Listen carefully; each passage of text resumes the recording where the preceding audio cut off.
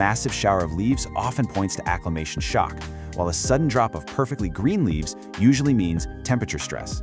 And if it's just the oldest bottom leaves falling off one by one, well, that's just natural aging. Keep these symptoms in mind as we break down each specific cause. Section 2. Diagnosing water issues, the most common culprits. Okay, so watering issues are the #1 reason plants shed leaves. And contrasting these two extremes makes it incredibly easy to diagnose if yours is drowning or completely parched. Actually, go ahead and check your soil right now.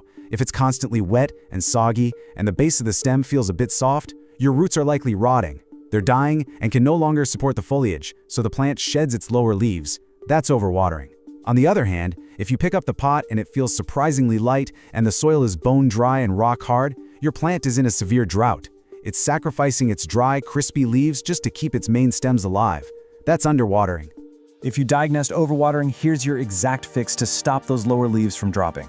Step 1, and I know this is the hardest thing for us plant parents, stop watering immediately. Just step back. Allow that soil to dry out completely. You also really need to verify that your pot actually has drainage holes, because if water can't escape, the roots are literally suffocating. If the soil smells swampy or the base of the plant feels mushy, you're dealing with severe root rot. In that case, you've got to play surgeon. Unpot the plant, carefully snip away the black, mushy, dead roots, and repot it in fresh, dry, well-aerated soil. On the flip side, if your plant is underwatering and shedding crispy leaves just to survive the tiny desert you've accidentally created in your living room, you need to rehydrate it immediately. Give it a really deep, thorough watering. Now, if the soil is so bone dry that the water just runs down the sides of the pot and out the bottom without even absorbing, you're going to want to use bottom watering. Just set the pot in a bowl of water for about 30 minutes and let the soil soak it up from the bottom like a sponge. Once it's rehydrated, commit to a consistent watering schedule so it never has to face that kind of drought stress again. Section 3.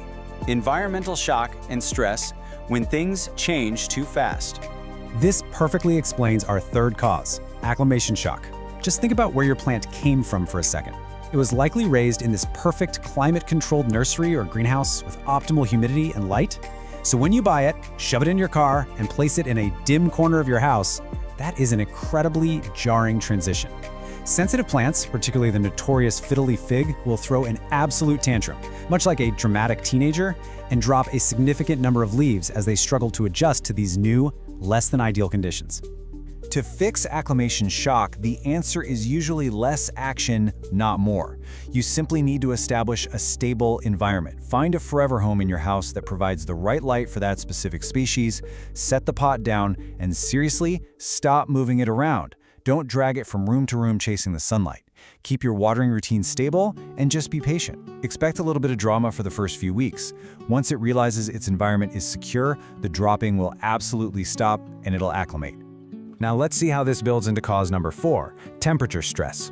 If you walk into a room and notice your plant has suddenly dropped a handful of perfectly healthy, bright green leaves, look around.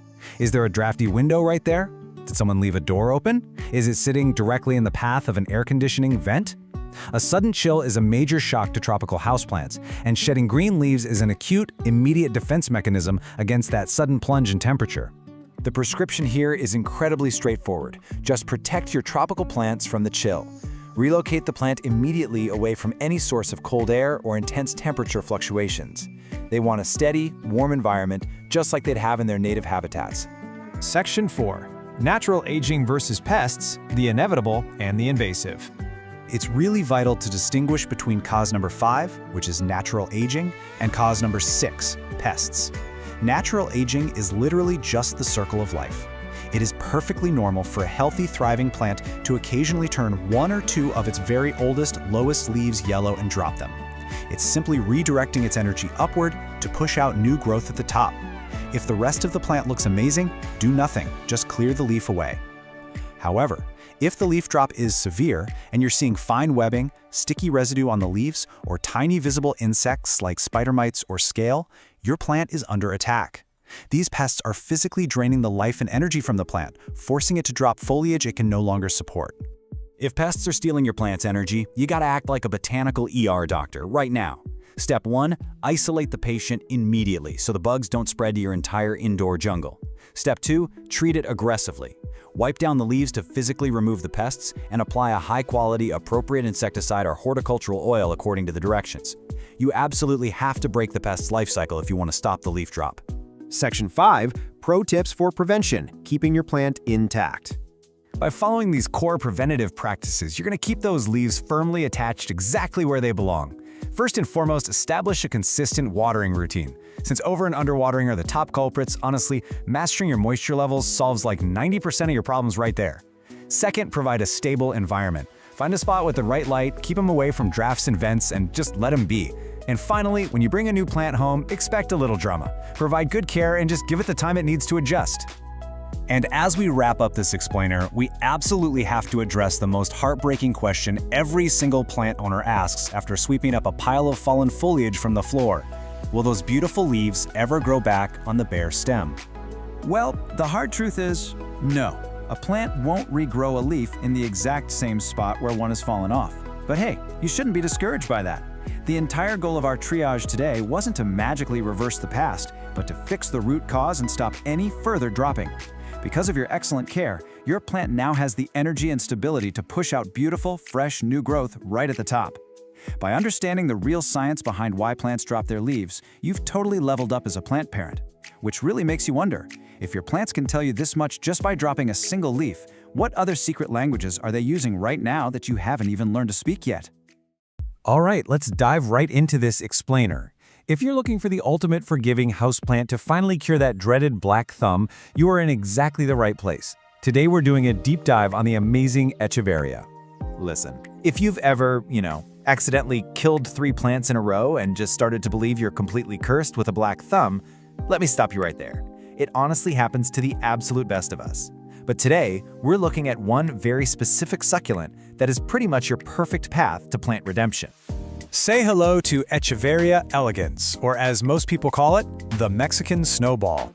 This is this beautifully rugged, palm-sized rosette succulent that has these amazing chalky blue-white leaves. And why is it so incredibly tough? Well, just look at its native habitat. It comes from the harsh, shaded limestone cliffs of central Mexico, sitting way up in the mountains, like 5,500 to 9,000 feet up. So this plant is literally built from the ground up to survive some really tough conditions, which means, for us, it will absolutely thrive on a little indoor neglect. So here's our roadmap for this explainer. First, we'll hit the holy trinity of survival, then environment and upkeep. After that, blooms and babies, followed by a quick troubleshooting section, and we'll wrap it all up with some pro tips and a conclusion. All right, section 1, the holy trinity of survival: light, water, and soil. Light is, without a doubt, the single biggest decision you are going to make for this plant. If you look on the left, you'll see a perfectly healthy rosette. See how tight it is? It's got that chalky blue-white color with just a faint pink blush right on the edges. That is exactly what happens when it gets its ideal 4 to 6 hours of direct sun. Now look on the right. That is what happens in low light. It completely loses its shape and just stretches upward into this sad, leggy green pole with widely spaced leaves, basically because it's desperately reaching for the sun. To keep that beautiful tight cup shape, you really want to put this guy in a south or west-facing window. Now, this is wild, but overwatering actually kills way more Echeverias indoors than literally every other care mistake combined. You have to practice tough love here. A thirsty plant, it just gets slightly wrinkled bottom leaves and maybe a softer rosette. And honestly, it bounces right back within a single day of a deep soak. No big deal.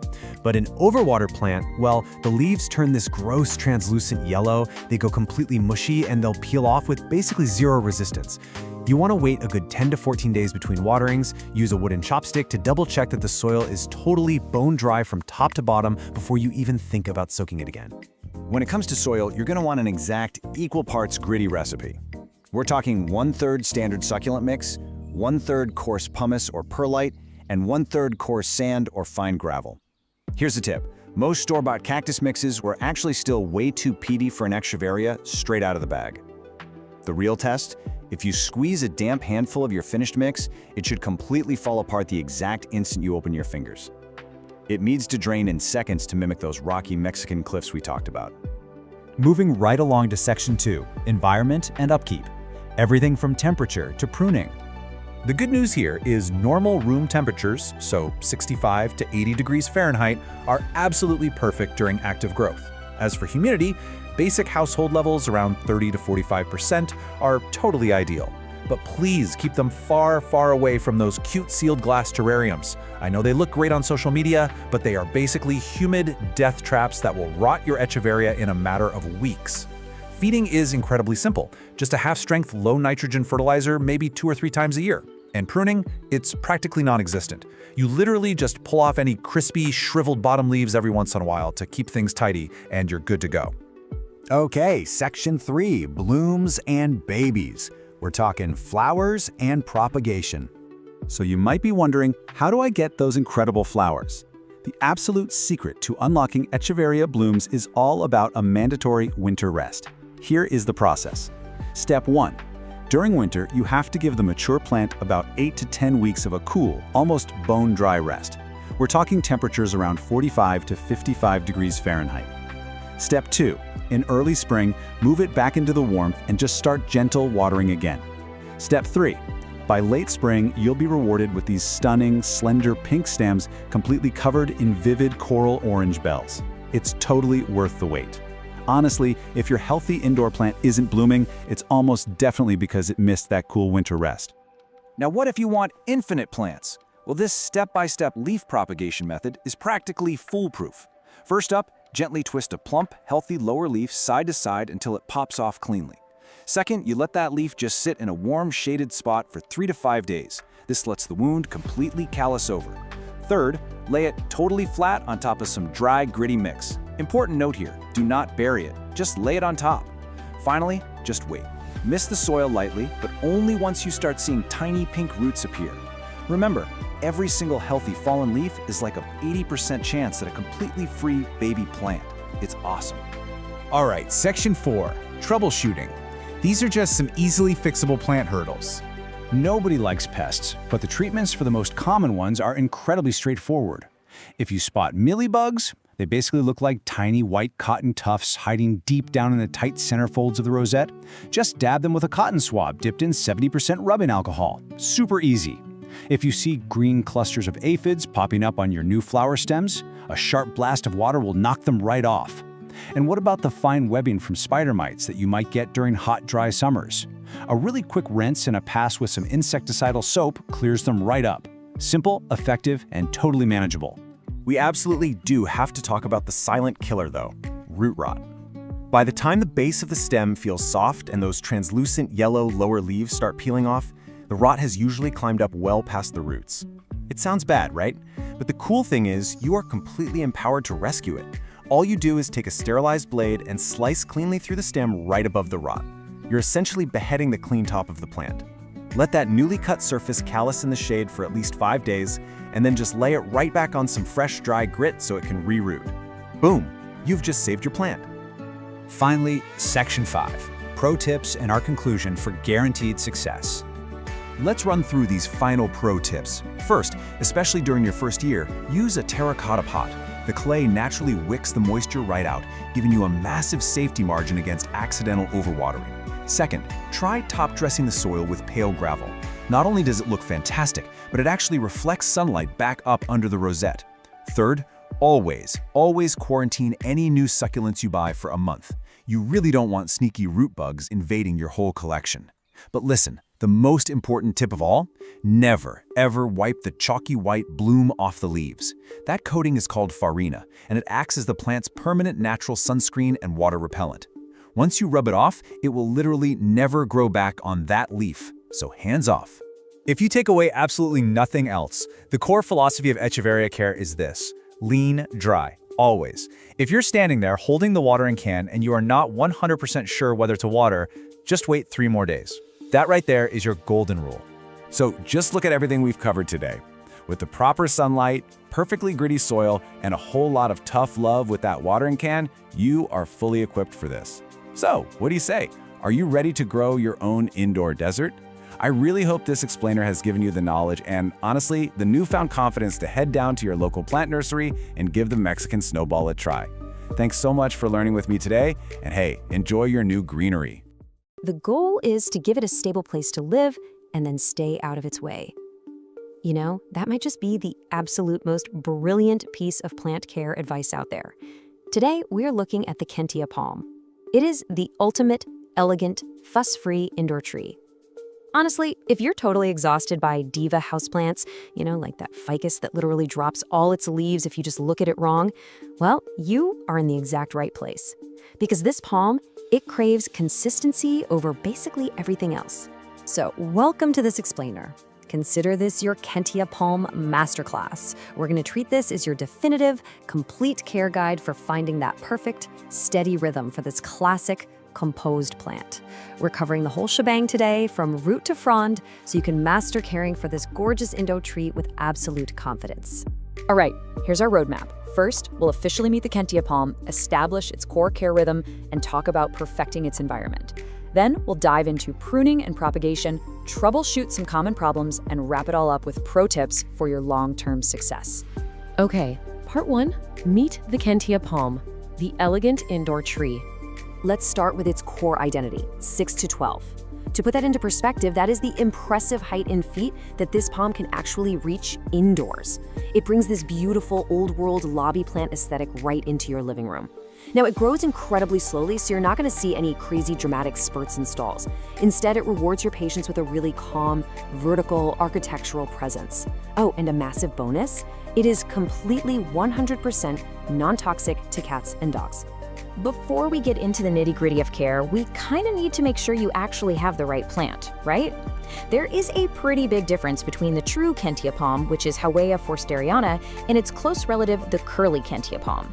The true Kentia gives you that wide-open, graceful crown with those long, arching fronds for a much softer, classical look. The curly Kentia, on the other hand, is a lot tighter with more recurved fronds.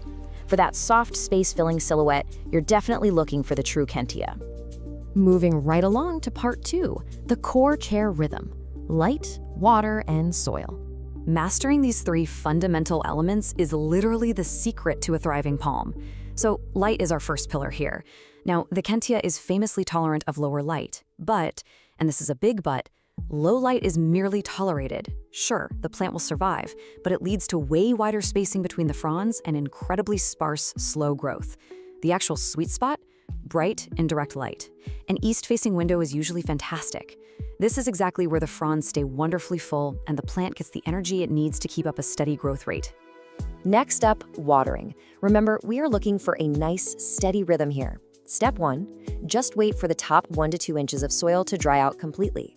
Step 2, water it thoroughly until the mix is evenly moistened.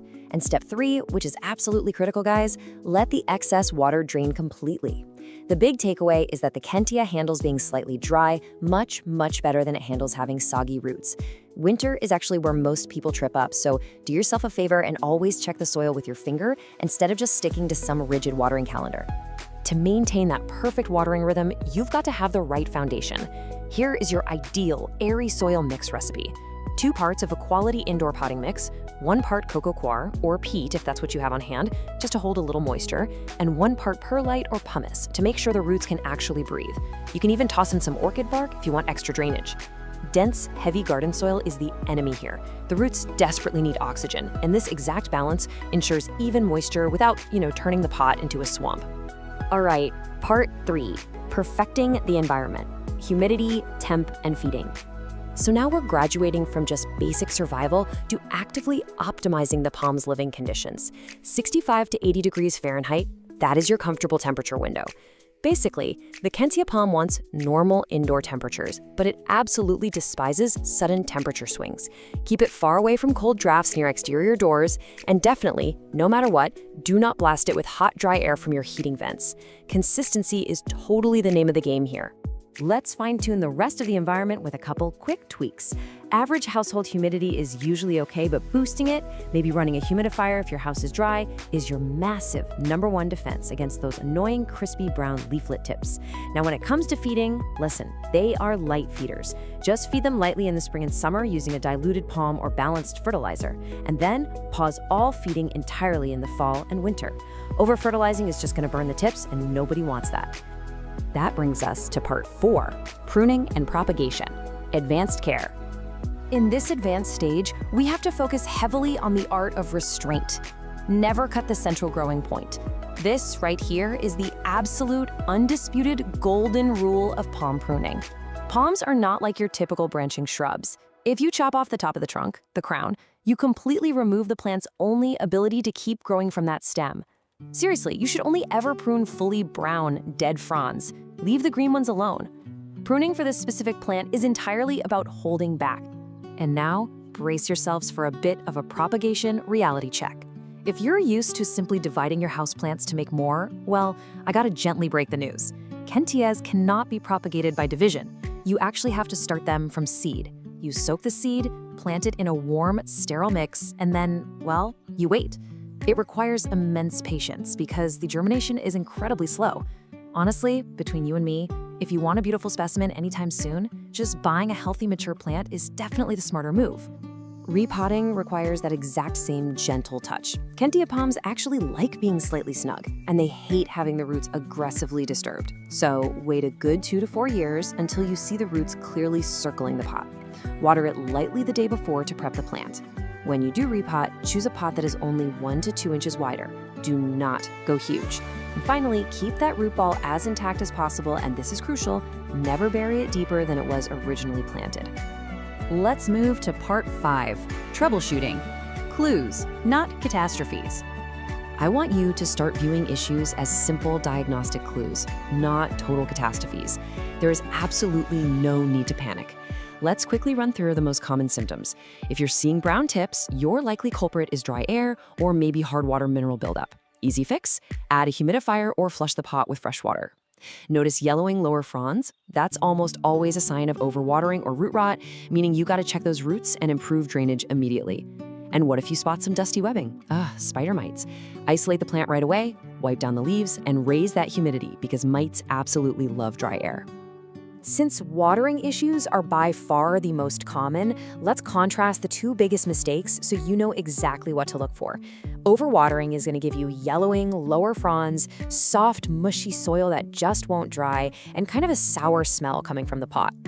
Underwatering, on the flip side, gives you crispy leaflet tips, really dull-looking fronds, and soil that literally pulls away from the edges of the pot. By checking for these exact signs, you can immediately diagnose if you're throwing off the plant's natural rhythm and just adjust accordingly. All right, final stretch, part 6, pro tips for success. Mastering the long game. Let's lock in the behavioral habits that will actually make you an expert plant parent with some rapid-fire, actionable pro tips. First up, do not overpot. It literally just leads to soggy soil. Second, let the plant settle. Stop moving it around your house.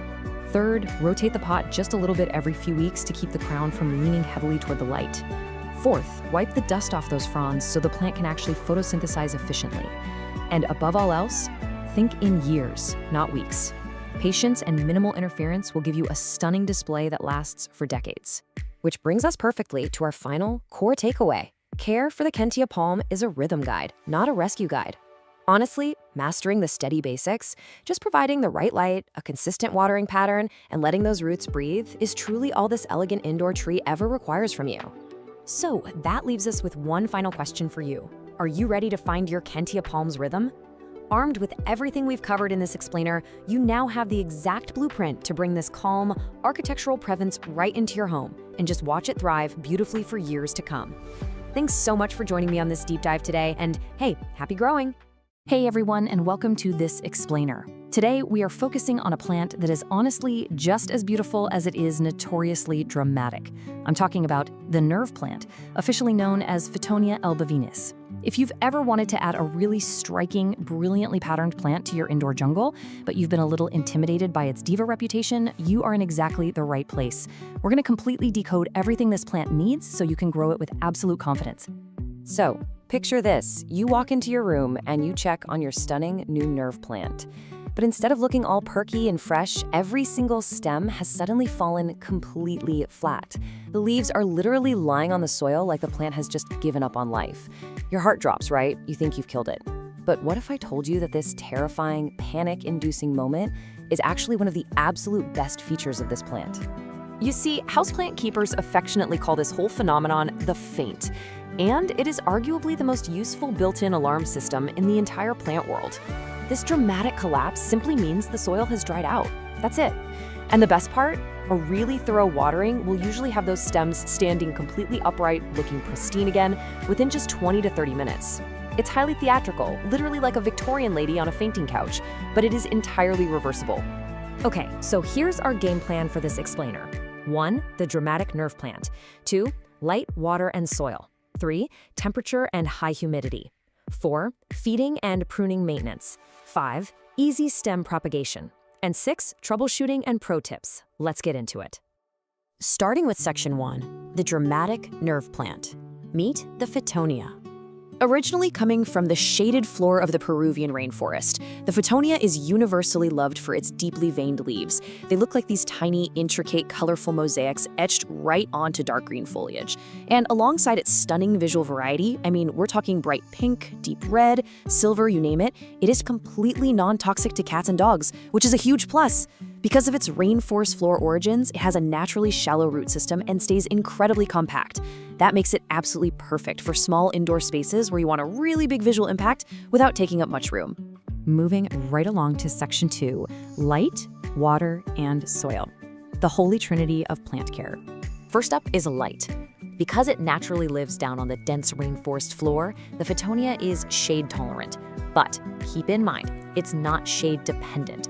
It genuinely does fine in lower light, but giving it a nice, bright, east-facing window is going to be your sweet spot. That bright, indirect light is what keeps those colored veins looking so vivid and stops the stems from stretching out and getting all leggy. But a quick warning here, even a single hour of direct, hot midday sun will bleach and crisp up those leaves almost instantly, so definitely keep it protected from direct rays. Now, when it comes to water, the symptoms of getting it wrong are distinctly different. While the plant really loves moisture, you gotta find that perfect balance. Overwatering leads to mushy stems, sour-smelling soil, and soft yellow leaves, which is basically the dreaded root rot. Underwatering, on the other hand, triggers that dramatic faint we just talked about, but with a super fast recovery. To avoid both of these extremes, always use the knuckle test. Just stick your finger into the soil down to the first knuckle. If the surface feels dry, it's time to water. Do not wait for the soil to dry out completely. To maintain that perfect, consistently damp sponge moisture level without totally drowning the roots, you absolutely need the right soil. This recipe is fantastic for that. You want 2 parts moisture-retaining peat or cocoa coir, 1 part perlite for aeration, and just a handful of orchid bark or coarse sand. This balance ensures the roots can drink their fill while still getting the oxygen they desperately need. And please remember, unless you are building a completely closed terrarium, drainage holes in your pot are absolutely mandatory. All right, section 3, temperature and high humidity, creating the environment. So trying to recreate a tropical environment is probably the single most demanding aspect of Fittonia care. And it really all comes down to this one crucial number, 60%. This plant needs at least 60% ambient humidity to actually feel at home.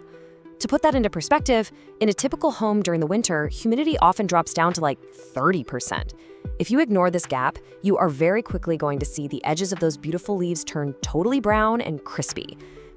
I know a lot of people try to fix low humidity by just misting their plants, but honestly, misting is really ineffective. It only raises humidity for a few minutes, and it can even invite mold issues. If you want guaranteed success, terrariums are literally the ultimate cheat code here. Placing your nerve plant in a sealed or even just partially sealed glass terrarium instantly traps the moisture, keeping the humidity hovering right between 70 and 90% without you lifting a finger. Or as an alternative, a steamy, naturally humid bathroom makes a fantastic home for them too. Next up, section 4, feeding and pruning maintenance. Pinch early, pinch often. This quote is your absolute golden rule for styling. Nerve plants naturally want to creep along the ground, but if you just leave them alone indoors, they can turn into a bit of a straggly mess. You should regularly snip or pinch off the tips of the longest stems, right above the leaf nodes. This really simple action literally forces the plant to stop growing long and instead branch outwards, laterally. It completely transforms it into a lush, dense carpet of color. Now, did you know this plant actually flowers? It totally does, but you should probably stop it. The flowers are these small, stiff spikes that really aren't particularly showy. And the catch is, when the plant focuses its energy on blooming, it completely stops producing those gorgeous patterned leaves we all love, and it can even get a bit leggy. So pinching those little flower spikes off the second you see them redirects all that vital energy right back into the foliage, where you actually want it. Which brings us to section 5, easy stem propagation. This is the really fun part. You can actually turn your prunings into brand new plants using super simple water propagation. Just cut a healthy stem that has 2 or 3 sets of leaves on it. Carefully pinch off the bottom leaves so the nodes are exposed, then simply submerge those bare nodes into a glass of room temperature water. Put it somewhere with bright, indirect light, and within just 1 to 2 weeks, you'll see fresh roots starting to pop out. Once those roots get to be about 1 inch long, you just pot the cutting right back into your moist soil mix. It really is that fast and reliable. Finally, Section 6, Troubleshooting and Pro Tips. So let's talk bugs. When you're troubleshooting pests on a nerve plant, the absolute easiest way to diagnose the issue is just by looking at your moisture levels.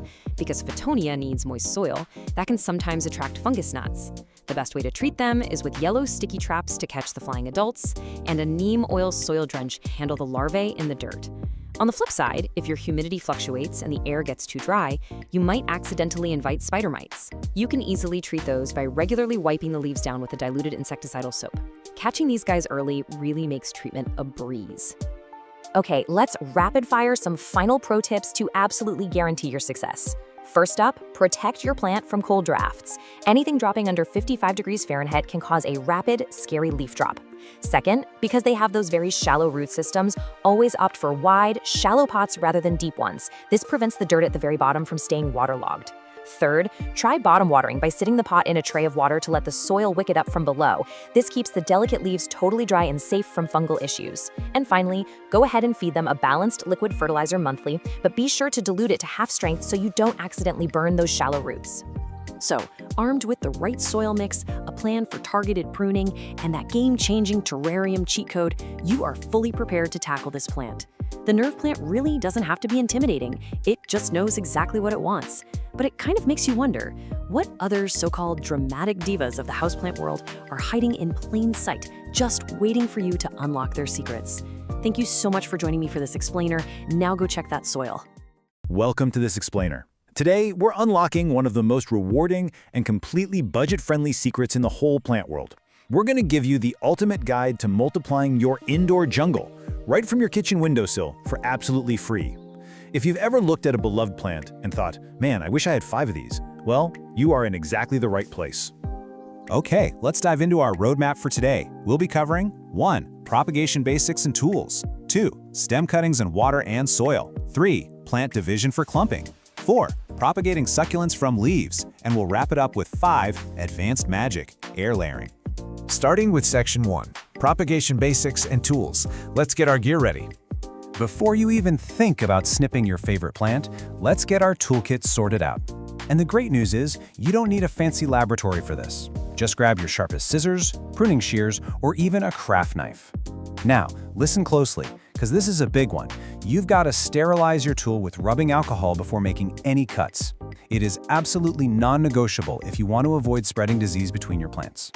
You'll also need some vessels, like glass jars for water propagation or small nursery pots with drainage for soil, along with your growing medium and some optional rooting hormone powder or gel to give those new cuttings a nice little jump start. Now, this brings us to the absolute golden rule of propagation. We need to talk about the node. A node is basically a small bump or ring on a plant's stem. Why do we care so much about this? Because this is literally the command center where leaves, branches, and most importantly, roots grow from. If you take a cutting without this little bump included, that stem is just going to sit in a jar of water forever and never ever grow roots. So always find the node. Moving right along to Section 2, Stem cuttings in water and soil. Let's kick things off with water propagation. This method is incredibly popular because, honestly, it's totally mesmerizing. This technique is your go-to for fast-growing vining plants. We're talking your pothos, philodendrons, monsteras, hoyas, and wandering dudes. The best part? You get a front row seat to watch the roots develop day by day right through the glass. It's like a tiny, daily science fair project on your shelf. The process itself is a breeze. Step 1, cut a healthy stem, making sure you leave a leaf or two and, of course, that all-important node we just talked about. Step 2 is super important. Strip off any lower leaves. If those sit below the waterline, they'll just rot and gross up your fresh water. Step 3, pop the cutting in the water, making sure the node is completely submerged. And finally, stick it in bright, indirect light, and remember to swap out that water every few days to keep things fresh and oxygenated. But hey, water isn't the magic bullet for everything. While your vining plants love a good soak, plants that rot easily, like snake plants, ZZ plants, begonias, and rubber plants, really need to go straight into soil. Bypassing the water actually gives them stronger, more robust roots right out of the gate, so they don't have to suffer through the shock of transitioning from a water environment to a dirt environment later on. So how do we pull off soil propagation? Take your healthy stem or leaf cutting, and here's where that optional rooting hormone comes into play for step 2. Dipping the cut end into that powder gives your plant a massive biological boost. Once it's dusted, plant it about an inch deep into moist, well-draining soil. The real trick here for step 4 is balance. You want to keep that soil lightly moist, definitely not soggy, and let it chill in a warm, bright spot while those roots go to work underground. All right, section 3, plant division for clumping. Let's look at probably the most straightforward method of all. If the idea of cutting your plants makes you a little nervous, you're going to absolutely love plant division. This isn't really a science experiment. It's basically just splitting one massive clumping plant into several smaller, ready-made plants. This is perfect for things that naturally grow in dense clusters right from the base. Think calatheas, ferns, peace lilies, or popping those little pups off spider plants. This one is super tactile. First, just gently wiggle the entire mother plant out of its pot. It might look like a totally tangled mess, but don't panic. For step 2, get your hands in there and physically massage the root ball to loosen the dirt. As you do, you'll start to feel where the plant naturally wants to separate into sections. Step 3, safely pull those natural clumps apart. You can use your hands or a clean, sterilized knife if they are being really stubborn. Just make sure each new clump takes a healthy chunk of roots with it. Finally, pot each new division in its own container with fresh soil, and boom, you instantly have brand new, fully formed plants. Now for section 4, propagating succulents from leaves. Let's explore some truly magical regeneration powers. Succulents are basically the ultimate survivalists of the plant world. If you've got fleshy ones like Echeveria, sedum, or jade plants, you don't even need a whole stem. You can literally grow a perfect tiny new plant from just a single naturally fallen leaf. It is wild. Now this takes a little patience, but it's so fun to watch. First, if a leaf hasn't fallen on its own, gently twist a healthy one right off the main stem. Step 2 is critical. Leave that leaf alone in a shady spot for 2 to 3 days so the torn end can dry out and form a protective callus. Now look closely at step 4. After you lay that callus leaf flat on top of dry, succulent soil, you absolutely do not water it. Seriously, don't do it. Watering it now will just make it rot. Just give it bright, indirect light and wait. In a few weeks, tiny pink roots in a baby plant will magically pop out from the end of the leaf looking for moisture. Okay, but what do you do when your indoor tree has gotten way too tall, lost all its lower leaves, and it's just looking, well, awkwardly leggy in the corner of your living room? Standard stem cuttings just aren't gonna cut it here. That brings us to section 5, advanced magic, air layering. Air layering sounds a little intimidating, I know, but it is brilliant. This method is specifically designed for woody or thick-stemmed plants like your fiddle leaf figs, rubber plants, and those giant, heavy monsteras. It actually lets you create a brand new root system for the top part of the plant before you ever chop it down. Let's walk through how to pull off this clever trick. First, pick the spot on that tall stem where you want your new plant's base to be. Make a careful, upward slanting cut about 1/3 of the way through the stem. Step 2. Take a handful of moist sphagnum moss and wrap it completely around that wound. Then, wrap the moss tightly in plastic wrap and secure it. You are essentially tricking the plant into growing a whole new root system inside that plastic-wrapped moss ball, all while it is still perfectly attached to and supported by the mother plant. After a few months, when you see roots filling up the plastic, you just execute step 5. Chop the stem off right below your new root ball and pot up your awesome new, shorter plant. Propagation truly is the magic of turning one plant into 2, 3, or even 10. It completely shifts how you see your collection, turning you from a consumer into a creator. So grab those sterilized scissors and ask yourself, which beautiful plant are you going to multiply for free today? And once you master this, you've really got to wonder what other incredible survival secrets are just sitting there, hidden right inside your plant's DNA. Welcome to this explainer. You're probably staring at a sad, wilting houseplant right now, totally frustrated, wondering what on earth you did wrong. Well, take a deep breath, don't panic. Today, we're going to approach your struggling plant not with stress, but with a cool, calm, and collected diagnostic mindset. Why is my plant dying even though I water it? Honestly, this is the absolute most common beginner frustration. Today, we're going to crack this case by treating your plant exactly like a patient visiting a doctor. Because, as you're going to see, sometimes that water you're pouring on it, that's exactly what's causing the problem. Here is our triage roadmap for today. Number 1, listen to your plant. Number 2, start with the soil. Number 3, diagnosing by symptoms. And number 4, when to save your plant. Let's start with section 1, listen to your plant. Plants are surprisingly honest. Having a dying plant feels deeply personal, right? Kind of like a failure.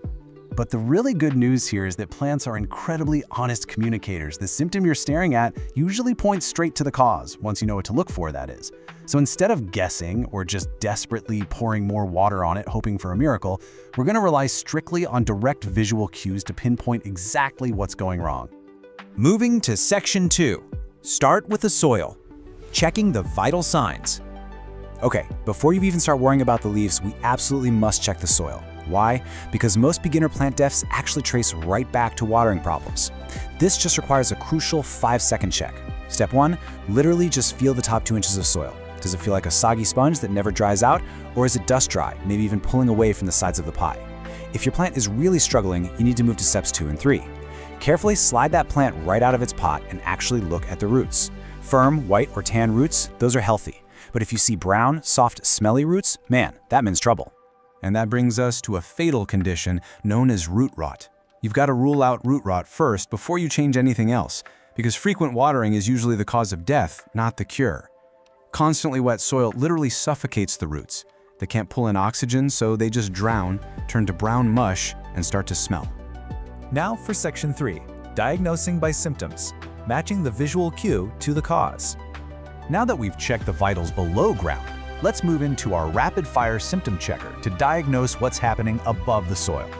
Here's a quick cheat sheet for the primary suspects you'll likely encounter. Yellow leaves usually point straight to overwatering. A mushy base means root rot. Crispy edges highlight dry air or plain old thirst, and if you see webbing or sticky spots, well, that's a clear sign of pests. Let's look at the fascinating logic we apply to drooping plants.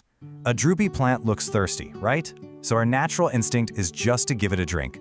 But you need to use this if-then logic. Dry soil plus drooping? It just needs a drink, and honestly, it'll perk right back up in a few hours. However, drooping combined with wet soil? Stop watering immediately. The roots are completely compromised at that point, and they physically can't move water up into the plant anymore. You need to check for rot. Moving on to yellow leaves. This is probably the #1 most asked about symptom out there. Now, don't panic over a single yellow leaf at the very bottom of an otherwise happy plant. That's literally just old age. But widespread yellowing, especially with soft stems and wet soil, that is an SOS signal. It's a massive visual cue that your plant's roots have been sitting in wet soil for way too long and they are starving for oxygen. You also want to pay super close attention to brown spots because texture really matters here. Papery, crispy tips, which are super common in tropical plants like ferns, mean you need to bump up the humidity and get your watering on a steady schedule. But if you touch it and feel a hard, scorched patch, that's sunburn. You'll almost always find it right on the side facing a bright window, which means you need to pull it back out of that direct sunlight. Spots can be a little tricky to decode, so you kind of have to play detective. Look super closely at the color, the shape, and see if they're actually spreading. Dark brown or black spots with a little yellow halo around them often mean overwatering or some kind of fungal or bacterial disease. A dusty white coating is usually powdery mildew, and just small, crisp brown spots? That might just be physical damage or scorch marks. Use these specific clues to confidently identify your culprit. Now, if you feel a mushy base, you have a literal emergency on your hands. A soft, dark, mushy stem right at the soil line is a critical sign of rot. The rot has actually moved all the way up from the roots and reached the main stem. You have to take the plant out of that wet soil immediately to see if any firm tissue remains. Act fast and cut away the soft rotting tissue to try and save it. Sometimes though, the plant isn't actually sick, it's under attack. If you spot invaders, isolate your plant straight away so they don't spread. Keep an eye out for fine webbing between stems, which means spider mites. Little white cotton specks, those are mealybugs. Tiny silvery streaks on the leaves are from thrips. And if you touch the leaves and they feel sticky, that's a massive red flag for a general pest attack. Remember, always check the undersides of the leaves. That's their absolute favorite hiding spot. But what if your plant isn't rotting, and it isn't infested, but it just looks, well, stretched out and sad? We call this leggy growth. Long, stretched out stems with big gaps between tiny, pale leaves mean the plant is literally starved of light, and it's desperately reaching for the sun. If you see this, the fix is super easy. Just move it to a brighter window and the new growth will tighten right back up. Which brings us to section 4, when to save your plant. Setting up the recovery protocol. So, you've got your diagnosis, but how do you know if it's just too late to save the patient? Well, here is the really reassuring part. Unless every single stem is totally hollow or mushy and absolutely no firm roots are left, your plant is not dead. Seriously, if you have even one firm green stem left or just one solid white root, you have signs of life and something to work with. To bring it back, you just need to follow this exact salvage protocol. Step 1, fix the underlying cause you just diagnosed. Step 2, get some scissors and trim away what is clearly dead so the plant stops wasting its precious energy trying to keep it alive. Step 3, provide really stable light and water conditions. And Step 4, wait patiently. Recovery takes weeks, so don't give up on it. Oh, and a quick aside, remember that repotting is super stressful for a plant. Only root rot, soil pests, or a pot with zero drainage require you to repot it right away. Otherwise, just let the poor thing rest. You now have all the diagnostic tools you need to decode those desperate symptoms. You know how to read the leaves, check the soil, and spot those sneaky pests. So go check that soil, confidently administer some first aid, and get your plant back on the path to recovery. But I'll leave you with this final thought. Now that you know your plant is constantly communicating its needs to you, what is your plant telling you right now? Are you ready to listen? Welcome to Pest Explainer. Look, summer is literally built for getting out of the house, going on adventures, and just exploring. It is definitely not for stressing over your greenery back home. So today, we're gonna look at how you can fully enjoy your summer travel without feeling even a single ounce of plant parent guilt. We've all been there, right? You're booking this fantastic summer getaway, but there's that nagging anxiety creeping in at the back of your mind. Can you really leave your houseplants completely alone for up to 3 weeks? Or are you just doomed to return from your vacation, unlock the front door, and walk into a sad graveyard of wilted, crispy leaves? Well, I've got some fantastic news for you. The answer is a massive, resounding yes. You absolutely do not need to hire an expensive plant sitter, and you definitely don't need to bother your neighbors to come over with a watering can. You just need the right plants. So today we're going to walk through a specific crew of 7 truly indestructible companions that genuinely do not care whether you're home or not. Section 1. The ultimate water hoarders. Plants that pack their own hydration. Okay, before we meet the specific plants, it really helps to understand how they pull this off. It's all about their survival mechanics. See, some plants have these built-in underground water tanks called rhizomes. A rhizome is a thick, often kind of potato-like underground stem, and it hoards water and nutrients specifically to help the plant survive extended dry spells out in nature.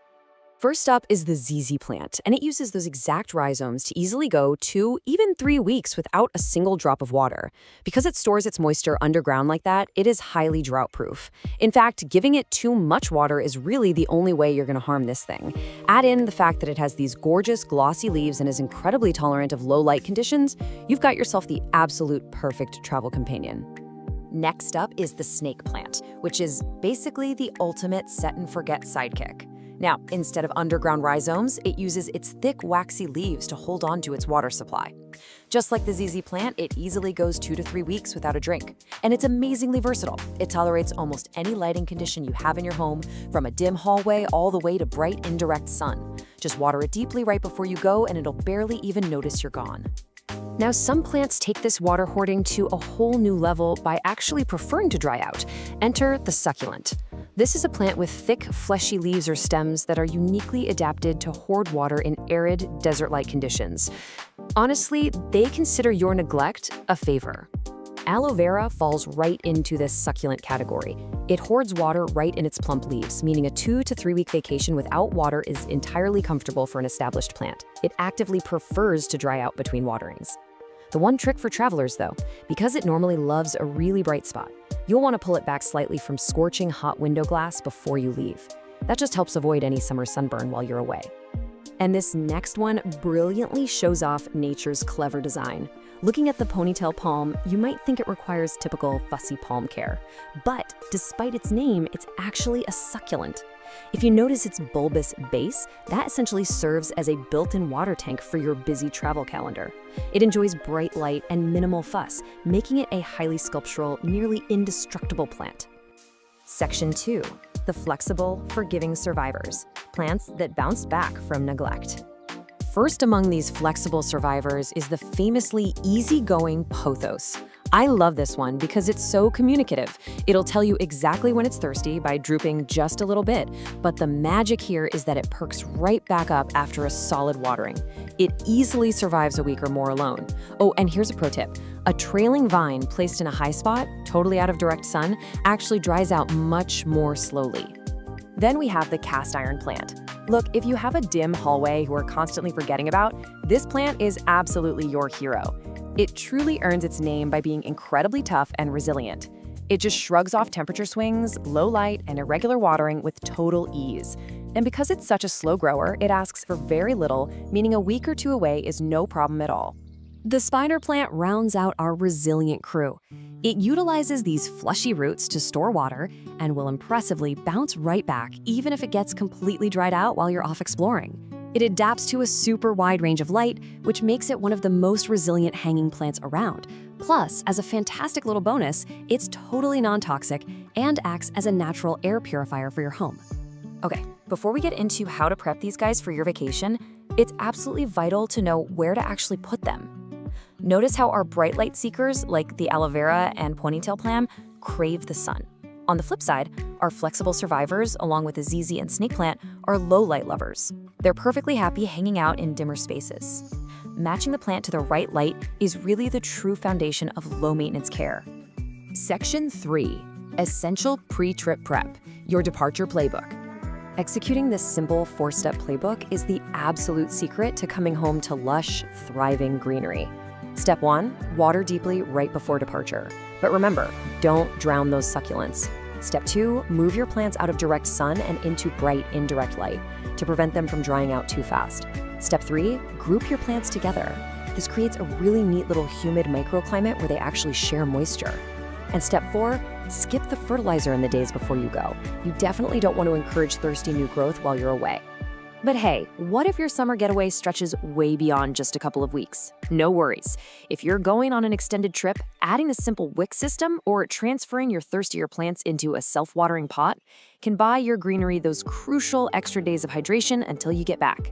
Section 4, redefining plant care. It's about the right match, not the greenest thumb. So I want to leave you with a thought today. Are you truly a bad plant parent, or do you just need lower maintenance plants? Seriously, it's time to stop feeling guilty about your travel schedule. Choose a resilient crew of greenery that matches your on-the-go lifestyle, follow our simple prep steps, and go enjoy your summer. It really makes you wonder though, what other areas of your home are just waiting for a low-maintenance makeover? Welcome to This Explainer. If you're tuning in, you probably have a beloved holiday plant sitting on a windowsill right now. But let me guess, maybe it's looking a little limp. Maybe it's wilting, or perhaps it has stubbornly refused to produce those spectacular waterfall-like blooms for years. Well, you are in exactly the right place. Today, we're taking you from absolute beginner to expert with a complete masterclass on the Christmas cactus. So, I want you to ask yourself, why exactly is your Christmas cactus struggling? You're probably thinking, hey, it's a cactus, right? It should be practically indestructible. Well, I need you to completely rethink what you know about this plant. If you've been treating it like one of those spiky green guys sitting out in the scorching desert sun, that is exactly why your plant is unhappy. We're going to establish a major paradigm shift today. Okay, let's dive into this. When you picture a classic desert cactus, you think of hot, dry, sandy soil and, very rare watering. But the Christmas cactus is actually a jungle cactus. It craves humidity, moist but well-draining soil, dappled light, and regular watering. Its ancestors don't grow in the sand. They actually grow in the misty, humid cloud forests of Brazil. Here is our masterclass syllabus for today. We'll be covering 1. A jungle cactus in disguise. 2. Mastering core care basics. 3. The secret to winter blooms. 4. Pruning and propagation methods. 5. Troubleshooting pests and problems. And 6. Pro tips for success. Section 1. A jungle cactus in disguise. Establishing the true origins of this plant is honestly the key to everything. In the wild, the Christmas cactus is what botanists call an epiphyte. This means it literally grows on another plant, like high up in the crotches of tree branches. They draw their moisture and nutrients from the air, the rain, and all the decomposing leaf litter trapped around the roots. This explains exactly why this plant needs airy bark in its soil and high humidity rather than dense, heavy desert sand. But before we go any further, we need to clarify a little holiday identity crisis, because the plant you own probably isn't a Christmas cactus at all. The true Christmas cactus, known scientifically as Schlumbergera buckley, has these scalloped, rounded segment edges and naturally blooms in December. But the Thanksgiving cactus, Schlumbergera truncata, has pointed, claw-like edges and naturally blooms in November. Most store-bought varieties you see with those sharp claws are actually Thanksgiving cacti in disguise. But don't worry, their daily care is virtually identical. Section 2. Mastering Core Care Basics. Now that we know what we're working with, we have to master the daily, non-negotiable building blocks required if you want that incredible floral display later on. First up, they need bright, indirect light. An east-facing window catching that gentle morning sun is absolutely perfect. You want to keep them out of the direct, scorching afternoon sun, which will literally burn their segments. For watering, you're aiming for the Goldilocks zone. Never bone dry, never soggy. Just water it thoroughly when the top inch of soil feels dry to the touch. And during their active growing season in spring and summer, go ahead and feed them a diluted liquid fertilizer every 2 to 4 weeks. Now, because it's an epiphyte, standard heavy potting soil is just going to suffocate the roots. And a typical desert cactus mix drains way too fast. The absolute sweet spot is a mix of 50% peat or cocoa coir for moisture retention, 25% perlite for drainage, and 25% orchid bark. That orchid bark is the secret ingredient here. It perfectly mimics the loose bark and debris of the rainforest canopy. And speaking of the rainforest, your target humidity is 50 to 60%. During the winter, our central heating absolutely strips moisture from the air, dropping it well below 30%. To combat that bone-dry winter air, you can set your pot on a pebble tray filled with water, or even just place the plant in a bright bathroom where it can soak up the steam from your daily shower. Section 3. The secret to winter blooms. Okay, this is where we separate the casual houseplant owners from the absolute masters. Getting a Christmas cactus to bloom doesn't just happen by accident. It's a mechanical process that must start in early to mid-October. It requires 3 specific signals. Step 1 is the dark treatment. Step 2 is a drop to cool nighttime temperatures, somewhere between 50 and 65 degrees Fahrenheit. And step 3 is reducing your watering to roughly every 2 to 3 weeks and stopping fertilization completely. This mild stress is what signals to the plant, hey, winter's coming, it's time to make flowers. Now, there is a magic number required to make this work, and that number is 12 to 14. That is the exact number of hours of complete, uninterrupted darkness your plant requires each and every night for 6 to 8 weeks to successfully force bud formation. I mean, complete darkness. No street light shining through the window, no hallway light seeping under a door crack. Even a brief flash of a room light can totally reset the plant's internal clock. Seriously, put it in a dark closet every evening if you have to. And once you've successfully completed that dark treatment and you finally see those tiny buds forming on the tips of the segments, rule number 1, do not move the plant. I really cannot emphasize this enough. Changing the light direction or causing a sudden temperature fluctuation is the number 1 reason buds suddenly drop off right before they open. Just leave it right where it is. Section 4, pruning and propagation methods. Once that magnificent bloom show is over, we enter the post-bloom phase. This is all about encouraging bushier growth for next year and creating new little plants to share with friends. Pruning should happen in late winter or early spring, right after the blooms fade. The technique here is absolutely crucial. You want to gently twist off 1 or 2 segments at the joint. Don't cut them with scissors. Twisting encourages the plant to branch out at that exact spot, which means double the blooms next year. And the best part? Every single prune segment is a potential new plant. Just let the twisted end callus over in a dry spot for a day or 2, then plant it shallowly in moist soil. It's such an incredibly easy and rewarding way to create heirloom gifts. Section 5. Troubleshooting pests and problems. Of course, sometimes things go wrong, so let's walk through a quick troubleshooting guide to get your plant back on track. If your symptom is dropping buds, the cause is almost always that you moved the plant or it's been exposed to a cold draft. The solution there is to just keep its environment perfectly stable. If you see wilting segments, check the soil. If it's bone dry, give it a really good soak. But if it's wet and wilting, you likely have root rot, and you need to unpot it and check the roots immediately. Finally, if you see white cottony spots or fine webbing, you're dealing with mealybugs or spider mites. Treat those segments directly with a cotton swab dipped in rubbing alcohol, or you can apply some neem oil. Section 6. Pro Tips for Success. Let's summarize the most impactful expert-level takeaways from this explainer so you can achieve absolute mastery. First, try bottom watering. Letting the pot soak up water from a tray prevents moisture from sitting on those delicate stem joints and causing rot. Second, cool nights are a powerful trigger. Combining them with your dark treatment sets significantly more buds. Third, physically mark your calendar for early October so you don't forget to start the dark treatment. And finally, don't rush to repot. These plants actually prefer being slightly root-bound, which can even help encourage blooming. If you take absolutely nothing else away from this masterclass today, remember this core paradigm shift. It's a jungle cactus, not a desert cactus.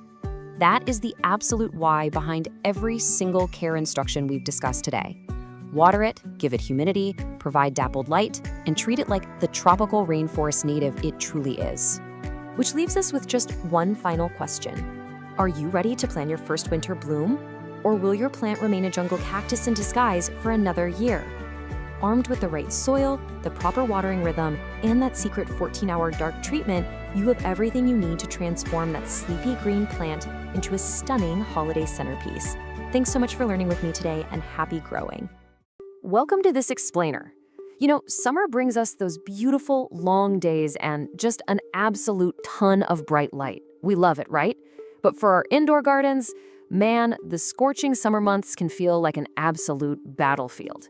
If you want to make sure your indoor jungle doesn't just survive, but actively thrives during the absolute hottest parts of the year, well, you are in exactly the right place. Let's get our plants ready for the heat. Okay, let's dive into this. It's kind of a harsh reality, but those exact same gorgeous, long summer days that give us so much energy, yeah, they can actually cause sudden, fatal stress to your vulnerable indoor plants. And I mean, sometimes the damage happens literally overnight. A plant that looked perfectly healthy on a Tuesday can look completely devastated by Wednesday afternoon, just because the temperature spiked in your living room. To prevent that kind of heartbreak, here's our action playbook for today. We're gonna cover 1. Spotting summer heat stress, 2. Adjusting your watering routine, 3. Boosting humidity and airflow, 4. Managing intense summer sunlight, and 5. Protecting your highly sensitive plants. Step 1. Spotting summer heat stress. When temperatures rise indoors, plants react, and they react fast. You've got to be able to read the early warning symptoms. You might see leaf scorch, those ugly brown, crispy spots on the foliage, maybe some crispy edges, sudden yellowing, or you might notice the soil is drying out way quicker than usual. But the absolute most alarming sign? Wilting leaves. And here is the crucial takeaway. If your plant's leaves stay limp even after a thorough watering, that plant is actively suffering from acute heat stress. And why is it absolutely crucial we spot this so early? Because heat stress can escalate in just 1 to 2 days. You literally do not have a week to figure this out. Immediate action is required the very second you see these signs on your foliage. Step 2. Adjusting your watering routine. If you've spotted the stress, or honestly, if you simply want to prevent it, we have to start with the single most critical element, water.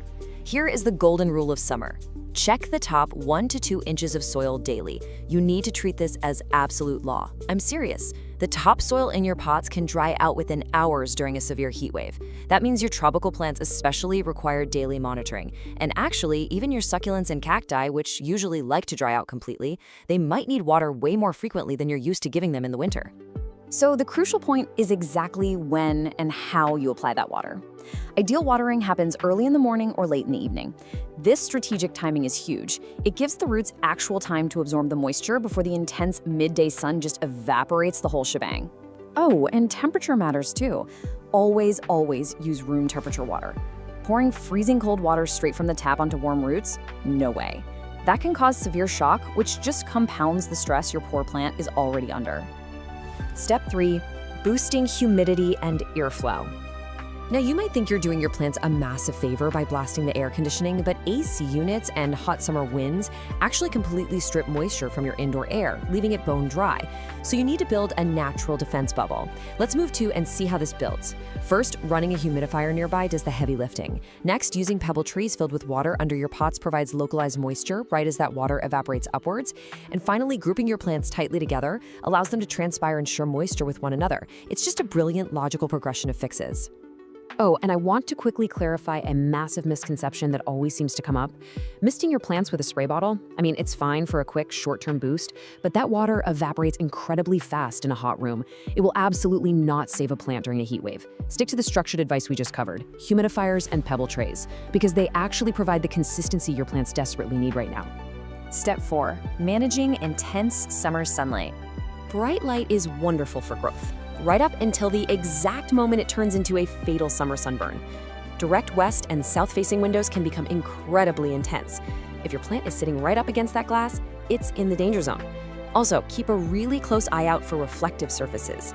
Mirrors or stark white walls near those windows can literally act like magnifying glasses, bouncing harsh light and completely scorching your leaves. You want to aim for the safe zones. Use sheer curtains to diffuse the light, pull your pots a few feet away from the glass, and rotate them weekly so one side doesn't get overexposed. Now, what's really interesting about this slide is how simple some of these cooling tricks are. Yes, keeping plants away from hot air vents and heat-generating electronics is just common sense, and using fans on a low setting provides really gentle, cooling circulation. But get this, just taking a potted plant off a high shelf and placing it directly on the floor can drop the ambient temperature around its leaves by a few crucial degrees. It's a temporary trick, sure, but it is highly effective during peak heat. Step 5. Protecting highly sensitive plants. Look, not all plants are created equal when it comes to summer survival. While your hardy succulents might handle the heat just fine, we need to establish a strict watch list for the absolute most vulnerable species in our indoor jungle. Ferns, like your Boston or maidenhair, calatheas, peace lilies, anthuriums, and a lot of orchids, these are the divas of the summer. They are highly sensitive. If a sudden heat wave strikes, these specific plants simply must be relocated to cooler rooms with stable temperatures, higher humidity, and gently filtered light. They won't tough it out, they will suffer. So, armed with this knowledge, take a quick walk around your home right now. Look at your soil, check out your leaves, feel the heat coming off your windows. Which of your plants needs rescuing today? Seriously, don't wait for the wilt to set in. Apply this explainer's playbook immediately. Adjust your routines, and let's save your indoor garden from the summer heat. Let's dive right into something literally every single plant parent has experienced. You walk up to your favorite houseplant, ready to admire all that lush green new growth, and your heart just sinks. Right there, glaring back at you, is a bright yellow leaf. Boom. Immediate panic, right? Well, take a deep breath. In this explainer, we're going to unpack exactly why your plant's leaves are turning yellow by walking through the top 7 causes, and more importantly, giving you the exact fixes to get your indoor jungle thriving again. You know, a lot of people see a yellow leaf and immediately think, well, that's it, my plant is dying. But I want you to totally reframe how you look at this. That yellow leaf, it's not a death sentence. It's actually a distress signal. Your plant is actively trying to communicate with you. So rather than freaking out, we're going to put on our detective hats and investigate exactly what that signal means. The science behind what you're seeing here is actually super fascinating. It's a process called chlorosis. Think of your plant's leaves like tiny solar panels. They use chlorophyll, that's the green pigment, to photosynthesize and generate energy. But when a plant gets stressed out, it literally stops producing chlorophyll in certain leaves to conserve its resources.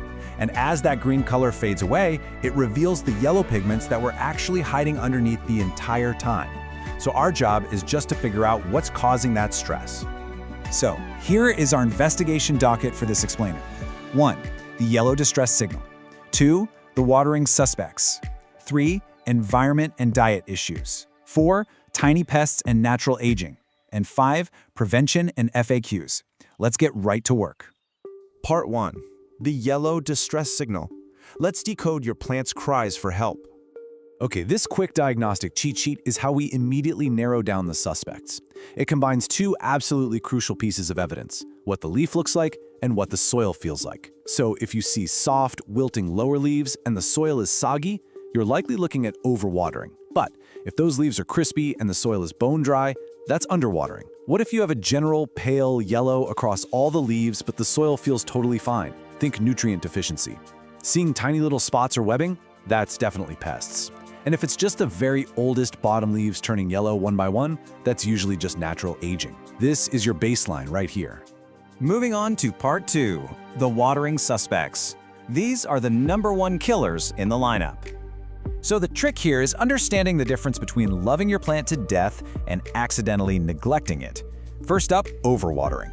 When the soil is constantly soaked, all those tiny air pockets disappear. And fun fact, roots actually need oxygen to function. Without it, they literally suffocate, die, and cause root rot. And because those damaged roots can't absorb nutrients anymore, the plant sacrifices its soft, limp lower leaves first. The pot's gonna feel heavy, and you might even catch a musty, swampy smell. Now contrast that with underwatering. When severely dehydrated, a plant will drop its oldest leaves to conserve whatever water it has left for new growth. The soil will be bone dry, rock hard, and it might even pull away from the sides of the pot. The pot will feel incredibly light, and those yellow leaves, they'll be super crispy and brittle, not soft and limp. If you've identified overwatering, which honestly is the #1 culprit 9 times out of 10, you've got to act fast. Stop watering immediately. Give that soil time to actually dry out. And I cannot stress this enough, make sure your pot has drainage holes. Now, if your plant has been sitting in a swamp for weeks and you suspect root rot, you have to get hands-on. Gently unpot it, use some sterile scissors to trim away any roots that are black and mushy, and repot it in fresh, well-draining soil so it can finally breathe again. But what if your soil is completely bone dry from underwatering? Just pouring a glass of water on top isn't gonna cut it. The water will just slide right down the sides of that hard soil and straight out the bottom. Instead, we do a rescue mission called bottom watering. Pop your plant's pot in a sink or a tray filled with a few inches of water and just let it sit there for about 30 to 60 minutes. The soil is gonna act like a giant sponge, absorbing the water through the drainage holes and rehydrating from the bottom up. It is seriously so satisfying to watch. Part 3, environment and diet issues. Time to investigate nutrients, light, and temperature. Just like us, plants need a healthy diet. And over time, a plant will completely exhaust all the nutrients that came in its original potting soil.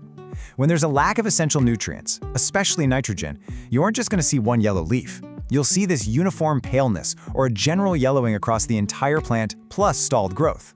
Nitrogen is actually mobile within the plant, meaning it will pull it from the older leaves to try and feed the new ones. So if it's been over a year since you repotted or fertilized, this is absolutely a prime suspect. The fix here is super straightforward, but timing is literally everything. During the active growing season, so spring and summer, feed your plant with a balanced, all-purpose liquid fertilizer. But make sure to dilute it to half strength to avoid burning the roots. And actually, scratch that. Never ever fertilize a plant when it's dormant in the winter or if it's currently heavily stressed by something else. Alternatively, you can just give it a fresh start by repotting it into new, nutrient-rich soil. That's a great long-term fix. Next up, lighting. Both extremes here will give you yellow leaves. If your plant is getting too little light, it simply can't photosynthesize, so it drops the leaves furthest from the light source to save energy. On the flip side, if a low-light plant is sitting in a blazing sunbeam, the sun will literally scorch the leaves, bleaching them out into this pale, washed-out yellow or even white. Check your specific plant's light requirements online and just shift its location. Easy fix. We also can't forget about temperature stress. Houseplants are surprisingly sensitive. A sudden exposure to a cold draft from a breezy open window or an AC unit, or even a blast of hot, dry air from a heating vent can totally shock a plant. And what happens when they go into shock? Yep, they quickly turn yellow and drop their leaves. The fix? Just slide your plant over to a more stable, comfortable spot away from those drafts. Part 4, tiny pests and natural aging. From living invaders to totally normal life cycles. Okay, you might need a magnifying glass for this one. Tiny, sap-sucking insects drain the plant of its nutrients and chlorophyll, but they don't usually cause a perfectly uniform yellowing. Instead, keep an eye out for yellow spots or a weird speckled stippling effect. Inspect the undersides of the leaves for tiny moving dots. Find webbing, which means spider mites, sticky residue called honeydew left by aphids, or white fuzzy bits that scream mealybugs. If you spot these little invaders, step 1 is non-negotiable. Isolate the plant immediately. You do not want these pests spreading like wildfire to the rest of your indoor jungle. Once it's quarantined, give the leaves a really thorough rinse to knock off as many bugs as possible, and then treat it with insecticidal soap or neem oil. Keep repeating that until the whole infestation is gone. And now for our final cause, which is actually a massive relief: natural aging. Sometimes a yellow leaf is literally nothing to worry about. It's totally normal for a plant to just retire and shed its oldest bottom leaves to make room for new growth. If it's just one or two of the lowest leaves turning yellow and the top of the plant looks super lush and green, don't even sweat it. You don't need to fix a thing. The plant is just doing exactly what nature intended. Finally, part 5, prevention and FAQs. This is your prescription for future plant health. All right, let's talk prevention so we can avoid yellow leaves altogether. First up, ditch the strict watering schedule. Plants don't know what a Tuesday is. Instead, use the finger test. Stick your finger an inch or two into the soil. Only water when those top couple of inches are actually dry. For bigger pots, grab a moisture meter. Make sure your pots have drainage, match your lighting, fertilize in season, and always do a quick visual check for pests every time you water. This brings us to probably the most frequently asked question out there. Should I cut off the yellow leaves? The answer is a resounding yes. Will they ever turn green again? Unfortunately, no way. That process of chlorosis is totally permanent. Leaving a completely yellow leaf on the plant is just stealing energy that the plant could be using for new growth. So once it's fully yellow, grab some clean shears and prune it right off. I want to pause right here for one incredibly stern piece of advice. If your plant is living in a pot with no drainage holes, it is a ticking time bomb, period. This is the primary cause of overwatering. When you water it, the water has absolutely nowhere to go. It just pools at the bottom and suffocates those poor roots. Proper drainage is absolutely non-negotiable for houseplant survival. If you don't have holes in your pot, you gotta repot it into a container that does. So, what does this all mean? Well, the next time you spot a yellow leaf, remember, you're looking at a distress signal, not a total failure. It's just a puzzle waiting to be solved. And now you've got the exact diagnostic tools to understand what your plants are trying to tell you. The only question is, will you listen and save them, or will that next yellow leaf be their last? Thanks for hanging out for this explainer, and happy growing. Okay, picture this. You've got a houseplant you absolutely adore, right? But lately, it's looking like it desperately needs a new home. Maybe it's practically overflowing its pot, or maybe it's just completely stopped growing, and you know you've got to step in. But let's be real for a second. Repotting can be super intimidating. Well, we're going to change that today. In this explainer, we're going to completely demystify the step-by-step process of repotting a houseplant without killing it, turning it from a dreaded chore into a really satisfying, simple routine. So, are you terrified of repotting? If so, you are definitely not alone. Honestly, moving a beloved plant can feel incredibly risky. We all get that creeping anxiety, like what if I accidentally snap the roots? Or what if the plant goes into total shock and I end up killing the very thing I'm trying to save? It's completely normal to feel that way, because to us it looks like this violent disruption to the plant's life. But I want you to shift your perspective entirely. I absolutely love this analogy because it instantly lowers the stakes. Repotting feels like major surgery, but it's actually much more like giving your plant a new, comfortable pair of shoes. Think about it. When your feet are crammed into shoes that are 2 sizes too small, you can't walk, you can't grow, and you're just miserable. Well, plants are the exact same way. Moving them to a proper vessel is actually one of the absolute best things you can do for their long-term health and vitality. Okay, let's dive into this. Here is our roadmap for today. First, signs it's time. Second, the step-by-step guide. And third, plant aftercare and recovery. Part 1. Signs it's time. Basically, when to upgrade your plant's home. You know, houseplants are actually pretty terrible at hiding their discomfort. They'll tell you when they need an upgrade, and spring is typically the prime time they start sending out these little SOS signals. There are 3 telltale clues you really need to look out for. The first one is the most dramatic. Roots are literally escaping. If you lift your plant up and see roots actively growing out of the drainage holes at the bottom, yeah, they are desperately searching for more space. The second sign is that the plant is root-bound, which we'll define in just a second. And the third sign is a complete halt in growth. If it's the spring or summer growing season and your plant hasn't pushed out a single new leaf or stem in months, it's likely exhausted both the nutrients and the physical space in its current pot. Let's look a bit closer at that second sign. What does it actually mean to be root-bound?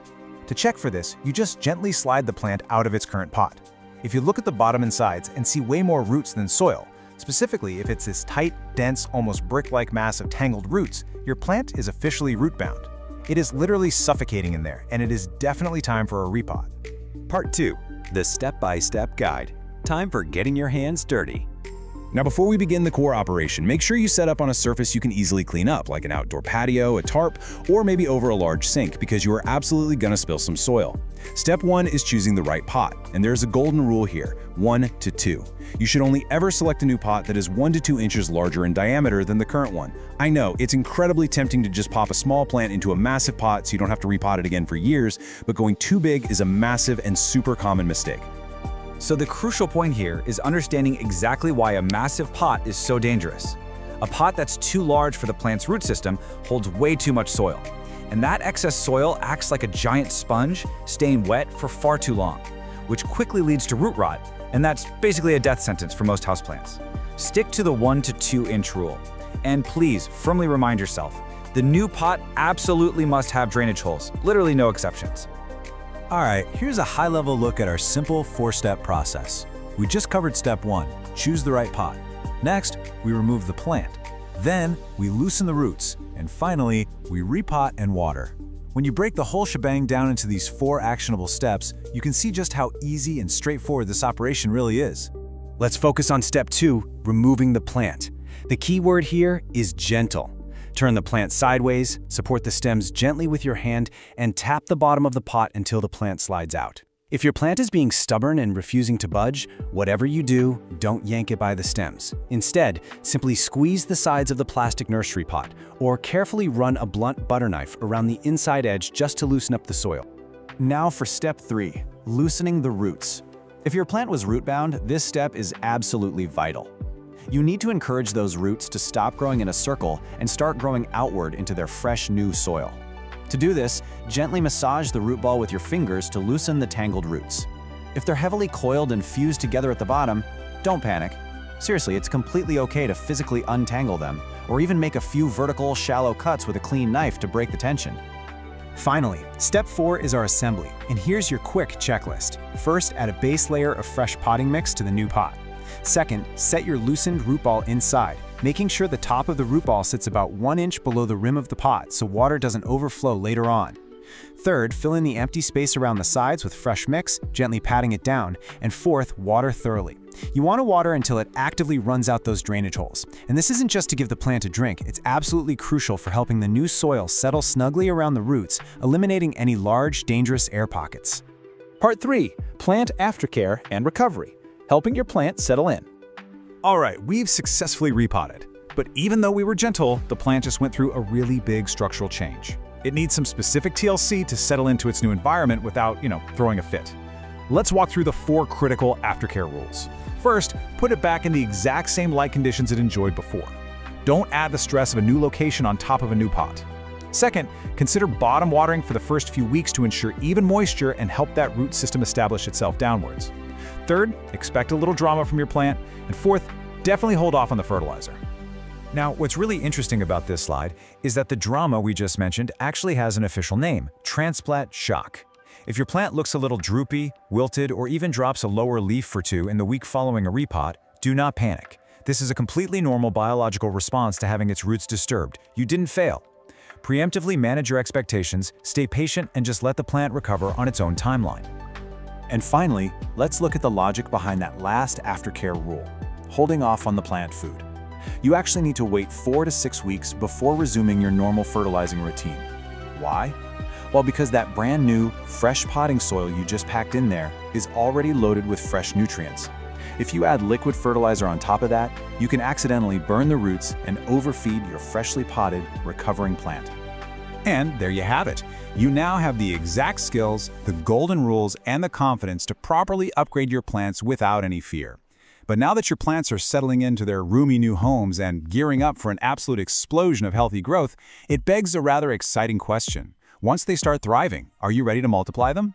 Because taking healthy cuttings and learning the magic of plant propagation just might have to be your very next houseplant adventure. Welcome to another explainer. Today, we're focusing on a houseplant that isn't just, a basic piece of greenery. It's practically a living, breathing work of art. We're talking about the incredible Philodendron Brazil. If you're looking for that lush, tropical jungle vibe, but you want something with a bit more artistic flair than your standard green foliage, you are in exactly the right place. This plant is a fantastic, highly communicative artist's canvas. And by the end of this explainer, you're going to know exactly how to master its care, no matter your current experience level. Okay, let's dive into this. Here is our roadmap for today. First, we'll meet the Brazil. Second, mastering light and water.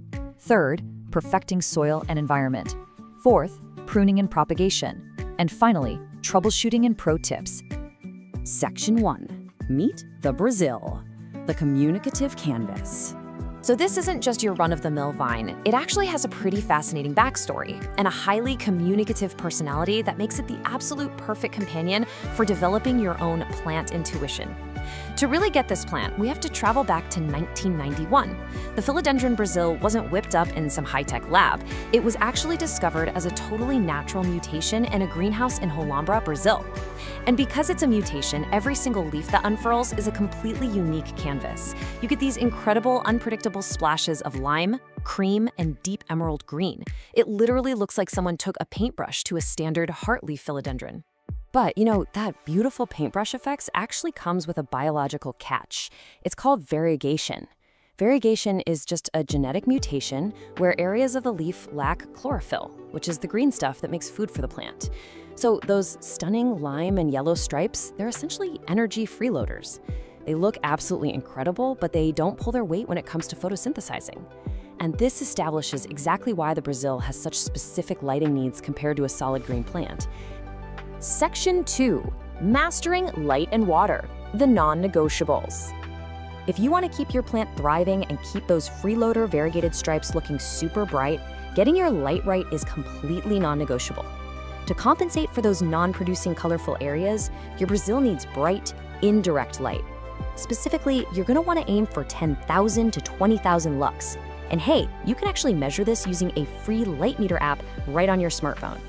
The sweet spot is placing your plant within about 3 to 5 feet of an east or west facing window. A little gentle morning sun is fantastic, but you really must avoid hot, direct afternoon rays, or those beautiful yellow parts, which lack protective pigments, will scorch right up and turn papery.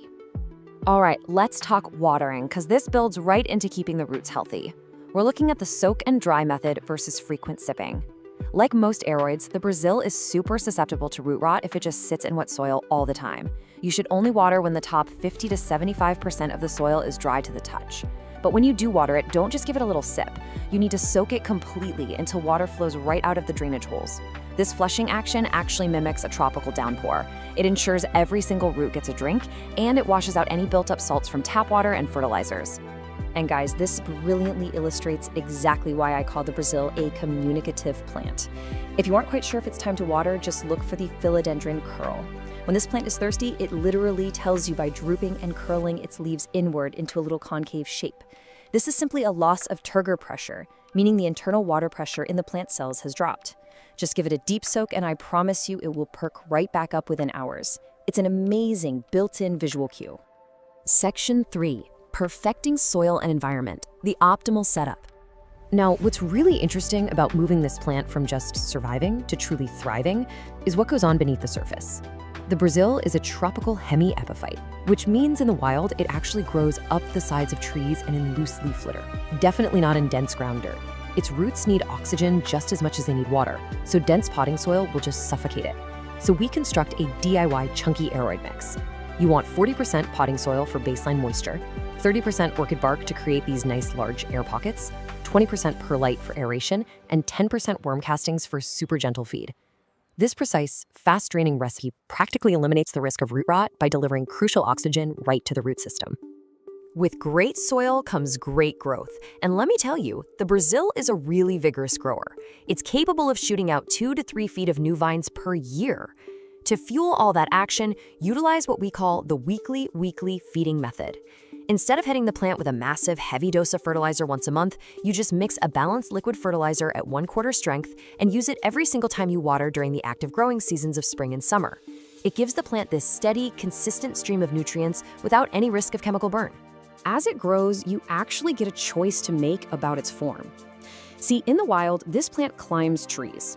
When we keep it in a hanging basket at home and just let the vines dangle, the plant stays in its juvenile form, giving you those smaller 3 to 4 inch heart-shaped leaves.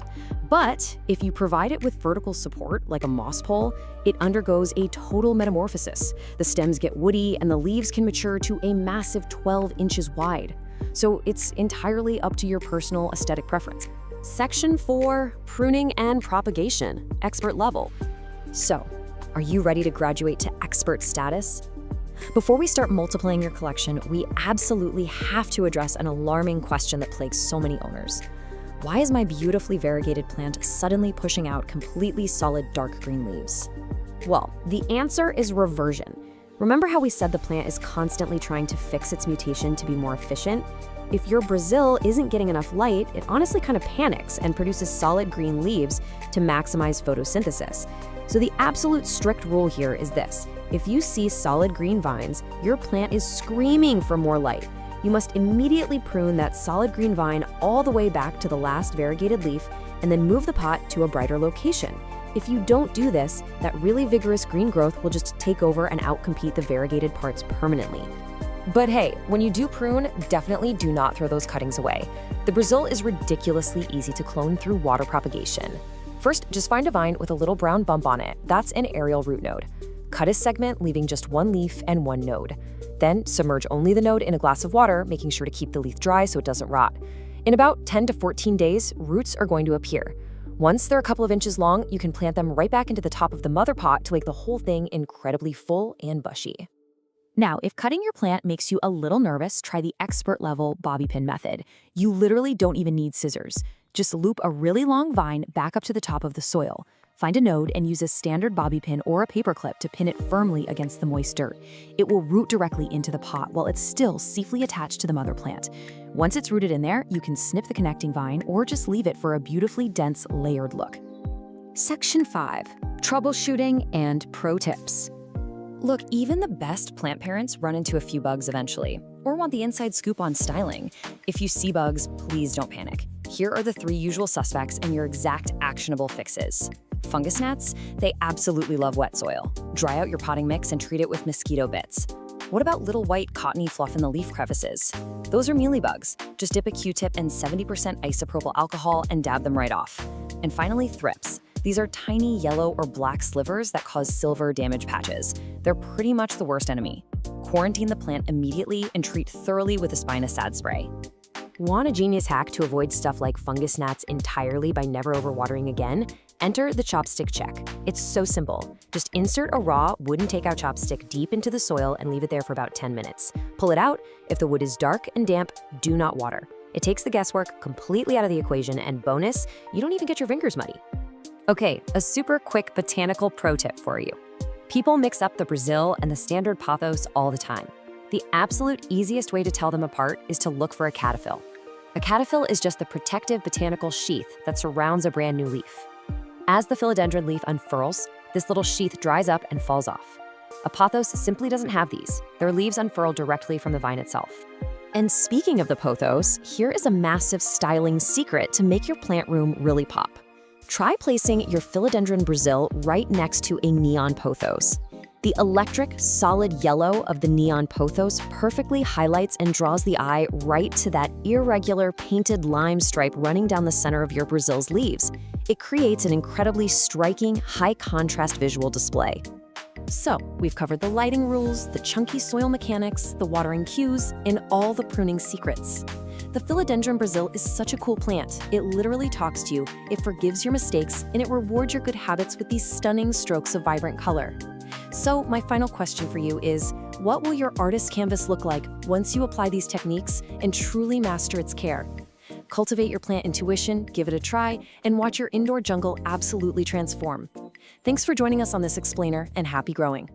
We are jumping right into this explainer because, let's be honest, if you're a houseplant parent, you already know the heartbreak. You bring home this gorgeous, vibrant green plant, right? And then, a few weeks later, you look closely and there they are, those dreaded, brown, crispy, curled up tips right on the ends of the leaves. It's incredibly frustrating. But look, you are absolutely not alone. Today, we're tackling this head on. We're going to answer the ultimate question. Why are my plant leaves getting brown, crispy tips? We'll cover the top 5 causes and exactly how to fix it. Okay, let's dive into this. Why are your plant's leaves getting so crispy in the first place? It's really easy to look at a ruined leaf and feel like you've somehow failed. But I want you to completely reframe how you look at this.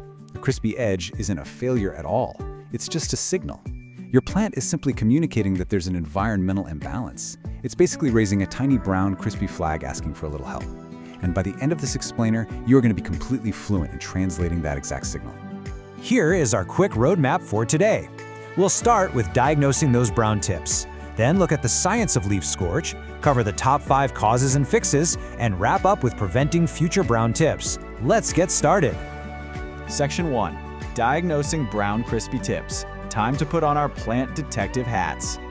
Matching what you see with how the soil feels is this amazing simple trick that points straight to our culprits. So for example, if you see brown tips plus yellowing lower leaves and the soil feels like an absolute brick, you're definitely dealing with underwatering. But if you just have brown tips, especially on your tropicals, and the soil is perfectly moist, well, low humidity is your #1 culprit. And pay attention to this one. If there is a distinct yellow halo separating that dead brown tip from the healthy green leaf, you almost certainly have a water quality issue. Knowing these signs literally takes all the guesswork out of the equation. Moving on to Section 2, the science of leaf scorch. Before we jump into fixing the plant, we really need to understand how this damage actually happens. Leaf scorch, or tip burn, is essentially tissue death. Think of a plant's vascular system exactly like our own human circulatory system. It is constantly working to pump water from the roots all the way up to the furthest edges of those leaves. So the really crucial thing to understand here is that the very tip of the leaf is literally the last stop on the train. It is the last place to get a drink. When something goes wrong, maybe there's just not enough water in the soil, or the dry air is sucking moisture out way too fast, or mineral salts are clogging up the pipes, the plant simply cannot supply those furthest tips with enough hydration to keep the tissue alive. So it dries up, it dies, and it gets crispy. All right, Section 3, the top 5 causes and fixes. Let's pair up the most common causes of this leaf scorch with their immediate actionable solutions. Because cause #1 is entirely about this number, 40 to 60%. That is the ambient humidity level that most of our favorite tropical houseplants, think calatheas, your ferns, your palms, they absolutely crave that level of moisture. Remember, these guys originated in lush, super humid rainforests. But our modern homes, especially when we're blasting the heat in the winter or the AC in the summer, they are incredibly dry, usually falling way below that 40% mark. So, that dry air acts like a sponge, pulling moisture right out of the leaves faster than the roots can even replace it. The fix here? Use a humidifier, group your plants together so they create a little microclimate, or set up a pebble tray filled with water. Now, if you do the tray, just make sure the pot sits on the pebbles, not directly in the water, otherwise you'll get root rot. And I know you might be tempted to just grab a spray bottle, but misting only raises humidity for a few minutes. It's really not a long-term fix.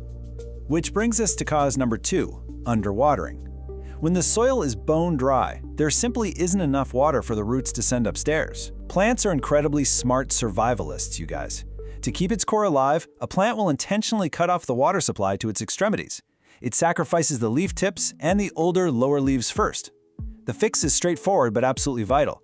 You've got to give that plant a deep, thorough soak to completely rehydrate that hardened root ball. And truly, the best way to do that is bottom watering. If you just pour water over the top of bone-dry soil, you know what happens, right? It just runs straight down the sides of the pot and out the bottom without absorbing it all. Instead, try this. Step 1, place the pot in a bowl or sink with a few inches of water. Step 2, just let it sit. Let it absorb water from the bottom up, kind of like a sponge, for about 30 to 60 minutes. Step 3, once the pot feels heavy and fully hydrated, take it out, let it drain completely, and commit to a more consistent watering schedule. Cause #3, water quality. Tap water is often full of heavy mineral salts, fluoride, and chlorine. These actually accumulate at the edges of the leaves over time, eventually reaching toxic levels and burning the tissue. This famously shows up as that brown tip with the yellow halo we talked about earlier. The fix is easy. Switch to distilled, filtered, or rainwater. Oh, and a quick heads up. Just leaving tap water out for 24 hours? Yeah, that only evaporates the chlorine. It does absolutely nothing for fluoride or heavy minerals, so filtering really is the way to go here. Luckily, cause #4 is super easy to spot. Too much direct sun. Believe it or not, your plants can absolutely get a sunburn. Intense, direct sunlight heats up those delicate tropical leaves, causing them to burn through their water stores incredibly rapidly, which kills the cells. This shows up as brown, crispy tips, but usually along with faded, bleached, or scorched-looking patches right where the sun is hitting them. The fix? Just scoot the plant a few feet back from that bright window, or soften the light by pulling a sheer curtain closed. Finally, cause number 5, fertilizer burn. Too much of a good thing is definitely a bad thing when it comes to plant food. Over-fertilizing leads to a massive buildup of mineral salts in the soil, and these salts literally burn the plant's roots. If the roots are damaged, they can't absorb water properly, and boom, we're right back to vascular failure and those brown, crispy tips. You'll usually see this happen a week or two after you fed a plant, especially if you gave a full-strength dose while the soil was totally dry. So, how do you rescue a plant with fertilizer burn? You have to flush the soil. Pick up your plant and take it straight to the sink or the shower. Turn the water on lukewarm, never hot, never freezing cold, and just let a slow, steady stream run continuously through the soil and out the drainage holes for several minutes. This literally washes those excess fertilizer salts right out of the dirt. It is a total lifesaver. After you do this, hold off on feeding it for at least 1 to 2 months so the roots can heal. When you do resume fertilizing, always dilute it to half strength. Section 4. Preventing future brown tips. Let's lock in a quick, best practice routine so your leaves stay perfectly green all year round. Okay, here are your core best practices. First, prioritize humidity. Investing in a small humidifier is a total game changer for tropicals. Next, check your soil regularly and water consistently so your plant never has to sacrifice its edges just to survive. For your sensitive plants, make the permanent switch to filtered or distilled water. Fourth, follow the less is more rule with fertilizer. Dilute heavily and only feed during the spring and summer growing seasons. And finally, a question we get all the time. Can you trim the brown tips? Yes, absolutely. You can trim right along the dead brown edges, following the natural shape of the leaf. It's purely for aesthetics and won't hurt the plant one bit. But remember, a brown tip is dead tissue. It's never gonna magically turn green again. You're just giving it a little haircut to make it look nice while the new, healthy growth comes in. So I'll leave you with this final thought. Which fix will you implement to rescue your plant's leaves today? You've got the diagnostic knowledge, you understand the vascular science behind the scenes, and you have the top 5 actionable fixes ready to go right now. The next time you spot a crispy brown tip, don't panic. Just listen to what your plant is telling you, check the soil, check the environment, and step in with absolute confidence. Thanks for joining me on this explainer, and happy growing. All right, welcome to this explainer. Today, we're taking a deep dive into mastering the care of the notoriously finicky Delta maidenhair fern. We're going to break down exactly what makes this gorgeous plant tick and give you the clear, structured info you need to go all the way from a beginner to an absolute expert. Listen, if you've ever owned one of these beauties, you definitely know the heartbreak of a crispy brown frond. It is literally the #1 complaint. You buy this lush, gorgeous fern, bring it home, and bam! A week later, it looks like a wire brush. But don't worry, because today, we're learning the exact formula to prevent that. There's actually a precise science to keeping this plant happy, and honestly, it's way easier than you think once you see the data. We've structured this masterclass to take you from basic survival all the way to expert-level care. We'll be hitting the notorious Delta maidenhair, golden rules of water and light, perfecting soil and humidity, feeding, repotting and propagation, diagnosing problems and pests, and finally, pro tips and plant rescues. Section 1, the notorious Delta maidenhair. Meet the diva. Okay, let's get right into this. To conquer this stunning, but let's be honest, intimidating plant, you first have to understand her origins. The name itself is actually really fascinating. It earns that delta title from the broadly triangular shape of its fronds, just like the Greek letter delta. Native to the deeply shaded, humid forest understories of South America, this plant is built from hundreds of tiny fan-shaped leaflets on these beautiful signature wiry black stems. It truly offers the softest-looking foliage of any houseplant. Well, if you can keep it happy, that is. Section 2, golden rules, water and light, the absolute non-negotiables. Seriously, if you only take away one lesson from this entire explainer, let it be these fundamental rules, because this is where 90% of plant parents fail. 0. Yup, that is exactly how many times you are allowed to let the soil dry out. Not even once, not even for a single afternoon. Nearly every dead maidenhair out there died from a single forgotten week. So The moment the very top of the soil feels barely dry while everything below is still damp, that's your cue. It's time to water. Now, the real trick here is finding the balance, because soggy soil, just as dangerous as dry soil. Underwatering gets you those dreaded crispy edges that just shatter when you touch them, while overwatering suffocates the roots and causes yellowing from the base up. To solve this, bottom watering for 15 minutes is the absolute best way to soak the root ball evenly without rotting the crown. You just set the pot in an inch of room temperature water, let it drink its fill, and then drain it completely. Alongside water, we have to talk about light. These little leaflets are barely more than a single cell thick.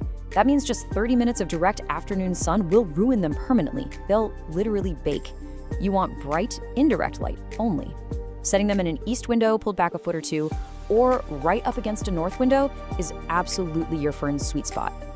Section 3. Perfecting soil and humidity, mastering the climate. So, now that you've mastered the golden rules, let's optimize the environment for some lush, rapid growth. Because the soil and air around your fern, that's its lifeblood. If you're looking to repot, this DIY soil mix is a total game changer. Why? Well, the cocoa coir retains that essential moisture we now know we desperately need, while the perlite and fine bark provide the vital aeration those fine, thread-like roots need so they don't suffocate. And pro tip, coir is way better than peat moss here. If it ever does accidentally dry out, it re-wets easily, whereas peat actually repels water once it gets dry. And then there's the air. Your fern is going to thrive in an ideal humidity range of 50 to 70%. The problem is most of our heated homes in the winter sit at a desert-like 20 to 30%, which practically guarantees crispy tips. This is exactly why a bathroom with a window is pretty much the perfect habitat, giving it that steamy, humid air it constantly craves. Okay, get ready for a truth bomb that shatters a major houseplant myth. Misting raises humidity for roughly 10 minutes, then the water evaporates and you are right back where you started. Everyone reaches for the spray bottle to fix dry air, but guys, misting doesn't work. It raises humidity for just a few minutes, and even worse, water droplets sitting on those dense fronds can actually encourage fungal leaf spot. If you really want to fix dry air, invest in a real humidifier or place the plant in a beautiful glass cloche. Moving on to Section 4, feeding, repotting, and propagation, advanced care. Once your plant is surviving and thriving in its new climate, it's time to graduate to some intermediate care techniques. So, ferns are extremely light feeders. The real risk here is always overdoing it and accidentally scorching the roots. Notice the specific dosage we recommend. Quarter strength, balanced liquid fertilizer, monthly from April to September. Honestly, I'd rather you underfeed this plant for a whole year than give it one massive dose.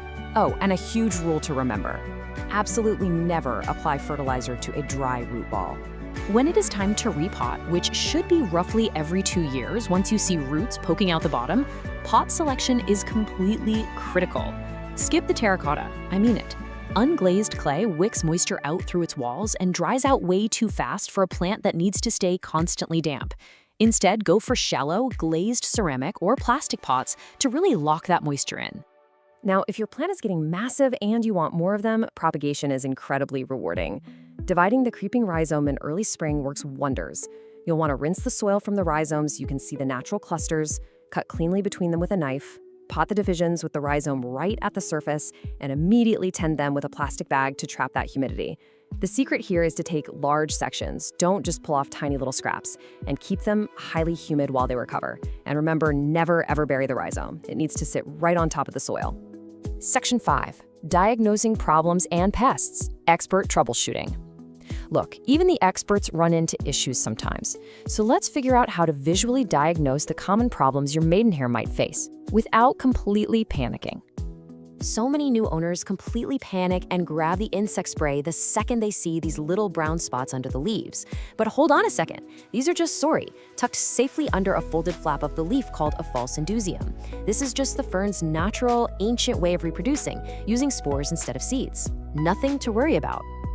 And this is why learning to read your plant is absolutely crucial, so you don't accidentally treat a perfectly healthy, reproducing fern for a bug infestation.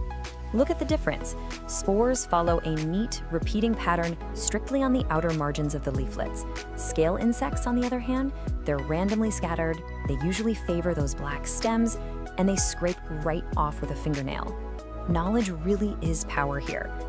Finally, Section 6. Pro tips and plant rescues, the ultimate hacks. let's wrap up this masterclass with some rapid-fire pro tips and, honestly, a secret weapon for saving a seemingly dead fern. If your fern dries out completely and turns into a sad pot of brown wire, whatever you do, do not throw it in the trash. This dramatic full cutback rescue relies entirely on the surviving rhizome hiding under the soil. Literally chop every dead frond off its soil level, soak it, give it super high humidity, and just wait. That creeping rhizome is remarkably tough. It will often push out an entirely new flush of gorgeous fiddleheads in just 3 to 6 weeks. It's like magic. To really cement your expert status, stick to these simple habits that keep the foliage looking absolutely pristine. Bottom watering on a fixed schedule, like every 3 to 4 days, totally removes the guesswork. Collecting rainwater prevents those awful brown burn tips caused by the fluoride and chlorine in tap water. And seriously, keep your hands off. The leaflets are so delicate they bruise instantly. If they get dusty, just rinse them off gently in the shower. Oh, and definitely move them away from radiators before heating season kicks in. So you now have the ultimate blueprint. You know the golden rule of never ever letting the soil dry, you know exactly how to master the humidity, and you even know how to bring a dried out plant back from the dead. You are fully equipped to keep those fronds lush, green, and soft. So the only question left is, now that you possess the exact formula to conquer the impossible houseplant, are you ready to bring a Delta maidenhair fern into your home? Welcome to the explainer. So listen, if you've ever scrolled through photos of those lush, amazing indoor jungles and thought to yourself, yeah, right, I could never do that. I literally kill everything I touch, even fake plants. Well, you are in exactly the right place. Today, we're putting an end to the whole plant killer myth once and for all. We are going to walk through 10 of the absolute easiest, most forgiving, and frankly, almost indestructible houseplants you could possibly bring into your home. So whether you're a total beginner or, just someone looking for a little greenery that doesn't demand your constant attention, this explainer is your ultimate playbook for becoming a successful plant parent. Right off the bat, we have to ask, why do so many first houseplants die? It's a tale as old as time, right? You go to the store, you pick out this gorgeous, trendy plant, bring it home, and maybe a few weeks later, it's just this sad, crispy, brown mess. But here's the reality check. The problem usually isn't you. It's the plant you started with. So many people completely unintentionally set themselves up for failure just by choosing plants with super complex needs, completely unaware of the massive learning curve required to actually keep them alive. And this brilliantly illustrates exactly what we're talking about. Look at the difference here. On the left, we've got the fiddle leaf fig. It's famous, it's all over social media, and honestly, it is notoriously fussy. Starting your plant journey with something like a fiddle leaf fig is just a recipe for pure frustration. But on the right, we have our actual secret to success: tough, forgiving plants. The single most important decision you will make on your plant journey is your very first plant. If you pick a resilient one, you practically guarantee yourself a win. And that success is exactly what's going to motivate you to keep going.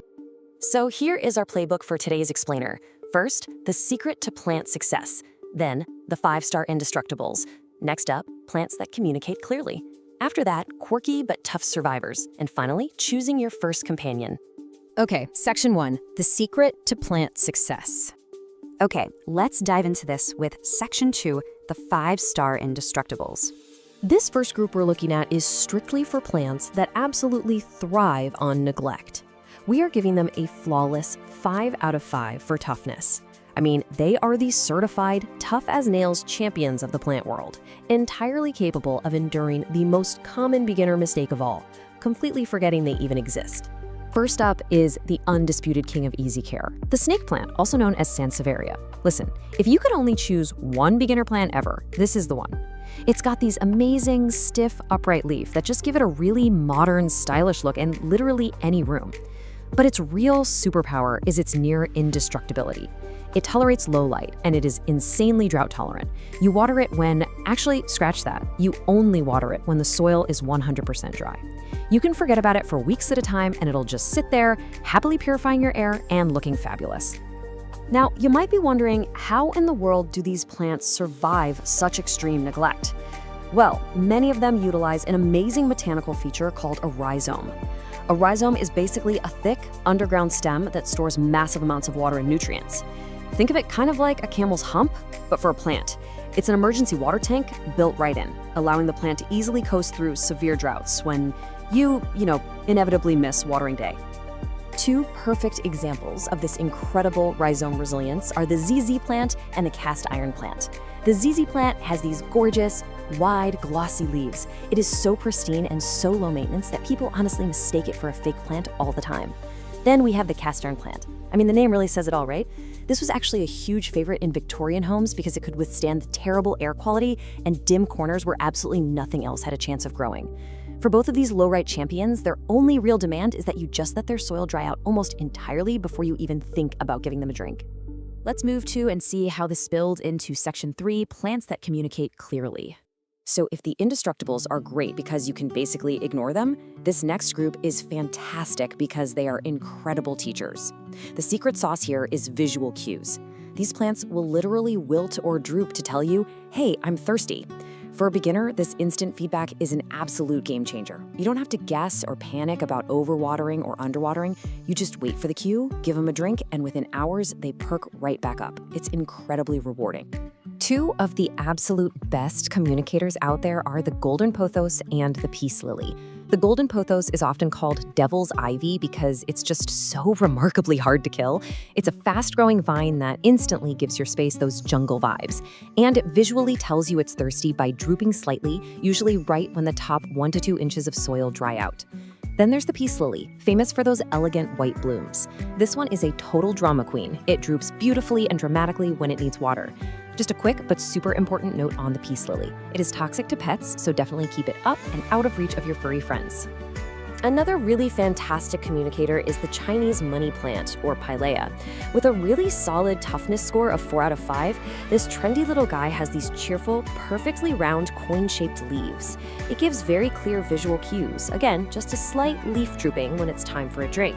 But for sure, the coolest thing about the pilea is that it's known as the pass-it-on plant.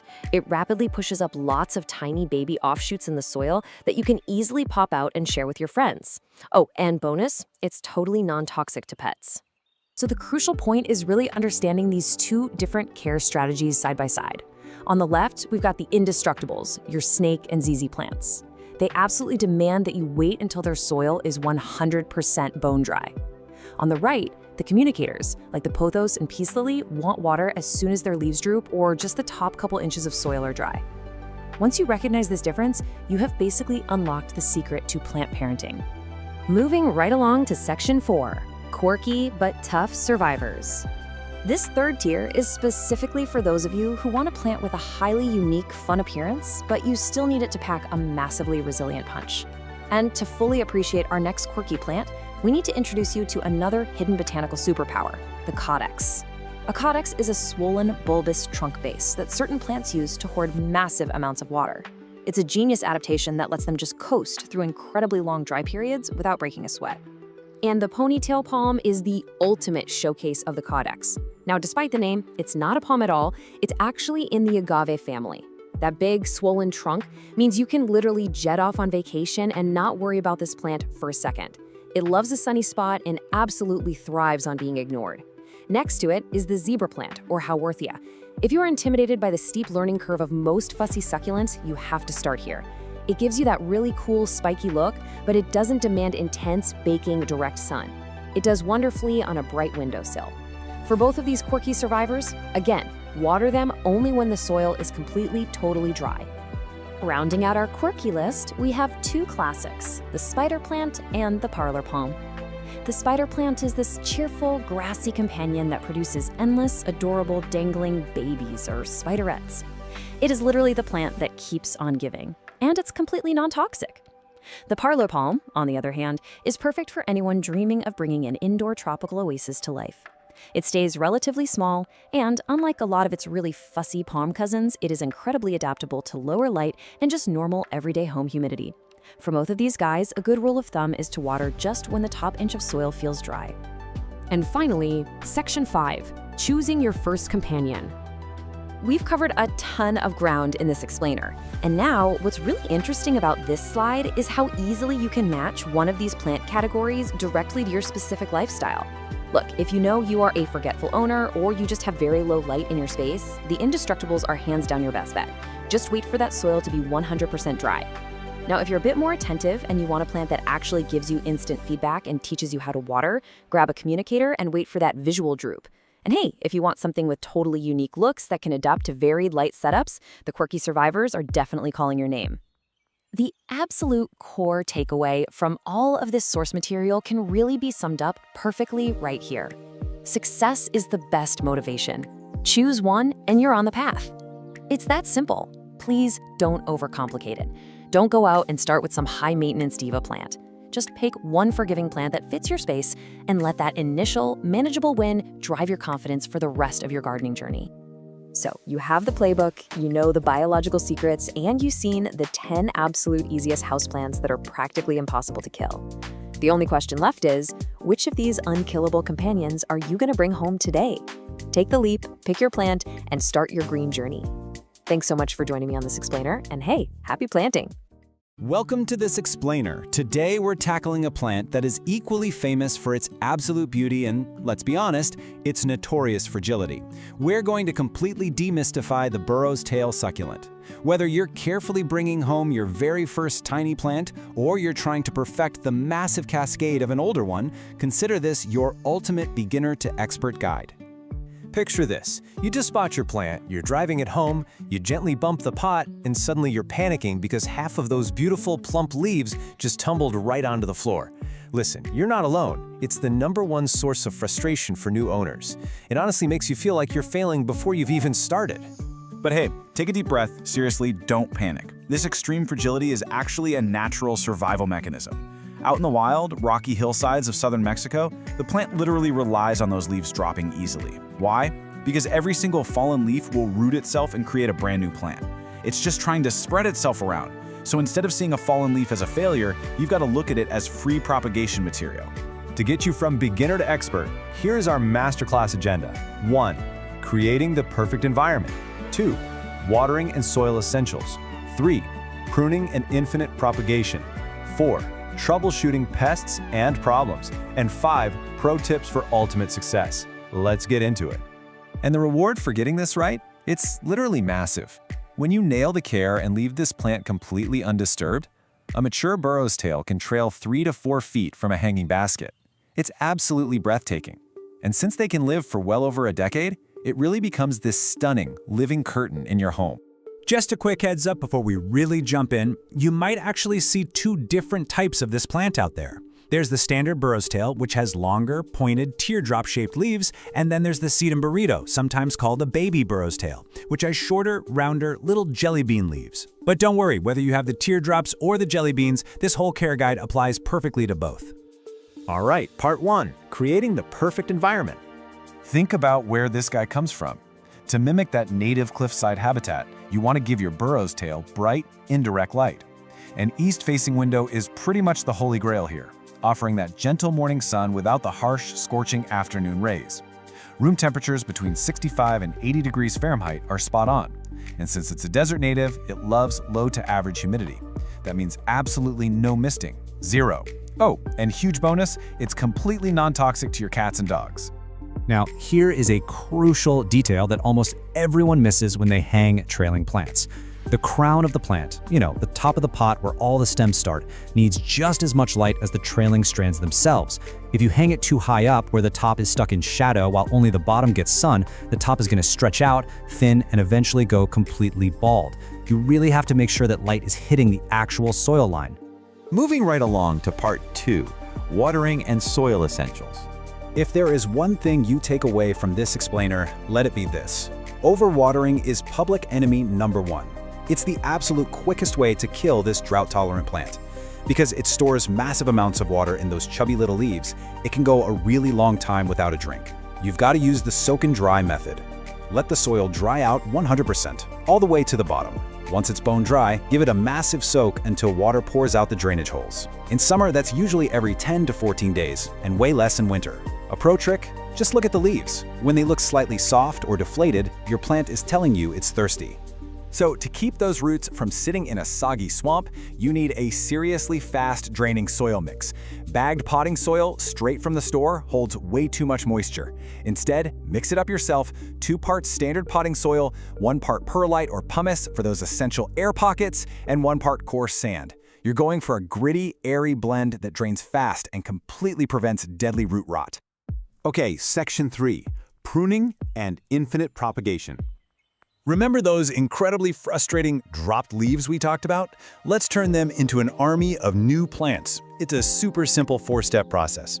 First, collect the fallen leaves, making sure they broke off cleanly at the base. Second, and do not skip this, leave them in a warm, shady spot for 2 to 3 days so the broken end forms a dry callus. That stops them from rotting. Third, just lay them flat on top of dry, succulent soil. Don't bury them. And fourth, just wait. In 2 to 4 weeks, little pink roots will pop out, followed by a brand new mini plant. It's like magic. Now, if you're a bit impatient, and honestly, who isn't, stem cuttings are your best friend for a bigger plant faster. Snip off a 3 to 5 inch stem, gently strip the leaves off the bottom couple of inches. Save those leaves for leaf propagation, obviously. Let the bare stem callus over for a few days, just like the leaves, and then plant that bare end directly into your gritty soil mix. All right, part 4, troubleshooting pests and problems. Sometimes things just go wrong. If your plant is looking a little sad, you can use a visual symptom checker to figure out your watering issues. Root rot is an absolute emergency. The stems near the soil turn soft, dark, and mushy, and the leaves go translucent yellow and drop easily. You have to cut away the rot immediately. But if the leaves are just deflated and wrinkled and the soil is totally bone dry, good news, it's just underwatered. A good long soak will fix it right up. Now those thick waxy leaves actually do a pretty great job deterring most bugs naturally. But you still need to be vigilant. Check the tight little spaces where the leaves meet the stems for mealybugs. They look like tiny white cotton clusters. Keep an eye out for aphids on the soft new growth and scale insects, which look like weird little brown bumps. Spot any? Gently dab them with a cotton swab dipped in rubbing alcohol or use a mild insecticidal soap. Just, be incredibly gentle so you don't accidentally knock half the leaves off while you're cleaning it. And finally, part 5, pro tips for ultimate success. Have you ever noticed that powdery, kind of pale blue-white dust on your plant's leaves? That is called farina. It's basically a natural, waxy sunscreen that protects the plant from burning and locks moisture inside the leaf. The golden rule here is do not touch it. If you rub the farina off with your fingers, it literally never grows back on that leaf. It leaves the spot vulnerable and just slightly less vibrant. When it comes to repotting, honestly, just don't do it. At least, not often. Because this plant is so famously fragile, repotting is wildly stressful for the plant and definitely for you. Try to leave it alone as long as humanly possible. Sizing up every 3 to 4 years is plenty, and when you finally do, grab a shallow terracotta pot. Terracotta is porous, so it helps the soil dry evenly, and the shallow shape stops wet, soggy soil from pooling underneath the plant's shallow root system. And here is my absolute favorite golden rule. It's a total game changer for preventing traumatic leaf drop. You need to change how you hydrate. Exclusively bottom water your burrow's tail. Top watering means pouring water over those fragile strands and bumping the pot, which almost guarantees you're going to lose leaves. Instead, set that terracotta pot in a sink or a basin with a few inches of water. Let it soak up moisture from the bottom for 15 to 20 minutes. Perfectly watered roots, and you never even touch the delicate hanging strands. So, you've got the complete manual now. You know how to dial in the bright light, mix up the grittiest soil, and master that soak and dry watering routine. Now, take a look around your space. Where is the absolute perfect spot to hang this stunning living curtain so that it literally never has to be moved again? Find that spot, set it up, step back, and get ready to enjoy an incredible cascade for years to come. Welcome to this explainer. Okay, picture this. It's the middle of July. Your AC is completely struggling to keep up, and the afternoon sun is just absolutely baking your living room. The heat feels relentless, right? Well, today, we're going to dive straight into how you can keep your indoor jungle not just surviving, but actually thriving, even when those temperatures soar. So, are your plants surviving the summer heat? Let's just validate a really common struggle right up front. As the thermostat climbs, so many of our favorite typical houseplants just wilt, crisp up, and generally look miserable in that intense sun. Listen, you are definitely not alone if you've helplessly watched an expensive, fussy tropical fern slowly turn into crispy brown confetti during a brutal July heatwave. But here is the best news. You absolutely do not have to give up on your indoor jungle. We just need a little mental shift here. We aren't trying to keep delicate plants on life support until autumn anymore. Instead, we're selecting resilient species that actively unlock their best growth when our homes feel like an oven. If you've got sun-drenched windows, we've got the perfect botanical lineup for you today to build a true sun-worshipping oasis. Section 1. Tough and low maintenance, the indestructible African natives. We're going to kick things off with two beginner plants that hail from the arid regions of Africa and are just virtually bulletproof. These two incredibly popular plants evolved entirely different but highly effective drought-tolerant strategies to survive sweltering conditions. The snake plant went vertical. It orients its thick, waxy leaves straight up to minimize direct overhead sun exposure, essentially using those leaves as built-in water reservoirs. The ZZ plant, on the flip side, hides its hydration strategy completely underground. It uses these thick, potato-like rhizomes beneath the soil to lock in moisture safely away from the baking sun. They're both incredibly resilient but uniquely adapted to beat the heat. What's amazing is that both the snake plant and the ZZ plant easily thrive in up to 90-degree heat. Plus, they share a remarkable ability to adapt to a massive variety of lighting conditions, from dim corners all the way to very bright spaces without needing constant watering. Honestly, in the peak of summer, you're still only watering that snake plant every few weeks, and the ZZ plant every 7 to 10 days. The golden rule here is simple but absolute. Let that soil dry out completely first. Why? Because in high heat, roots that sit in hot, wet soil will quickly succumb to root rot, and root rot will actually kill a desert plant much, much faster than a drought ever could.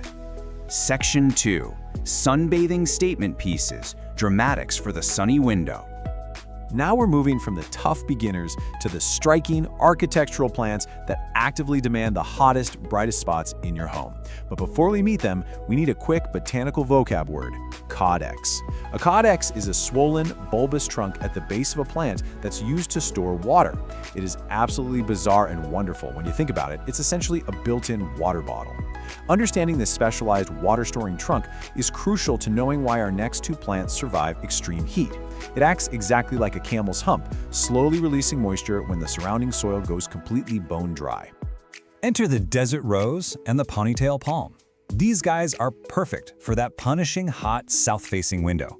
The desert rose literally loves up to 100-degree heat and needs at least 6 hours of direct sun to pump out its stunning, vibrant flowers. And the ponytail palm? Fun fact, it's actually a succulent from Mexico, not a true palm at all, and it easily handles temperatures well above 80 degrees. You'll want to water both of them generously in the summer, but again, let them dry out entirely. Oh, and a critical word of caution for your home: the beautiful desert rose harbors highly toxic sap, so you absolutely must keep it out of reach of your pets and kids. And we definitely can't forget the sago palm. This plant is literally a living fossil. It's an incredibly adaptable ancient cycad from Japan that's been around since the time of the dinosaurs. I mean, if this botanical survivor could make it through the Jurassic period, it can for sure survive your sunny living room in July. Thanks to this ancient pedigree, it can handle staggering temperature spikes up to 110 degrees Fahrenheit, provided you give it bright, indirect light, and, you guessed it, absolutely do not overwater it. But just like the desert rose, be extremely careful, because this one is also highly toxic to curious pets. Section 3. Classic succulents and vines, sun lovers for shelves and sills. Let's explore our final plant group, fleshy classics and trailing beauties that look completely fantastic draped over your shelves and sitting on your windowsills. These plants brilliantly illustrate the diverse ways succulents adapt to the heat. Take the tree-like jade plant native to South Africa. It can tolerate a staggering 100 degrees by using its fleshy, glossy leaves to store water. You'll definitely want to put this one in a well-draining terracotta pot. Terracotta is essential because it's porous and breeze, which prevents the roots from essentially boiling in wet, hot soil. Now contrast that with the string of pearls from Southwest Africa. It prefers a slightly milder 70 to 80 degrees and perfectly drapes its modified water-storing beads out of an east-facing window to catch that gentle morning sun while minimizing evaporation. Section 4. Essential hot weather care. Survival rules for the heat wave. All right, knowing which plants to buy is only half the battle. Now we've got to equip you with some universal defensive strategies to keep any plant alive during a severe summer heat wave. First off, hot air dries out soil faster, sure, but remember our golden rule. Desert plants still hate wet feet. Always check the soil before you water, and try to water in the morning to beat the afternoon evaporation. Use sheer curtains if your window acts like a giant magnifying glass, and keep the air moving with an indirect fan. But here is the absolute most critical point. Hold off on all fertilizer. When a plant is in a heat wave, it goes straight into survival mode. Pushing it to grow by adding fertilizer is like forcing someone to run a marathon in a sauna. The plant simply cannot absorb the nutrients, and those fertilizer salts will just build up and severely burn the stressed roots. Now here's a surprising danger and a really common mistake you might not even consider. Beware the air conditioner. While you might be melting and craving that icy blast of air, your tropical plants absolutely despise it. You've got to keep your green friends out of the direct path of cold AC vents. Air conditioners naturally pull moisture out of a room, creating this cold, desert-like draft. This cold air freezes plant cells, completely shocks the plant system, and strips all the vital humidity right out of the air. Look, even with the absolute best care, things happen, so you need to keep an eye out for these visual cues as an urgent diagnostic checklist. Are the leaves wilting or drooping even when the soil is completely wet? Are they tightly curling up to protect themselves? Do you see yellowing foliage or dry, crispy brown edges starting to form? Is the plant suddenly dropping green leaves just to conserve water? If you spot these symptoms happening on your windowsill, you need to act immediately. Intervene by moving the plant a few feet back from the hot glass before permanent, irreversible cellular damage occurs. Now maybe you're thinking, hey, I'll just give my heat-loving plants an outdoor summer vacation. That's a wonderful idea, but you absolutely cannot just throw them straight onto a hot, sun-baked patio. You must follow these exact steps to slowly acclimate them, a process known as hardening off. See, indoor leaves simply do not possess the biological sunscreen that outdoor leaves naturally develop. So first, place them in absolute full shade for a few days. Then, gradually introduce them to more light over 1 to 2 entire weeks. If you skip this crucial hardening off process, you're going to give your plant the equivalent of an immediate, severe, and irreversible sunburn. Before we wrap up, I want to share a really fascinating biological fact with you. Have you heard of transpiration? It's the process where plants release moisture vapor directly from their leaves. It is essentially the botanical version of sweating to cool down. What's incredible is that large-leafed plants actually act as natural humidifiers while they do this. They release that moisture and can literally have a minor, localized cooling effect on your sweltering room, creating a beautiful, humid microclimate. I mean, they won't completely replace your AC, but they certainly help condition the air right around them. Pretty amazing, right? Now that you have the ultimate summer survival guide, it's time to completely transform that hot, empty room into a lush, thriving environment. So, take a look at your brightest, most punishing window right now. Instead of seeing a dead zone where delicate plants go to crisp up, I want you to see a blank canvas for a spectacular desert oasis. Will you keep fighting the summer heat, or will you invite the right plants in to conquer it with you? Which resilient sun worshiper are you going to add first? Thanks so much for joining this explainer, and happy growing. You know that feeling when you go to water your favorite houseplant, and suddenly, bam, this little cloud of tiny, annoying flies just buzzes right up into your face, or right up your nose? Yeah, it's incredibly frustrating, right? If you're vigorously nodding your head right now, trust me, you are definitely not alone. Welcome to this explainer. Today, we're diving into exactly how to handle this. Consider this your ultimate, actionable guide on how to identify and get rid of fungus gnats on houseplants. We are going to walk through exactly how you can take your plants back and banish these little pests for good. Now don't panic, because we've got a clear roadmap to solve this infestation together. First, we'll meet the fungus gnat. Second, we'll uncover the root of the problem. Third, we launch our step-by-step eradication plan. And finally, we'll go over preventing future infestations. All right, let's jump right into Section 1. Meet the fungus gnat, identification, and the unseen threat. So, let's clear up a massive misconception right off the bat. People see tiny flies in their house and they immediately think, oh, fruit flies. But look at the difference here. Fruit flies, they hang out in your kitchen, usually swarming that overripe banana you forgot about. Fungus gnats, on the other hand, stick strictly close to your houseplants and the moist soil. They're tiny, about 2 to 3 millimeters long. They've got dark bodies and honestly, they're notoriously weak flyers. They kind of just hover. So, the absolute key here is location. If they are swarming your beautiful monstera, they're not fruit flies. Now, what's really interesting and honestly kind of alarming is this number right here, 200. No way, right?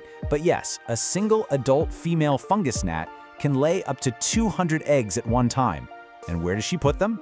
Yep, right in the moist top layer of your potting soil. Within just a few days, those eggs hatch. And well, that leads us to the actual problem. Meet the unseen threat, the fungus gnat larvae. These guys are tiny, like 4 to 5 millimeter clear or whitish worms with little black heads. Now, the adult flies you see buzzing around, actually, they're completely harmless to your plants. They're really just a major nuisance to you. But these larvae living hidden down in the dirt, they are actively feeding on fungi, organic matter, and most devastatingly, your plant's delicate root system. It's literally like they're eating your plant from the inside out. If your houseplant suddenly has yellowing leaves, unexpected wilting, or just stunted growth, well, these hungry little worms are very likely the culprit. Which brings us to section 2, the root of the problem. Why did they choose my plant? So how do they even get there in the first place? Well, the number one culprit, absolutely, is overwatering. These pests are a direct symptom of soil that just stays way too damp for way too long. Consistently damp soil creates the literal perfect breeding ground for soil fungi, which, as we just learned, the larvae absolutely rely on to survive. Other major causes include poor drainage, like using a pot without drainage holes, or a really heavy, dense soil mix, or sometimes it's just infested soil. Yeah, sometimes these pests actually hitchhike their way inside via a brand new plant or a fresh bag of potting mix right from the store. Okay, so now that we know exactly who the enemy is, let's look at section 3, step-by-step eradication plan, the two-front war. I call this a two-front war because, think about it, if you only swat at the flying adults, those 200 eggs in the soil are just going to hatch tomorrow anyway. You absolutely have to battle the adults in the air and the larvae in the soil at the exact same time. So here is our highly effective 4-step action plan. Step 1, let the soil dry out. Step 2, set sticky traps. Step 3, kill the larvae in the soil. And Step 4, start bottom watering. Let's break these down a bit. Step 1, let the soil dry out. This is brilliantly simple, but I cannot stress enough how absolutely critical it is. Fungus gnat larvae simply cannot survive in dry soil, period. By letting the top 1 to 2 inches of your potting mix dry out completely between waterings, you are actively starving the larvae of the moisture they desperately need to live. It is your single most powerful weapon, and the best part? It costs exactly $0.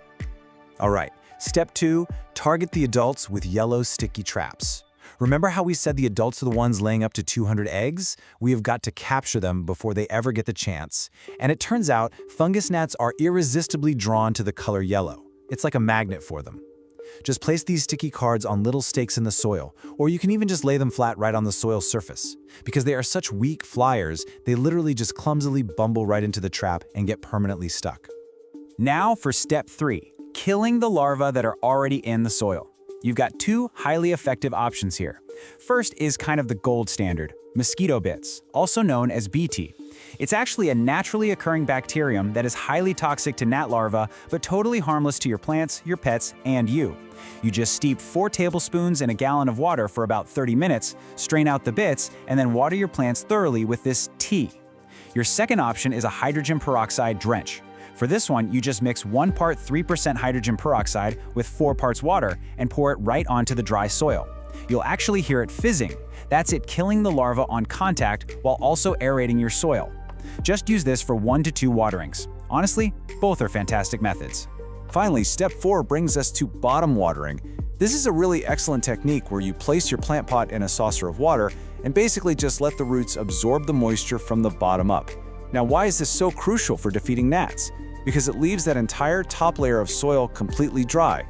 By mastering this step, you protect the topsoil barrier, effectively cutting off the gnats' access to their favorite breeding grounds. It's a real game changer. Okay, moving on to section 4, preventing future infestations, proactive plant care.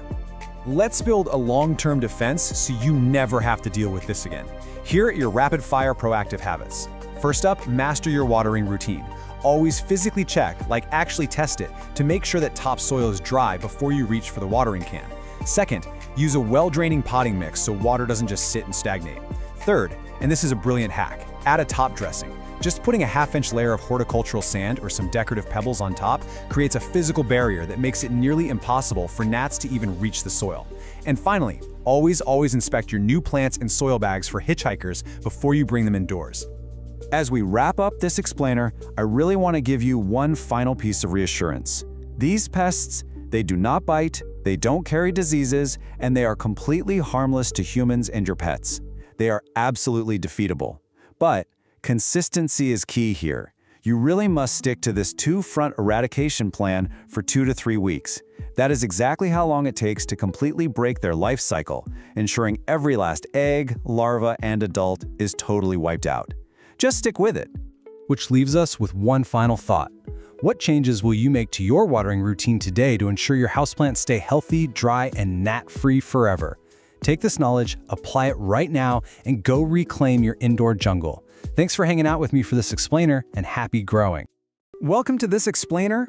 Okay, if you're a houseplant enthusiast, I just know you've locked eyes with today's subject across a crowded plant nursery and fallen instantly in love. I'm talking, of course, about the Calathea orbifolia.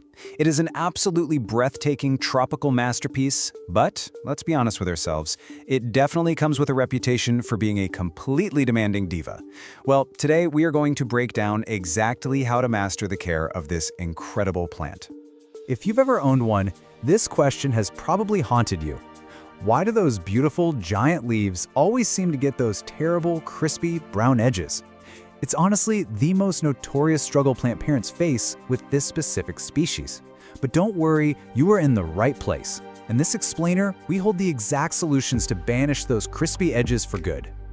All right, let's dive right into our roadmap for today. First, we'll officially meet the diva. Then we'll cover the environmental non-negotiables, walk through routine maintenance, talk about propagation, do a little troubleshooting, and wrap it all up with some essential pro tips. Starting off with Section 1, meet the tropical diva, the Calathea orbifolia. Its massive appeal really comes down to those large, perfectly round, silver-green striped leaves. It's a total statement piece, no flowers required. Now let's talk about the term nyctinasty. It's a bit of a mouthful, but it describes an incredibly fascinating scientific trait. The orbifolia is part of a family commonly known as prayer plants, and this is exactly why. They actually move in response to the day and night cycle. So during the day, the leaves lay flat to soak up the sun, but at night, specialized joints at the base of the leaves cause them to fold upwards, literally resembling hands in prayer. Watching this movement is actually a fantastic indicator that you have a healthy, active plant responding properly to its environment. Here is a quick rundown of the plant's profile. You can expect this beauty to reach a height and spread of about 2 to 3 feet with a moderate growth rate. As a perennial, it'll live for many years if you treat it right. But honestly, here is the absolute biggest bonus, especially for those of us with furry friends running around. Despite its intimidating diva reputation, it is 100% non-toxic, completely safe for cats and dogs. Moving right along to Section 2, the non-negotiables. This covers light, water, and humidity. Okay, pay super close attention here, because mastering these next environmental factors is literally the only way you are going to avoid those dreaded crispy edges we talked about earlier. 60%. I want you to burn this number into your memory. 60% or higher is the golden rule for your humidity levels. Because this is a true tropical plant, moist air is just an absolute requirement to keep those delicate leaves pristine. Now, a lot of people try to achieve this by misting their plants, but honestly, misting is only a very temporary fix.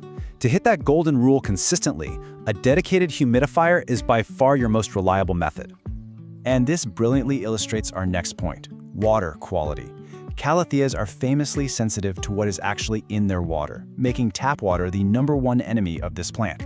The everyday minerals, salts, chlorine, and fluoride found in tap water will slowly build up in the soil and directly cause those brown, crispy leaf edges. To keep this plant happy, you absolutely must use filtered water, distilled water, or rainwater. Then we have light. To understand what this plant wants, you kind of have to think about where it comes from. In its native Bolivian rainforest, the orbifolia grows way down on the floor, tucked under a really dense tree canopy. Because of that, direct, intense sunlight will literally scorch, burn, and fade those beautiful leaves. You want to replicate that natural canopy by providing bright, indirect light, something like an east-facing window, or maybe light filtered through a sheer curtain.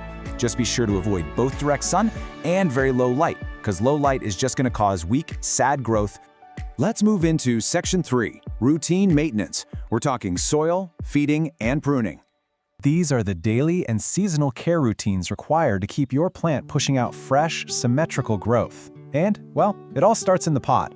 A standard, out-of-the-bag potting mix is almost always way too dense for an orbifolia. They need soil that stays consistently moist, but never, ever gets waterlogged. This DIY recipe is perfect for that. You want 2 parts peat moss or cocoa coir to hold on to that essential moisture, 1 part perlite to ensure the water drains properly, and a handful of orchid bark to create little air pockets so the roots can actually breathe. Now, as for feeding, you'll want to provide a diluted, balanced fertilizer about every 4 to 6 weeks, but only during the active growing season. When it comes to watering, just check the soil every few days and only water when the top inch feels dry to the touch. Oh, and for pruning, don't be afraid to snip.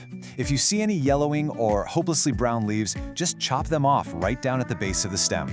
That way, the plant can redirect all its energy back into pushing out healthy new growth. All right, Section 4, Propagation. Let's see how this builds into creating entirely new plants. So, unlike your trusty pothos or a philodendron, you can't just take a simple stem or leaf cutting from an orbifolia, throw it in a glass of water, and hope for the best. It requires a completely different approach. The only successful method here is division, and you should really only do this to a healthy, mature plant. Here's how you do it. Step 1. Wait until it's time for a spring repotting, which is usually every 1 to 2 years. Step 2. Gently remove the plant from its pot and tease the soil away to expose the thick underground roots. Those are called rhizomes. Step 3. Carefully separate those clumps, making absolutely sure that each new section has its own root system and at least 2 to 3 leaves. Finally, Step 4. Pot them up separately in that fresh, airy DIY soil mix we just talked about. Section 5. Troubleshooting. It's time for defeating the villains. Look, even with the absolute best care, things can go wrong. But the really good news here is that calatheas are excellent communicators. They will quickly and visibly let you know if they're unhappy. So the crucial point is just learning how to read those signs. For instance, if you see those brown, crispy edges, remember, it's not a disease, it's an environmental failure. You either have low humidity or you're using tap water. The quick fix is boosting that humidity to 60% and switching to filtered water. Now, what about yellowing leaves? That's almost always overwatering. You are quite literally suffocating the roots. Just let the top inch of soil dry out. Finally, if the leaves are curling inwards like little tubes, the plant is desperately thirsty and trying to conserve whatever moisture it has left. You need to give it a thorough watering immediately. And then, unfortunately, we have the actual villains, the pests. You'll want to keep an eye out for mealybugs hiding in the plant's crevices and thrips, which tend to leave weird silvery patches. But I really have to warn you, spider mites are the ultimate villain for this specific plant. They cause this stippled, faded appearance on the leaves and leave behind really fine webbing. But here is the secret. Spider mites absolutely thrive when the air is dry. Because of this, maintaining that high, consistent 60% humidity is actually your absolute best defense against an infestation. And finally, Section 6. Pro tips for pristine foliage. These are the expert-level habits that separate a plant that is merely surviving from one that is absolutely thriving and dominating your space. Let's rapid-fire summarize these golden rules. First, humidity is everything. Keep it at 60% or higher. Second, ditch the tap water entirely. Seriously, just stop using it. Third, those massive leaves will aggressively reach for the sun, so make sure you rotate the pot a quarter turn every single week to keep the plant growing nice and symmetrically. Fourth, wipe the dust off those giant leaves monthly with a damp cloth so they can actually breathe and absorb light. And finally, never use commercial leaf shine products. I know they might look nice and glossy for a day, but they will actually clog the stomata, which are the vital breathing pores on those beautiful leaves, effectively suffocating your plant. Well, we've decoded the environment, perfected the soil, and unlocked the secrets to keeping those giant, striped leaves pristine and healthy. You now have the exact blueprint to confidently care for this magnificent plant. So, I'll leave you with this final thought as you look around your own indoor jungle. Will you master the diva, or will the diva master you? Thanks so much for joining me on this explainer, and hey, happy planting! If you're a houseplant parent, you know the absolute heartbreak of walking up to your prized Monstera or Califea only to find the leaves discolored, damaged, and looking like all the life has just been sucked right out of them. It's devastating, right? It feels like a true betrayal by Mother Nature. And if you're suddenly dealing with weird silvery patches and tiny black specks on your leaves, well, we need to talk about thrips. Welcome to this explainer. Today, we aren't just identifying a bug, we are launching a definitive tactical briefing to completely eradicate one of the most stubborn and relentless pests in the entire houseplant world. Okay, let's dive into this. Here is our mission briefing for today. We're gonna cover number 1, know your enemy. Number 2, how thrips enter. Number 3, the 4-step battle plan. And finally, number 4, preventing future attacks. Let's get started. Section 1. Know your enemy. Identifying the biological threat. Okay, so thrips are tiny, slender insects. But what makes them so devastating are their rasping, sucking mouth parts. They don't just take a clean bite out of a leaf. Actually, a clean bite would be way too nice. They literally slash and scrape open the plant cells to slurp up the contents inside. It is a visceral, incredibly insidious way of feeding. And this violent slashing action, that's exactly what causes that heartbreaking, shimmery damage you see on your leaves. They are quite literally scraping the life out of your plant cell by cell. Now, what's really interesting here is that you have to know exactly what you're hunting for, because the enemy looks totally different depending on its life stage. Adult thrips are incredibly small, just 1 to 2 millimeters long. They're usually black or dark brown, and man, they are fast. They can easily fly or even jump right off the leaf when you disturb them. On the flip side, we have the larvae. These guys are even smaller, pale white or yellowish, and they look like tiny little worms actively feeding right inside those damaged areas. You absolutely need to be looking out for both. So you might be wondering, why are thrips so incredibly hard to get rid of? Well, it all comes down to their highly evasive life cycle. They are absolute masters of hiding. The adult females literally lay their eggs directly inside the plant tissue itself. That means you can't just wipe them away with a paper towel. The larvae hatch and feed on the leaves, but here is the real kicker.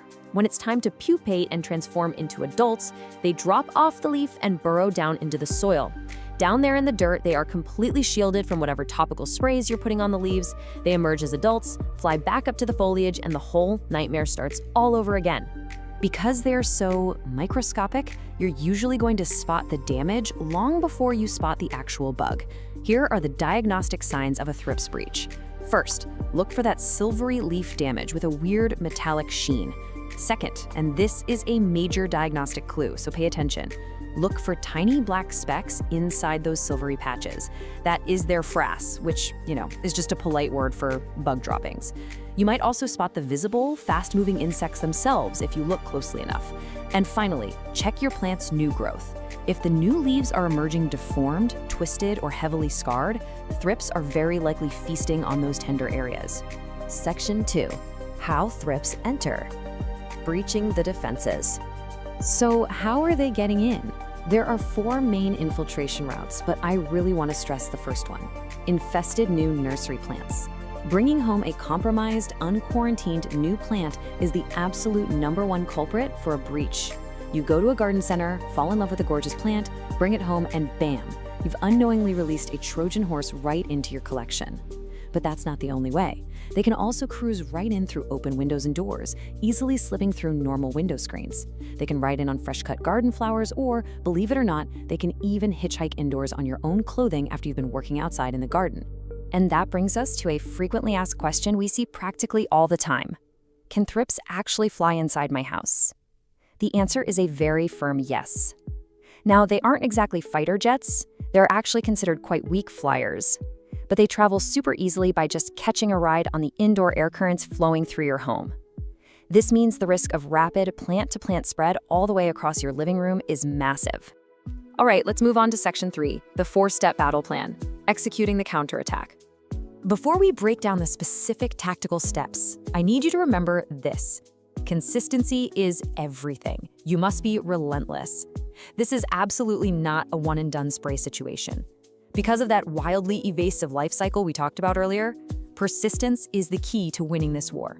If you spray once and then forget about it, I promise you they will come right back from the soil. You are going to have to outlast them. Okay, here is the high-level battle plan. Step 1, isolate immediately. Step 2, manual removal and rinsing. Step 3, treat the foliage. And Step 4, treat the soil. So the crucial point is right there at Step 1. Isolating the plant immediately is the critical first move to halt the invasion.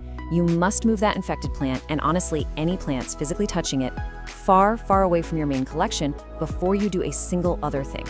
Now let's detail the physical removal phase in Step 2. Once your plant is isolated, take it straight to the shower or the kitchen sink. You want to use a strong jet of lukewarm water to physically blast and dislodge as many adults and larvae as you possibly can. Make sure you target the undersides of the leaves and all that twisted new growth where they love to hide out. And if a leaf is heavily damaged, don't even hesitate. Prune it off immediately, seal it in a plastic bag, and get it out of your house entirely. Moving on to steps 3 and 4. This brilliantly illustrates the absolute necessity of fighting a two-front war. On the foliage front, you need to spray the leaves with insecticidal soap or a spinoside product every 3 to 5 days to kill the feeding adults and larvae on contact. Spinoside is highly effective for this, but remember that tricky pupating stage? Right. For the soil front, you have to destroy the pupae. You can use systemic granules applied directly to the dirt. The roots absorb this stuff, turning the plant tissue itself into a poisonous defense. Or, if you want a natural root, you can use beneficial nematodes, specifically Steinernema feltii. These are literally microscopic hunting worms you pour into the soil to seek out and destroy the thrips pupae. Whatever you choose, you must treat the leaves and the soil simultaneously. It's like a giant puzzle, and you need both pieces to win. Finally, Section 4, Preventing Future Attacks. Fortifying the base. Once you've won the battle, here is your standard prevention protocol to make sure they never come back. First, quarantine all new plants for at least 1 month. When you buy a plant, keep it in a separate room for 30 days. No exceptions.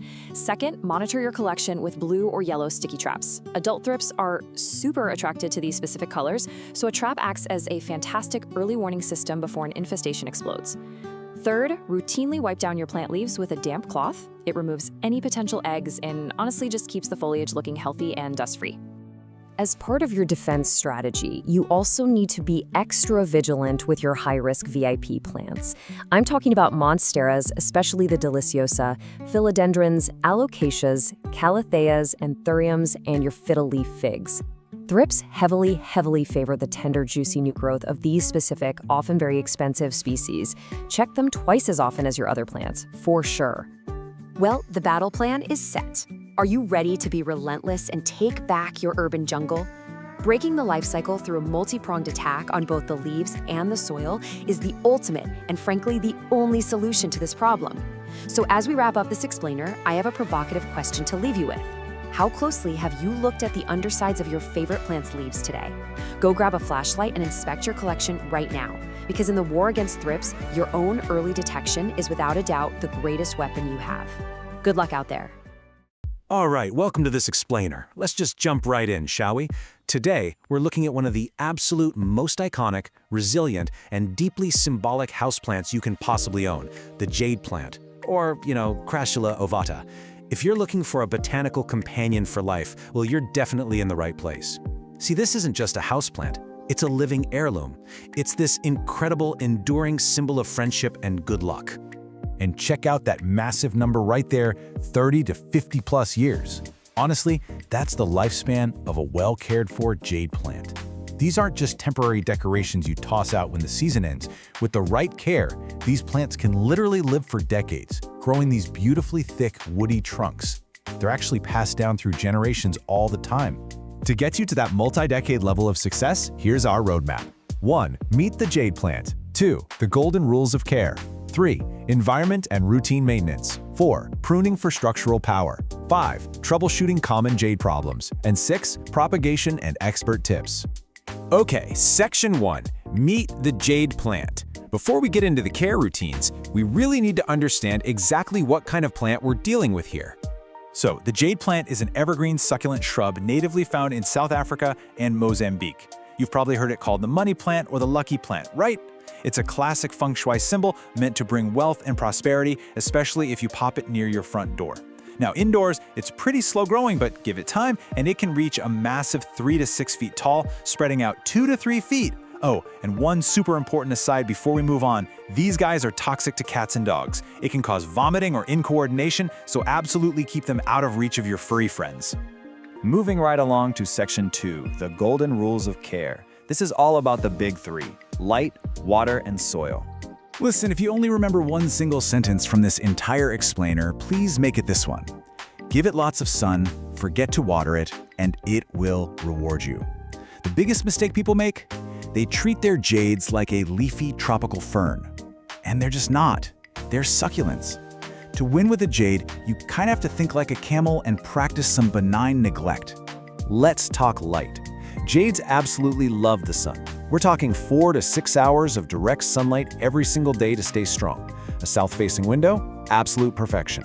Though, an unobstructed west or east-facing one works great too. Just avoid north-facing windows or shady little corners. If they don't get enough bright light, they'll literally stretch out looking for the sun, and you end up with this sparse, weak, leggy growth. Bright light is the signal that tells the plant, hey, build a thick, woody trunk. Now, watering. This is crucial because overwatering is public enemy number one. You have got to let the soil dry out completely, like bone dry, between waterings. When it is finally time for a drink, you use the soak and dry method. Step 1, water it thoroughly until it drains right out the bottom. Step 2, let it sit and drain for about 10 to 15 minutes. And Step 3, dump out all that excess water from the saucer. Never, ever let your jade sit in a puddle. Seriously, it's a one-way ticket to root rot. To make that watering method actually work, you need the right soil. Standard potting mix? It's like a giant sponge. It holds way too much moisture and will slowly suffocate your plant. You need a gritty, fast-draining mix. Here's an awesome DIY recipe for you. Take 1 part standard potting soil, mix in 2 parts perlite or pumice to get that air flowing, and add 1 part coarse sand or fine gravel.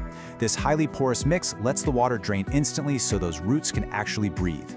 Section 3, Environment and Routine Maintenance. Let's look at how to take your jade from just surviving to totally thriving.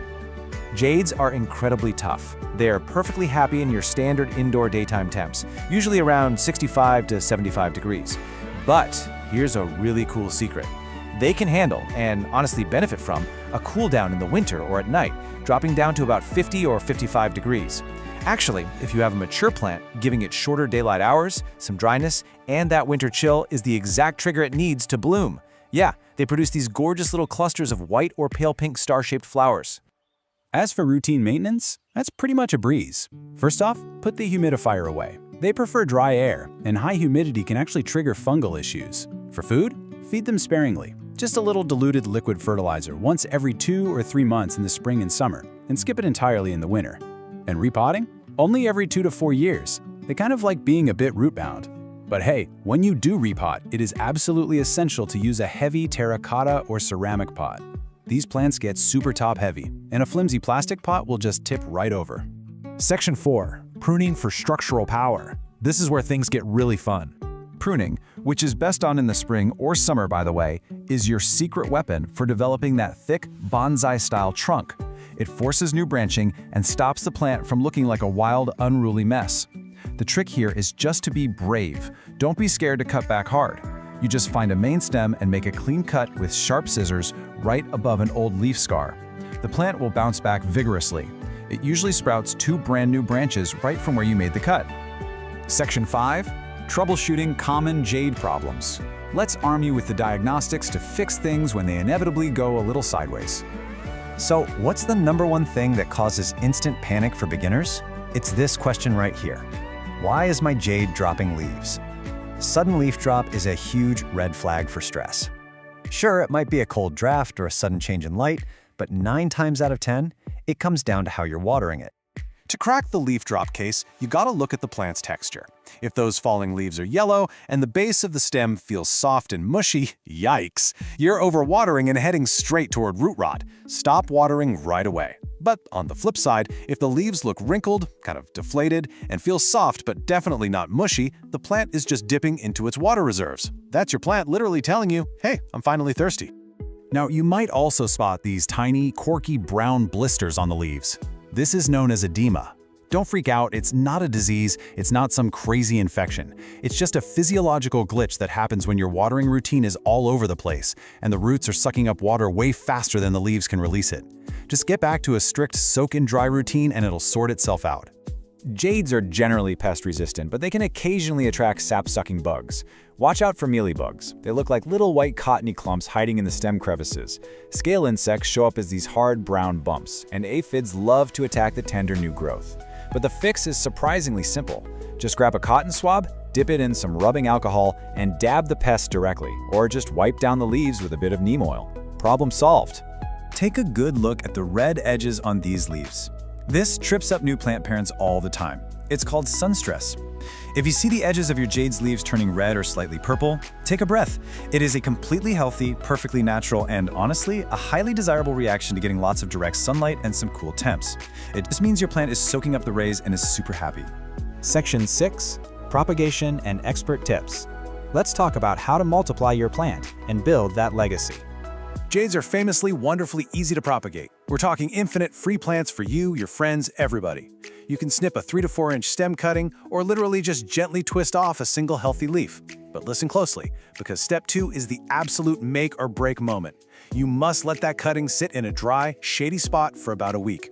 It needs time for the cut end to dry out and form a callus.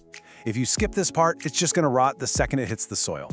Once it's callous, pop it into some dry succulent soil and wait a week or 2 for roots to show up before you even think about watering it. Let's wrap all this up with our ultimate pro tips for a thriving jade. Number 1, embrace the sun. It wants the brightest spot in your house. Number 2, water like a camel. Remember, underwatering is always safer than overwatering. Number 3, prune it regularly to build up that powerful trunk. 4, anchor your plant in a heavy terracotta pot so it doesn't do a nosedive off the table. And finally, be patient. They aren't the fastest growers, but that incredible longevity is absolutely their greatest beauty. Which leads us to our final question for you.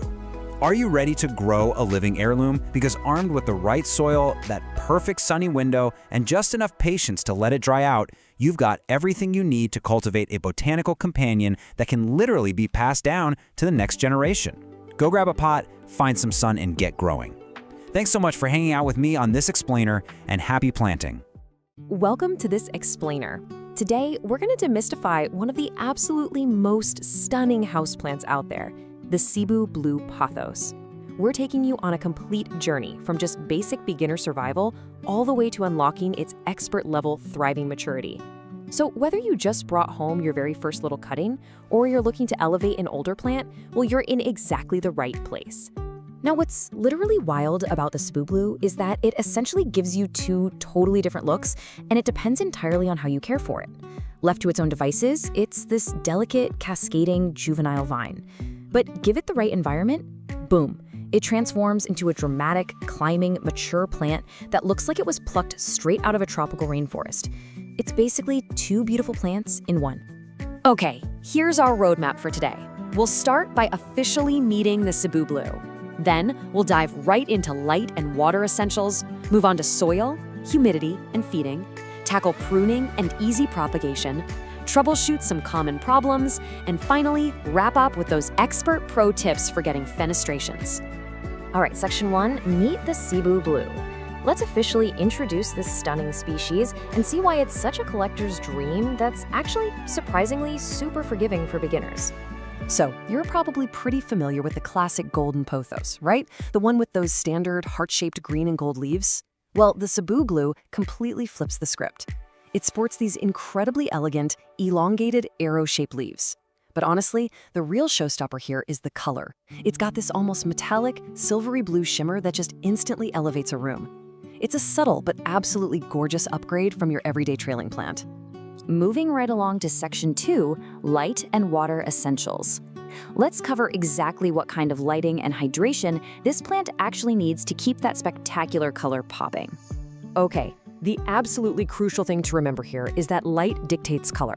That incredible silvery blue sheen, it's directly tied to the plant getting bright, indirect light.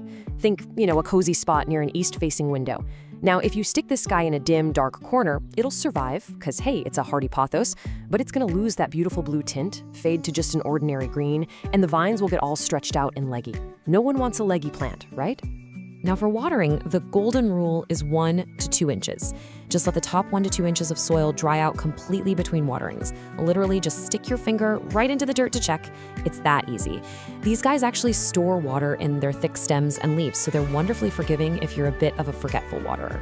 Seriously, it's always way better to slightly underwater a Cebu Blue than to overwater it. But when it is time to water, don't just give it a tiny little sip. You want to do what we call the drench and drain cycle. Drench that soil thoroughly until water is freely pouring out of the drainage holes at the bottom. But here is the absolute most critical step. Immediately empty the saucer underneath. If you let the pot sit in a puddle of standing water, you are fast-tracking your way to deadly root rot, which is pretty much the #1 killer of these plants. Let's jump right into Section 3, soil, humidity, and feeding. We're gonna build the absolute perfect foundation here, starting with chunky aeroid soil and mimicking that ideal tropical vibe. you have to remember where this plant comes from. In its native environment, it climbs up trees in the tropical forest of the Philippines. Because of that, it absolutely hates compacted, heavy dirt. So you're going to want to use the rule of 3 to mix your own soil. 2 parts standard potting soil, 1 part perlite, and 1 part chunky orchid bark. This airy, super well-draining aeroid mix gives the roots all the oxygen they're craving and stops them from sitting in soggy, swampy conditions. And coming from the tropics, you bet this plant loves humidity. While it'll totally tolerate the average, slightly drier air in your house, hitting that 50 to 70% relative humidity sweet spot is the real secret sauce. You can easily pull this off with a simple pebble tray filled with water under the pot, or just by running a small humidifier nearby. Do that and it'll reward you with way faster growth and noticeably larger, super happy leaves. Now, fresh potting soil does have nutrients, but they definitely deplete over time. The Cebu Blue isn't exactly a super heavy feeder, but giving it a balanced liquid fertilizer, diluted to half strength, just once a month during its active growing season in the spring and summer, that acts like a perfect little vitamin boost. It keeps everything lush and vibrant. Just remember to stop feeding it completely in the winter when its growth naturally takes a break. All right, section 4, pruning and easy propagation. Your plant's got a great foundation now, so let's talk about keeping its shape bushy and, honestly, my favorite part, multiplying your collection for absolutely free. So regular pruning isn't strictly required for the plant's health, but if you don't give it occasional trims, those beautiful vines are eventually going to get long and kind of stringy. The fix is super simple. Grab some clean scissors and snip the vine just above a node. That's the little bump where a leaf attaches to the stem. Doing that forces the plant to push out brand new, fuller branching growth right from that exact spot. And whatever you do, please do not throw away those cuttings. Propagating a Cebu Blue in water is practically foolproof and so incredibly rewarding. Just take your cutting, make sure you snip about a 1/4 inch below a node this time, strip off those bottom leaves, and drop the bare nodes right into a glass of clean water. In literally just 1 to 3 weeks, you're gonna watch brand new roots sprout right before your eyes. It is the coolest thing. Let's move to section 5, troubleshooting common problems. Because look, even the easiest, most forgiving houseplants hit a rough patch sometimes. Let's play plant doctor and figure out how to fix them fast. You really just have to listen to what your plant is telling you. For instance, yellowing, lower leaves combined with mushy stems, that almost always means you need to hit the brakes on watering. You're probably looking at root rot. On the flip side, if you're losing that signature silvery blue color, the plant is screaming for brighter indirect light. And what if you start seeing brown, crispy edges on the leaves? Well, your air is probably too dry, or you're waiting just a little too long between waterings. Also, keep an eye out for pests. The Cebu Blue is wonderfully pest resistant, but early detection is still your absolute best defense. Just make it a habit to check the undersides of the leaves every now and then. If you spot cottony white masses, tiny little dots with webbing, or weird brown bumps, isolate the plant immediately. You can treat these annoying invaders pretty easily by just gently wiping the leaves down with a cotton swab dipped in rubbing alcohol, or spraying the foliage with some diluted neem oil. Finally, we've arrived at section 6. Pro tips for fenestrations. Let's unlock the ultimate secret to transforming this beautiful little vina into a massive, dramatic botanical masterpiece. Now, you might actually be wondering, will my perfectly cared for plant ever reward me with flowers? Well, the short answer is no. Getting a Cebu Blue to flower indoors is incredibly rare, but honestly, don't even worry about it because indoor plant collectors are chasing a completely different, highly structural goal with this specific plant anyway. And that goal is fenestration. This is the absolute holy grail for Cebu Blue owners. It's this dramatic, crazy physical transformation where the mature leaves develop deep, natural splits and holes in them. When this happens, the leaves also get massively larger. It essentially gives you a completely different, wild, monstera-like plant that just looks insanely exotic. So how on earth do you trigger these legendary fenestrations? Well, the Expert Unlock takes 2 things working together. First, you've got to give the plant a physical structure to climb, like a moss pole or a quail pole. This lets those aerial roots grab on and climb vertically, perfectly mimicking how it climbs trees in the rainforest. Second, you have to combine that climbing pole with consistently bright indirect light. That upward, vertical growth plus great light, that is the exact signal the plant needs to know it's time to mature. So armed with the knowledge of perfect bright lighting, the recipe for that chunky aeroid soil, the correct drench and drain watering cadence, and of course the expert secret of the climbing moss pole, you are totally ready. Apply these visual frameworks and watch your Cebu Blue completely thrive into a majestic jungle giant. Which really makes you wonder, right? What other totally ordinary houseplants sitting in your living room right now are secretly hiding a rainforest giant just waiting to be unleashed? Welcome to this complete explainer. You know, if you're a focused learner looking to truly master the art of indoor horticulture, you've landed in the exact right place today. We are tackling a houseplant that is famous for being incredibly beautiful, but let's be honest, it's also notorious for being a little bit of a diva. Yep, we're talking about the Maranta leuconura, better known as the prayer plant. Now, while it absolutely demands a specific environment to thrive, cracking its code is a super rewarding journey. It's going to take you from a total novice to a true plant enthusiast. By the end of this session, you'll know exactly how to keep this stunning tropical plant vibrant, lush, and happy. All right, here's our quick roadmap for today. Number 1, meet your prayer plant. 2, the 4 pillars of care. 3, maintenance, feeding, and pruning. 4, troubleshooting common plant problems. And 5, propagating new plants. Let's dive right in.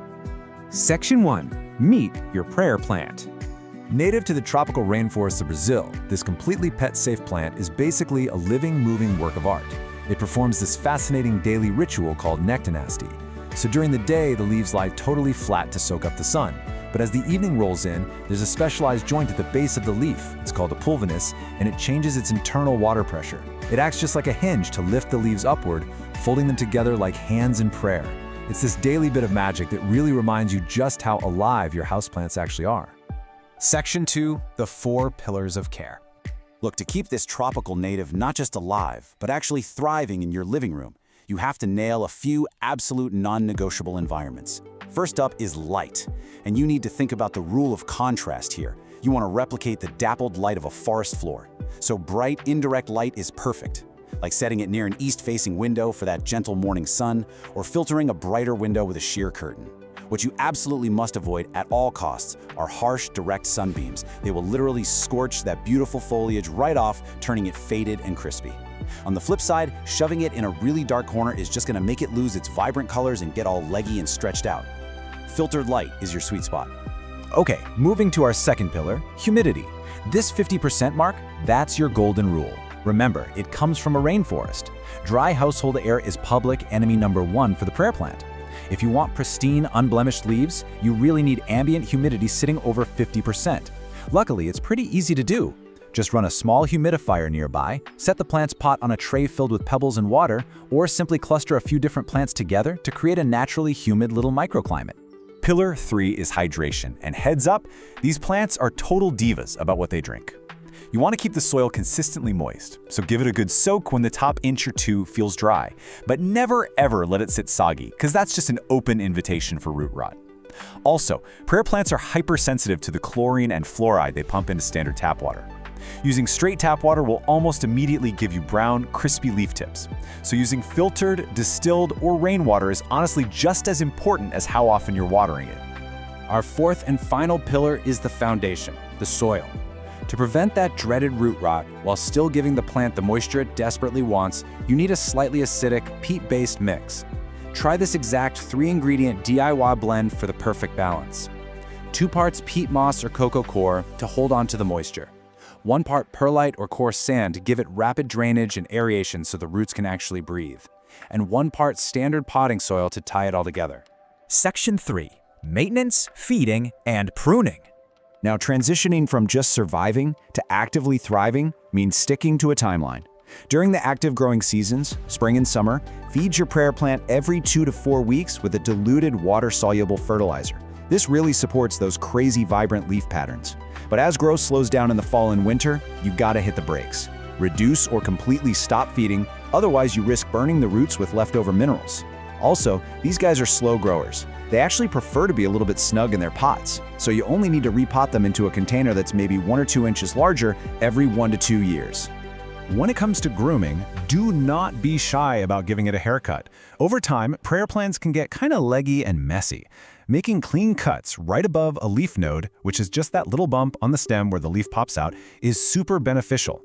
Cutting there triggers the plant to shoot out brand new growth right from that node, giving you that really full, dense, bushy look everyone wants. Plus, snipping off the old, yellowing leaves makes sure the plant redirects its energy into fresh, healthy growth. Section 4. troubleshooting common plant problems. No matter how perfectly you follow the rules, things can still go sideways. But don't panic, because the leaves literally never lie.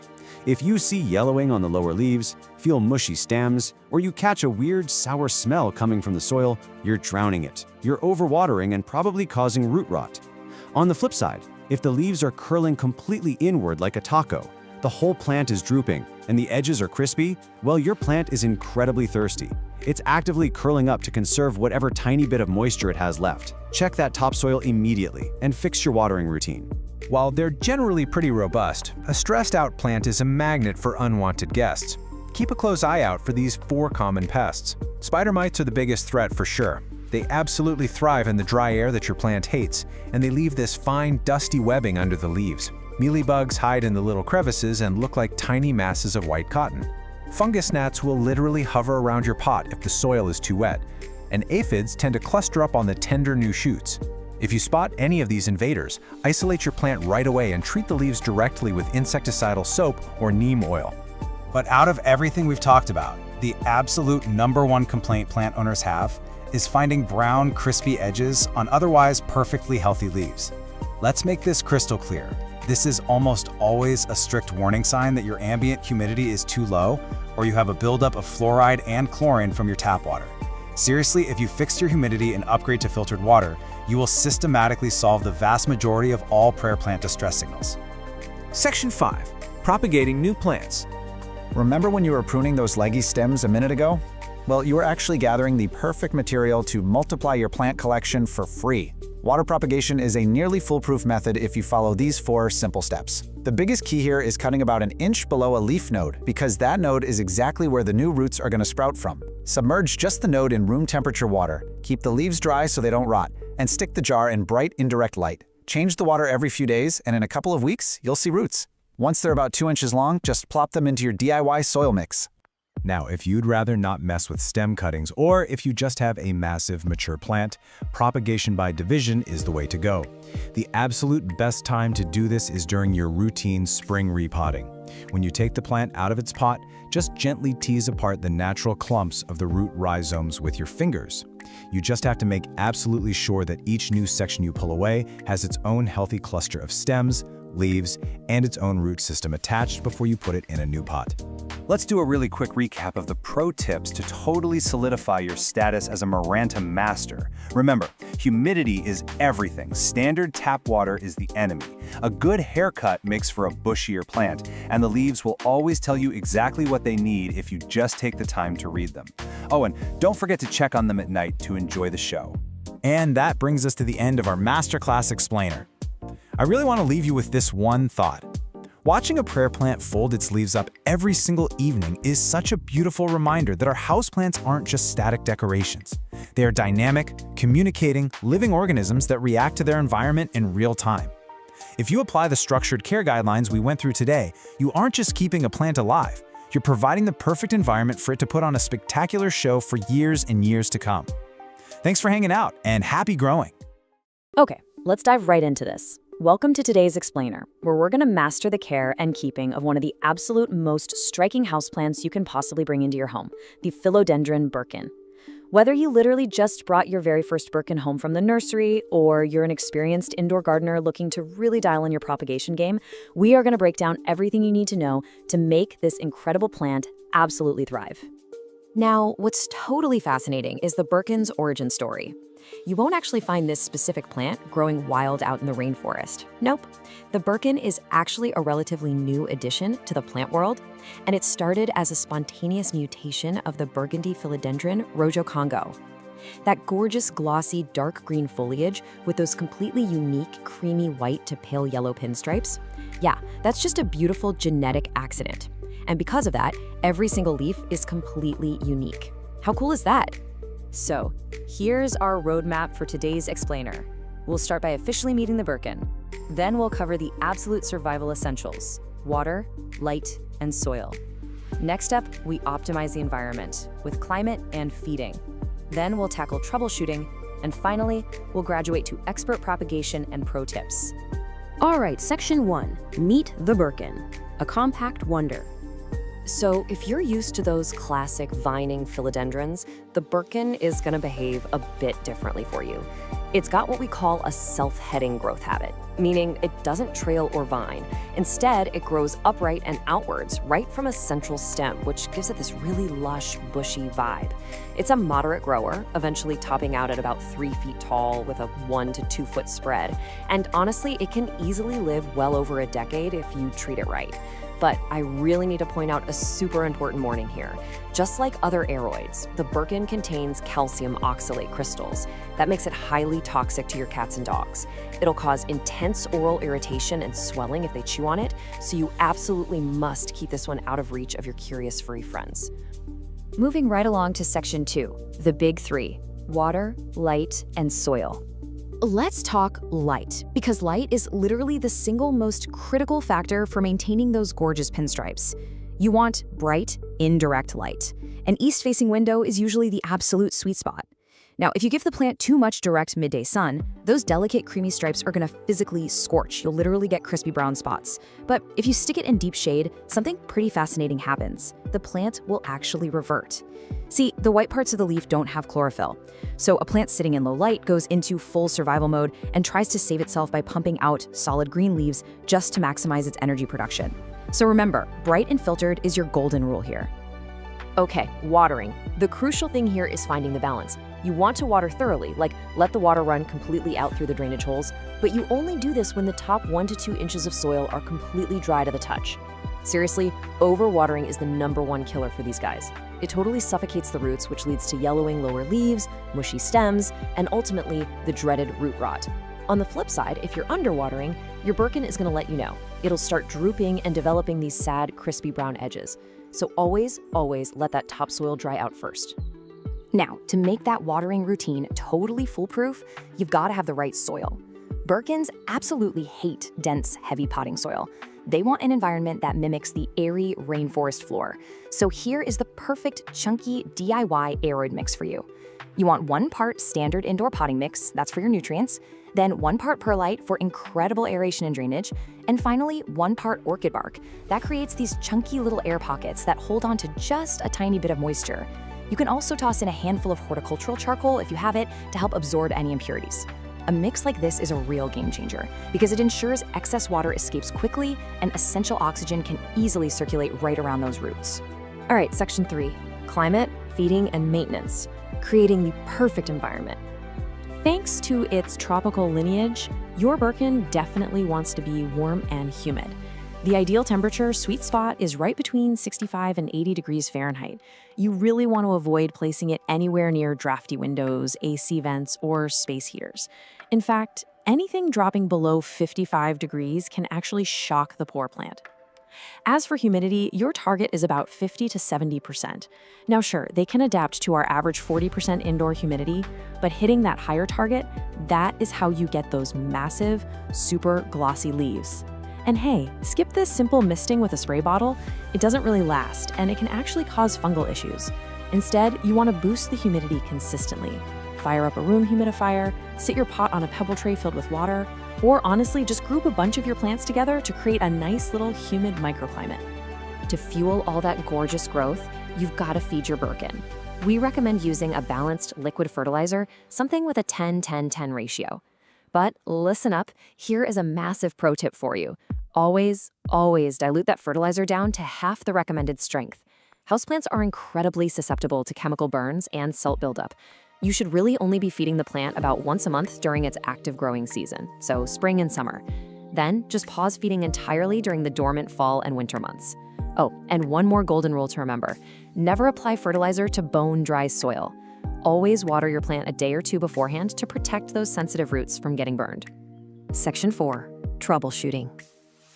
Pests and problems. You know, our plants are pretty good at communicating their issues to us if we just know what to look for. If you start seeing those leaves reverting back to solid green, your plant is practically begging for more light. Got yellowing lower leaves? Well, you are almost certainly overwatering, let that topsoil dry out. If you're noticing brown, crispy edges, your air is likely way too dry, or you might even have mineral buildup from hard tap water. And finally, if the plant has this leggy growth with really long spaces between tiny little leaves, it's just stretching out looking for the sun. Just move it to a brighter spot and it'll sort itself out. Now, sometimes the problem isn't the environment at all, it's uninvited guests. You've got to keep a really close eye out for sap-sucking pests. Mealybugs, for instance, look like these little cottony masses, and they just love to hide deep in the tight crevices of new growth. Spider mites? They'll leave fine webbing under the leaves and give the plant this faded, stippled look. Thrips are a serious headache, leaving silvery patches and badly scarred, distorted new leaves. And hey, if you see tiny little flying insects hovering around the dirt, those are fungus gnats, which are almost always caused by keeping the soil a bit too wet. If you spot literally any of these, your immediate action plan is to isolate the Birkin away from all your other houseplants and treat the foliage thoroughly with insecticidal soap or neem oil. And finally, Section 5, Expert Propagation and Pro Tips. Multiplying your Birkin. I'll tell you, propagating a Birkin is incredibly rewarding, and water propagation is for sure the easiest method to start with. But the absolutely crucial point here is step 1. You must identify a healthy stem that has at least one node. A node is just that slight, swollen little bump on the stem where the leaves emerge. Without a node, roots will simply never grow. Period. Once you've got your node, take some sterile shears and make your cut about an inch below it. Then, just submerge that node into a jar of room temperature water, making sure to keep the actual leaves completely dry. Just change that water out every 3 to 5 days to replenish the oxygen and stop any weird bacteria from growing. And in just 2 to 4 weeks, bam, you'll see a healthy, brand new white root system starting to form. Now, when it comes to finally repotting either those brand new cuttings or your fully mature plant, I want you to remember this specific number, 1 to 2 inches. Philodendrons actually really prefer to be slightly root-bound. Because of this, you only need to repot them maybe every 1 to 2 years. And when you finally do, choose a new pot that is only 1 to 2 inches wider in diameter than the old one. If you put it in a massive pot, all that excess soil will just hold on to way too much water, and you're risking that dreaded root rot all over again. Okay, let's finish strong with some rapid-fire pro tips you can literally use today. First step, give your pot a quarter turn every single time you water it. This makes sure all sides get equal sunlight so you end up with a perfectly symmetrical plant. Second, remember that dust literally blocks photosynthesis, so gently wipe down those beautiful leaves with a damp cloth every few weeks. Third, do not be afraid to prune. If you see a fully reverted solid green or solid red leaf pop up, just snip it right off. That forces the plant to redirect its energy back into variegated growth. You can even prune the main top stem if you want to force the plant to become bushier from the base. And lastly, if your local tap water is super hard, make the switch to filtered or distilled water. It prevents mineral buildup and keeps those delicate leaf tips looking totally pristine. Well, we've covered the origins, we built the perfect chunky soil mix, went over precise watering techniques, and even learned how to clone the plant through propagation. You now have the exact expert blueprint to make this incredible pinstriped wonder completely flourish. So, the only question left is this. Your Birkin is ready to thrive, but is your brightest window ready for it? Thanks so much for joining me on today's Explainer. Go check your soil moisture right now, and I'll catch you on the next one. Welcome to this explainer. Look, if you've been searching for a houseplant that does something, a bit more exciting than your standard green vine, you are in exactly the right place. Today, we're going to learn how to transform you from a nervous beginner into a confident expert. We'll unlock the secrets to cultivating this incredibly popular plant so it develops its signature dramatic, deep blue-green fenestrations. Those are those really cool natural splits and holes in the leaves that plant collectors absolutely go crazy for. So here is our game plan for today. First, we'll meet the Baltic blue, then we'll focus on perfecting the plant's environment. After that, we'll cover watering, soil, and feeding, followed by pruning and easy propagation. Then we'll troubleshoot from common plant problems, and finally, we'll wrap up with pro tips for expert growth. Let's jump right in. All right, Section 1. Meet the Baltic blue. Let's find out exactly what makes this specific Epipremnum pinnatum cultivar an absolute favorite for collectors. It might look fancy, but it's a pothos at heart, which means it's super forgiving. Now, if we compare the Baltic blue to its famous cousin, the Cebu blue, you're going to notice a few major differences. The Baltic blue has these slightly broader arrow-shaped leaves with a stunning deep blue-green color. But honestly, here's the real kicker.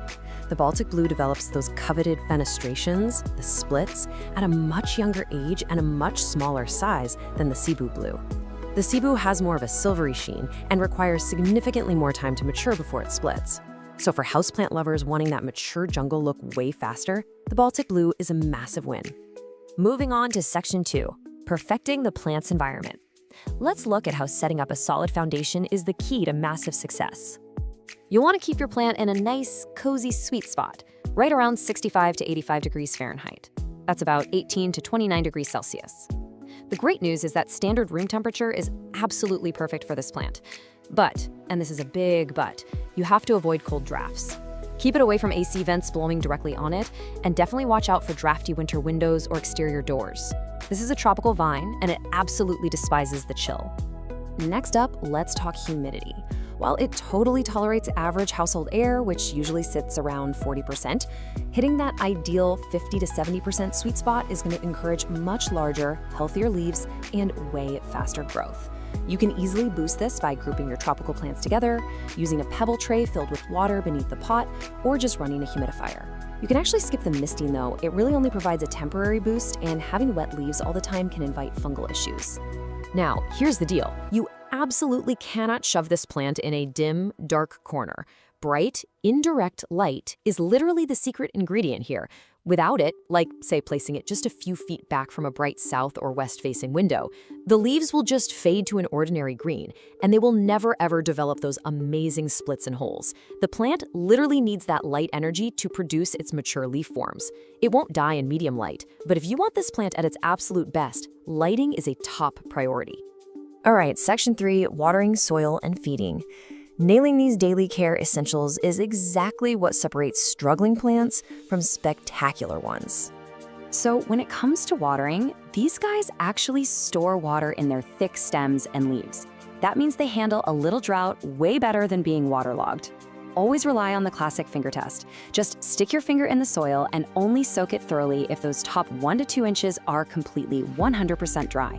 And here is a crucial step so many people skip. Make sure to empty the saucer underneath the pot about 20 minutes after watering. Letting the pot sit in standing water is just a fast track to root rot. And speaking of healthy roots, to avoid that dreaded root rot, you really have to skip standard, dense potting soil straight out of the bag. It just holds way too much moisture.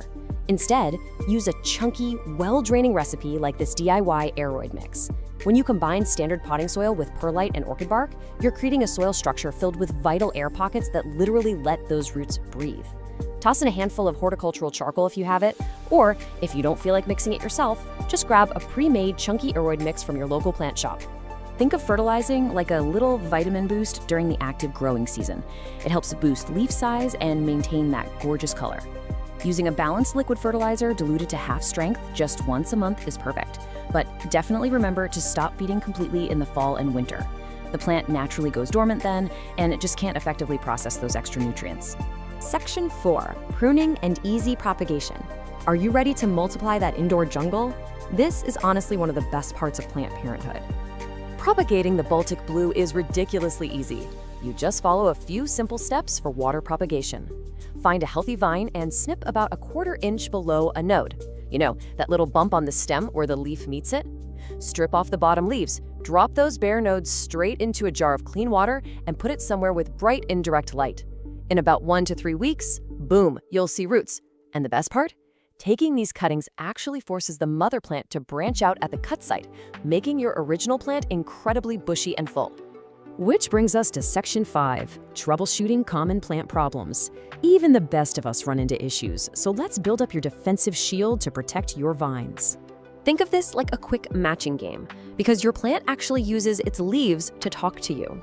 See yellowing, especially on the lower leaves? You're almost certainly overwatering. Let that soil dry out. Is that signature blue color starting to fade back to a standard green? Give it more light. And if the leaf edges are getting brown and crispy, the air is way too dry, so it's time to boost that humidity. Okay, now for the serious stuff. Root rot is the #1 killer of pothos plants, and it is caused entirely by overwatering and poor drainage. If you notice mushy stems at the soil line, rapidly yellowing leaves, or, worst of all, a foul, swampy smell coming from the pot, you have to act fast. You'll need to unpot the plant, trim away all the dark, rotted, mushy roots, and repot whatever healthy roots remain into fresh, dry, chunky soil. Now, the Baltic blue is a tough plant for sure, but you still need to keep a close eye out for common pests like mealybugs, spider mites, scale, and thrips. Early detection is absolutely key. Inspect the undersides of the leaves and those little joints where the leaves meet the stems. You're looking for white cottony masses, those are mealybugs, or tiny little dots and fine webs, which means spider mites. If you spot any of these guys, treat it quickly by wiping the leaves with rubbing alcohol or spraying the plant down with diluted neem oil. Finally, Section 6, Pro Tips for Expert Growth. Let's unlock the ultimate mature form of the Baltic blue. Now, you might be wondering, with all this perfect lighting, careful watering, and excellent humidity we've been talking about, are you gonna get beautiful tropical flowers blooming in your living room? Well, the blunt truth, getting this species to bloom indoors is almost impossible. It requires highly specific conditions that we just can't replicate in a house. But honestly, that is perfectly fine. The dramatic, naturally split, deep blue-green foliage is the real prize here. You're growing this for the incredible leaves, not the flowers. Before we get to the ultimate growth secret, just a really quick but absolutely crucial safety note. Like all pothos varieties, the Baltic blue contains calcium oxalate crystals. This means it is highly toxic to pets if they chew on it. It causes severe oral irritation, drooling, and vomiting.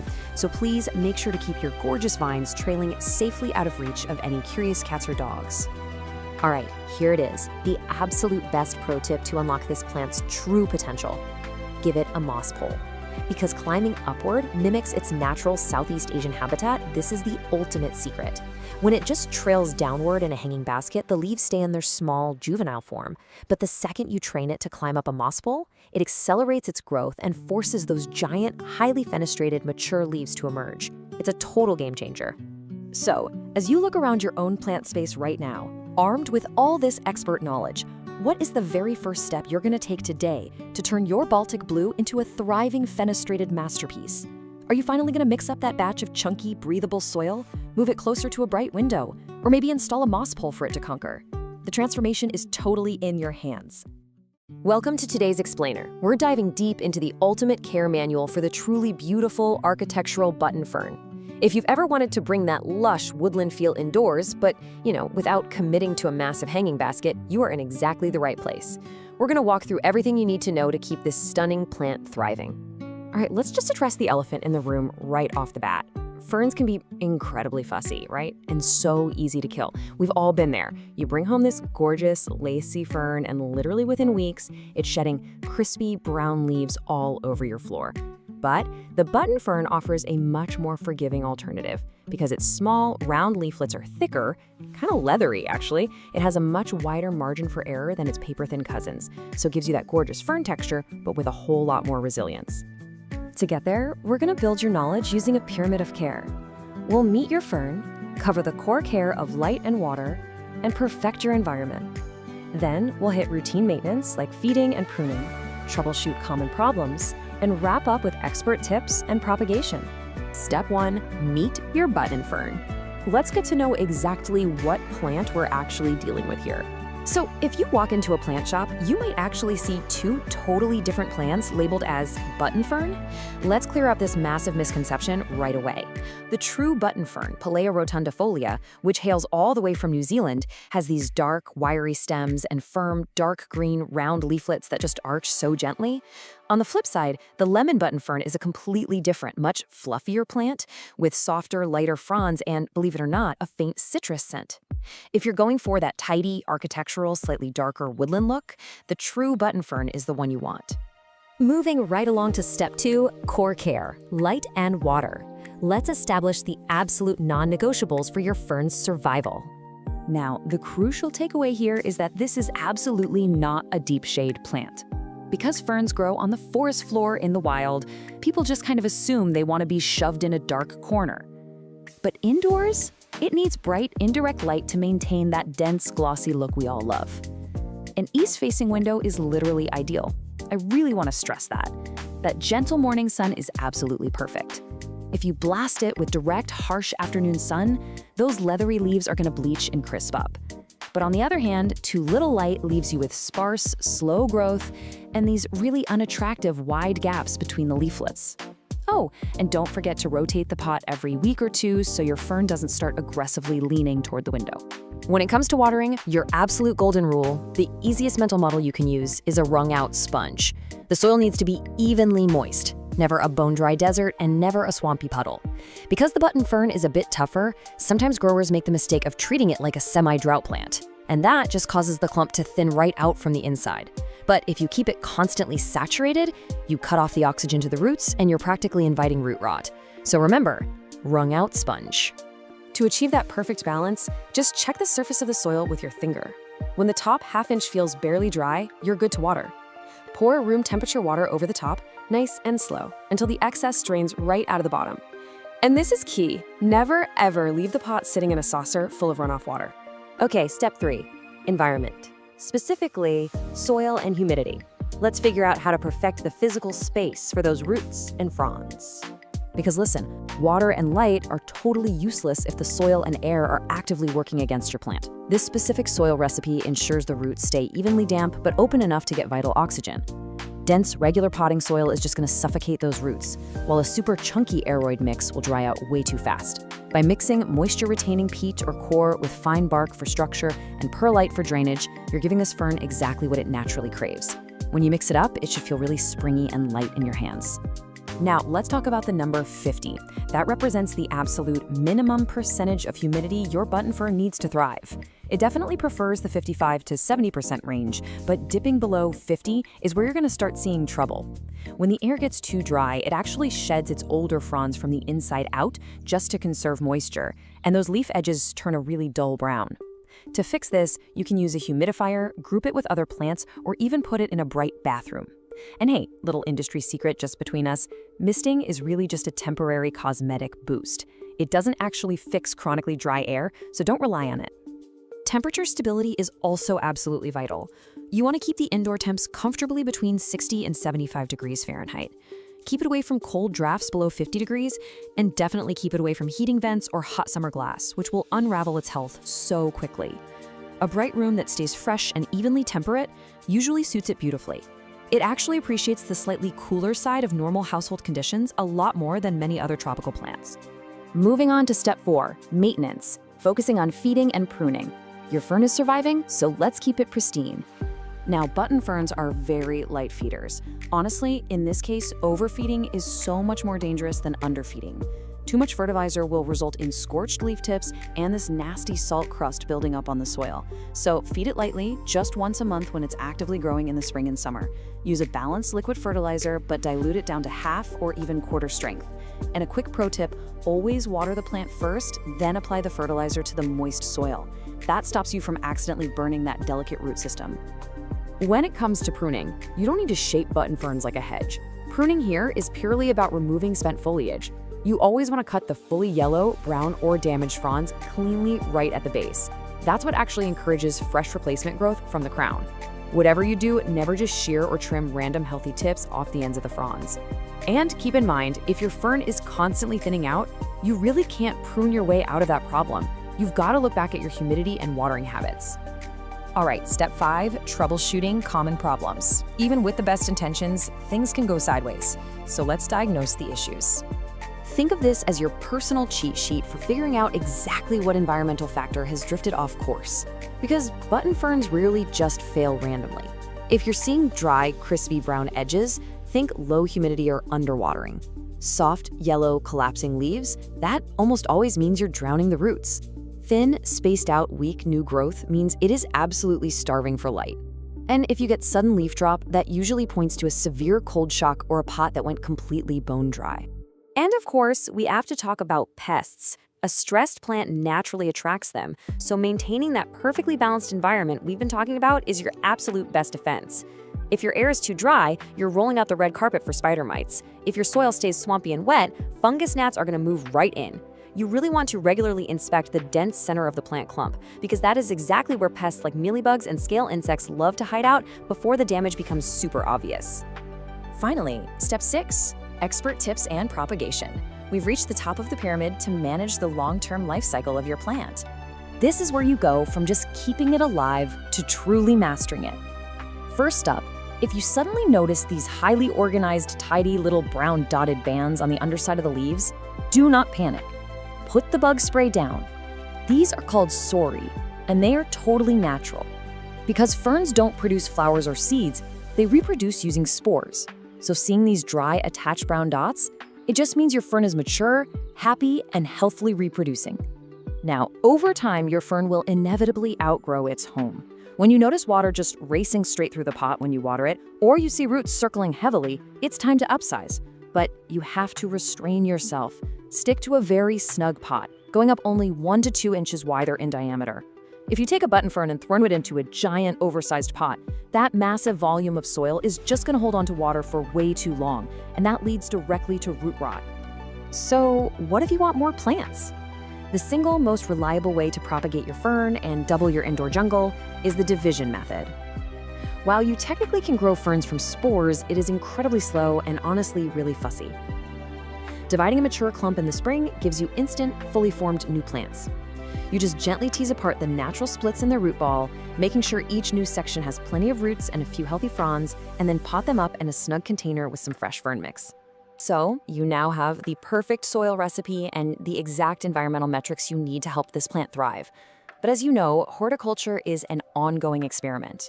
The real question is, now that you have the complete care manual, will you master the button fern's sweet spot of balance in your own unique home?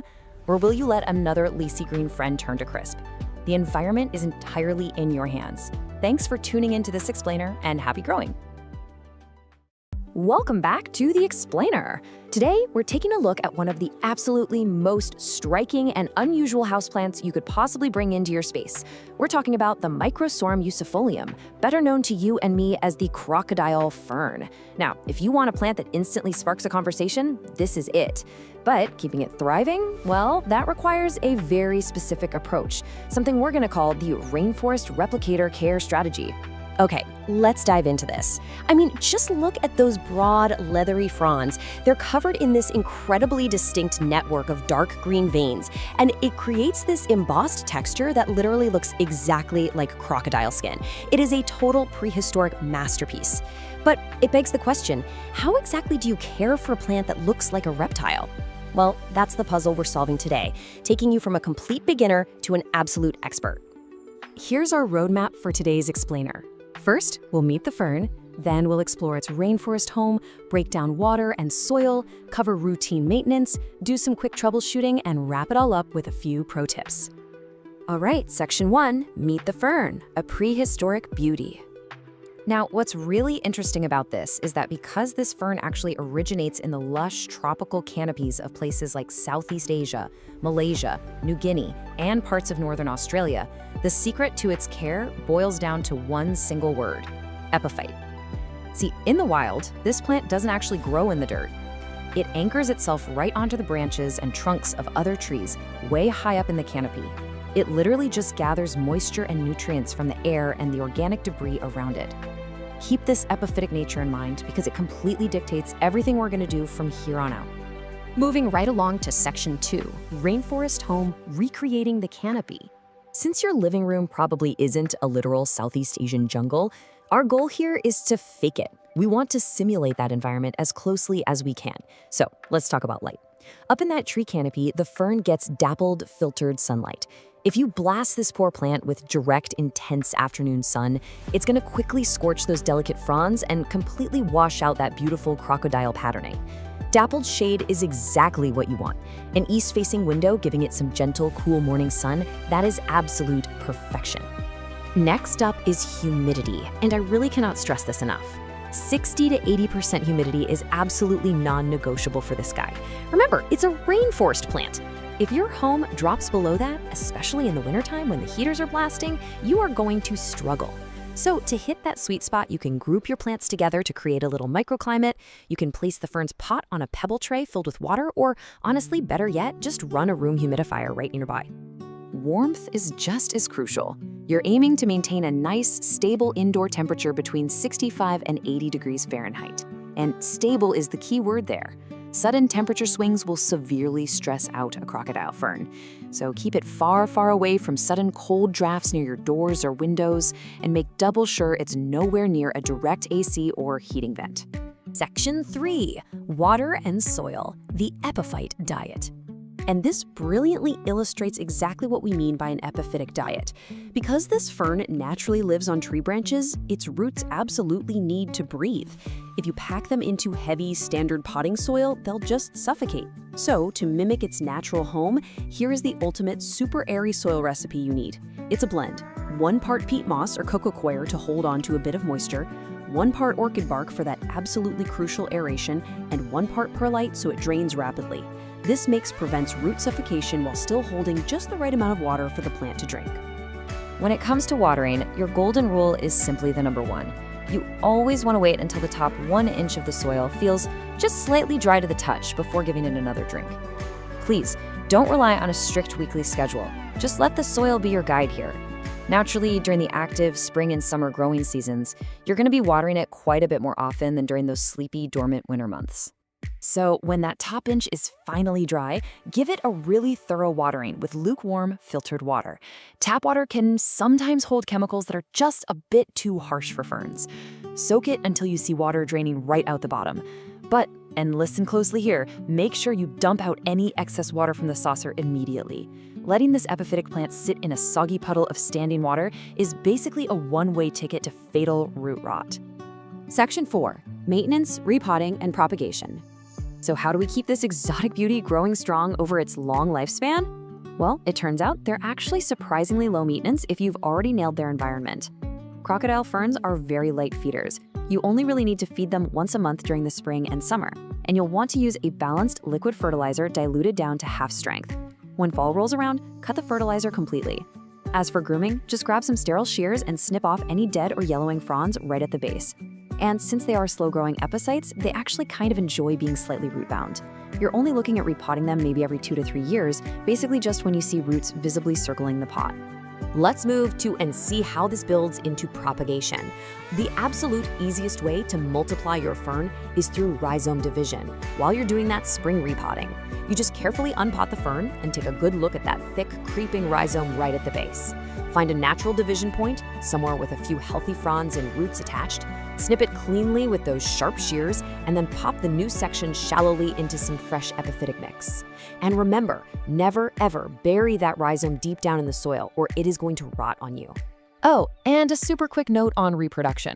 If you ever flip a mature leaf over and spot these neat little rows of brown, powdery dots, take a deep breath. Don't panic. Those are definitely not pests. They're actually called sori, and they hold the fern's spores. Since ferns don't grow flowers, this is just their entirely natural way of reproducing. It's actually this really fascinating sign that you have a happy, fully mature plant on your hands. Section 5. Troubleshooting, translating distress signals. Look, even with the absolute best care in the world, plants get stressed out. So here's how to quickly translate those distress signals so you can course correct before it's too late. Seeing brown, crispy edges? Your humidity is probably way too low or you're underwatering. If the fronds are turning yellow, you're likely going the other way, overwatering and suffocating those roots. If that gorgeous, striking crocodile pattern is suddenly looking all pale and faded, move the plant. It's getting way too much direct sunlight. And lastly, if the base rhizome feels mushy and smells kind of foul, yeah, that's root rot. You need to act immediately to dry it out. Though I have to be honest, root rot is very often fatal. You're also going to want to keep a sharp eye out for pests, especially the ones that thrive in dry indoor climates. We're talking spider mites, mealybugs, and scale. They absolutely love to hide right on the textured undersides of those fronds. But hey, the good news? Maintaining that strict 60 to 80% humidity we talked about earlier is honestly your best natural defense against spider mites. If you do happen to spot any pests though, just wipe them down early on with some insecticidal soap. And finally, Section 6. Pro tips, mastering the crocodile fern. So the crucial point is, let's quickly summarize those expert takeaways that will take you from just keeping this plant alive to watching it truly flourish in your home. Rule 1, always mimic the rainforest. That high humidity is your absolute secret weapon. Rule 2, remember to plant shallowly. Keep that rhizome right near the surface. Rules 3, keep the soil airy. Please toss out that dense standard potting soil. And here is a truly fantastic bonus fact for all the animal lovers out there. The crocodile fern is 100% non-toxic to both cats and dogs, which makes it a totally safe, worry-free addition to your indoor jungle. Which really leaves us with one final question for you. Is your home ready for a prehistoric rainforest touch? Yes, it takes a little bit of extra effort to dial in the humidity and get the soil just right, but the reward of those incredible, textured, reptilian fronds arching right across your living room, it's absolutely unmatched. Take these structured steps, apply the rainforest replicator strategy, and go grow your very own exotic masterpiece. Honestly, it makes you wonder what other prehistoric secrets might be hiding right now at your local nursery. Thanks so much for joining me on this explainer, and we will see you on the next one. Welcome back, everyone. If you're tuning into this explainer today, chances are you've either got a full-blown botanical emergency on your hands, or you just want to be totally prepared for when you inevitably do.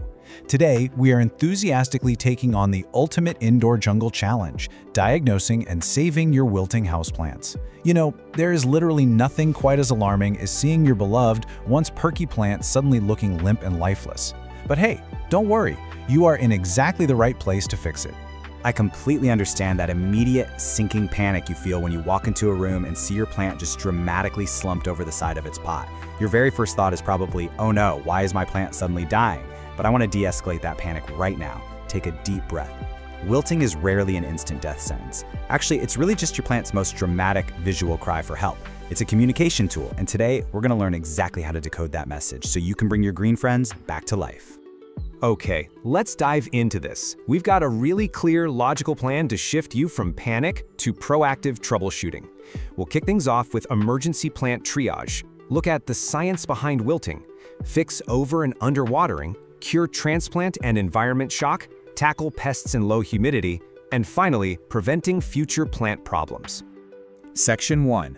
Emergency Plant Triage. All right, I need you to stop exactly what you're doing right now. Your very first instinct when you see a drooping plant is probably to reach straight for the watering can. But listen to me, without a proper diagnosis, that could be a fatal mistake. So, step 1, do not water it yet. Step 2, pick up the pot. Is it surprisingly light, or is it heavy and dense? Step 3, stick your finger about 2 inches down into the soil. We need to know if it's dry all the way down or if it's wet and soggy beneath the surface. Step 4, take a sniff. Yes, literally smell the soil. If you catch a musty, sour, or kind of swampy odor, we have a serious emergency on our hands. And finally, step 5, inspect the leaves. Look really closely at them. Are the edges crispy and dry, or are the lower leaves turning a soft, mushy yellow? Answering these specific questions is absolutely crucial. It's the only way to actually diagnose the issue. Section 2. The science behind wilting. Before we start fixing things, we need to understand the biological mechanics at play. Wilting almost always points to a disruption in how water moves from the roots all the way up to the leaves. To visualize this, I want you to think of your plant cells like millions of tiny little water balloons. When those balloons are completely full of water, they're firm, right? They're rigid. This internal water pressure is known as turgor pressure, and it is literally the thing holding your plant upright. But when the roots can't supply water as fast as the leaves are losing it, which happens through a natural process called transpiration, those tiny balloons start to deflate. And when the balloons deflate, the plant structure just can't support itself anymore, and boom, you've got a drooping plant. So our main job today is figuring out exactly what is disrupting that water supply line. Section 3. Fix over and underwatering. Now, what's really interesting about this is how perfectly these two opposite states contrast with each other. On one side, we have underwatering. The soil is bone dry all the way through. The pot feels remarkably light when you lift it, and the leaves are limp, sure, but they're still mostly green. The fix here is obvious, right? It just needs a good drink. But on the other side, we have the deceptive and incredibly dangerous overwatering. The pot feels heavy, the soil is totally soggy, and those lower leaves are getting soft and yellow. You might even notice that musty smell we talked about earlier. This is a cruel irony of nature, honestly, because when soil is constantly waterlogged, the roots suffocate and rot. And since dead roots can't absorb moisture, your plant is literally wilting from thirst while sitting in a giant puddle of water. Crazy, right? So, if you've done your triage and diagnosed underwatering, fixing it is pretty straightforward, but it does require a specific technique. Do not just pour water on top of the soil. Bone-dry soil can actually repel water, it'll just run right down the sides. Instead, we're gonna do what's called bottom watering. Just place the pot in a tray filled with a few inches of water and leave it alone for 30 to 60 minutes. The soil is going to act just like a sponge, drawing up all the moisture it needs from below. Once it's fully hydrated, take it out and let it drain completely. And you know what the incredibly satisfying part is? Your plant should perk right back up within just 1 to 4 hours. It's like magic. But if you diagnosed overwatering and root rot, guys, this is a code red. You need to stop watering immediately. Carefully unpot the plant and take a hard look at its roots. Healthy roots are going to be firm and light-colored. Rotted roots are brown, black, and super mushy. You have to take a pair of sterile shears and trim away every single rotting root. Seriously, don't be shy. Cut the whole shebang away if it's mushy. After that, repot the plant into completely fresh, well-draining soil in a pot that actually has drainage holes. Pop it in bright, indirect light, and whatever you do, do not feed it any fertilizer right now. I have to be completely honest with you. Recovery here is a very slow 3 to 6 week process. And if the rot was really severe, you might even need to take healthy stem cuttings and just propagate a brand new plant entirely. Section 4. Curing transplant and environment shock. You know, plants really despise moving house, almost as much as we do. If you just repotted your plant a day or two ago, you've highly likely caused what's known as transplant shock. Repotting inevitably damages those tiny, fine root hairs that are responsible for absorbing water. The fix for this? Do absolutely nothing. Seriously, don't panic and try to repot it again to fix it. Definitely avoid fertilizer and just give it a week or two of patience so it can recover on its own. Alternatively, we have environment shock. This happens when a plant suddenly faces extreme heat, a cold draft from an AC vent, or getting blasted by scorching sun. These sudden extremes disrupt the plant's vascular system. The solution here is super simple. Just move the plant to a stable, moderate location far away from any drafts. Once its temperature stabilizes, recovery usually takes just a few hours.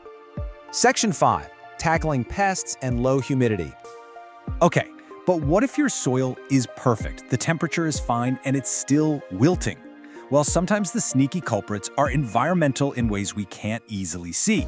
First up is low humidity, which leads to something called transpiration overload. This is essentially a physics problem. It's incredibly common in the winter when our heating systems just dry out the indoor air, or if you're trying to keep fussy tropical plants.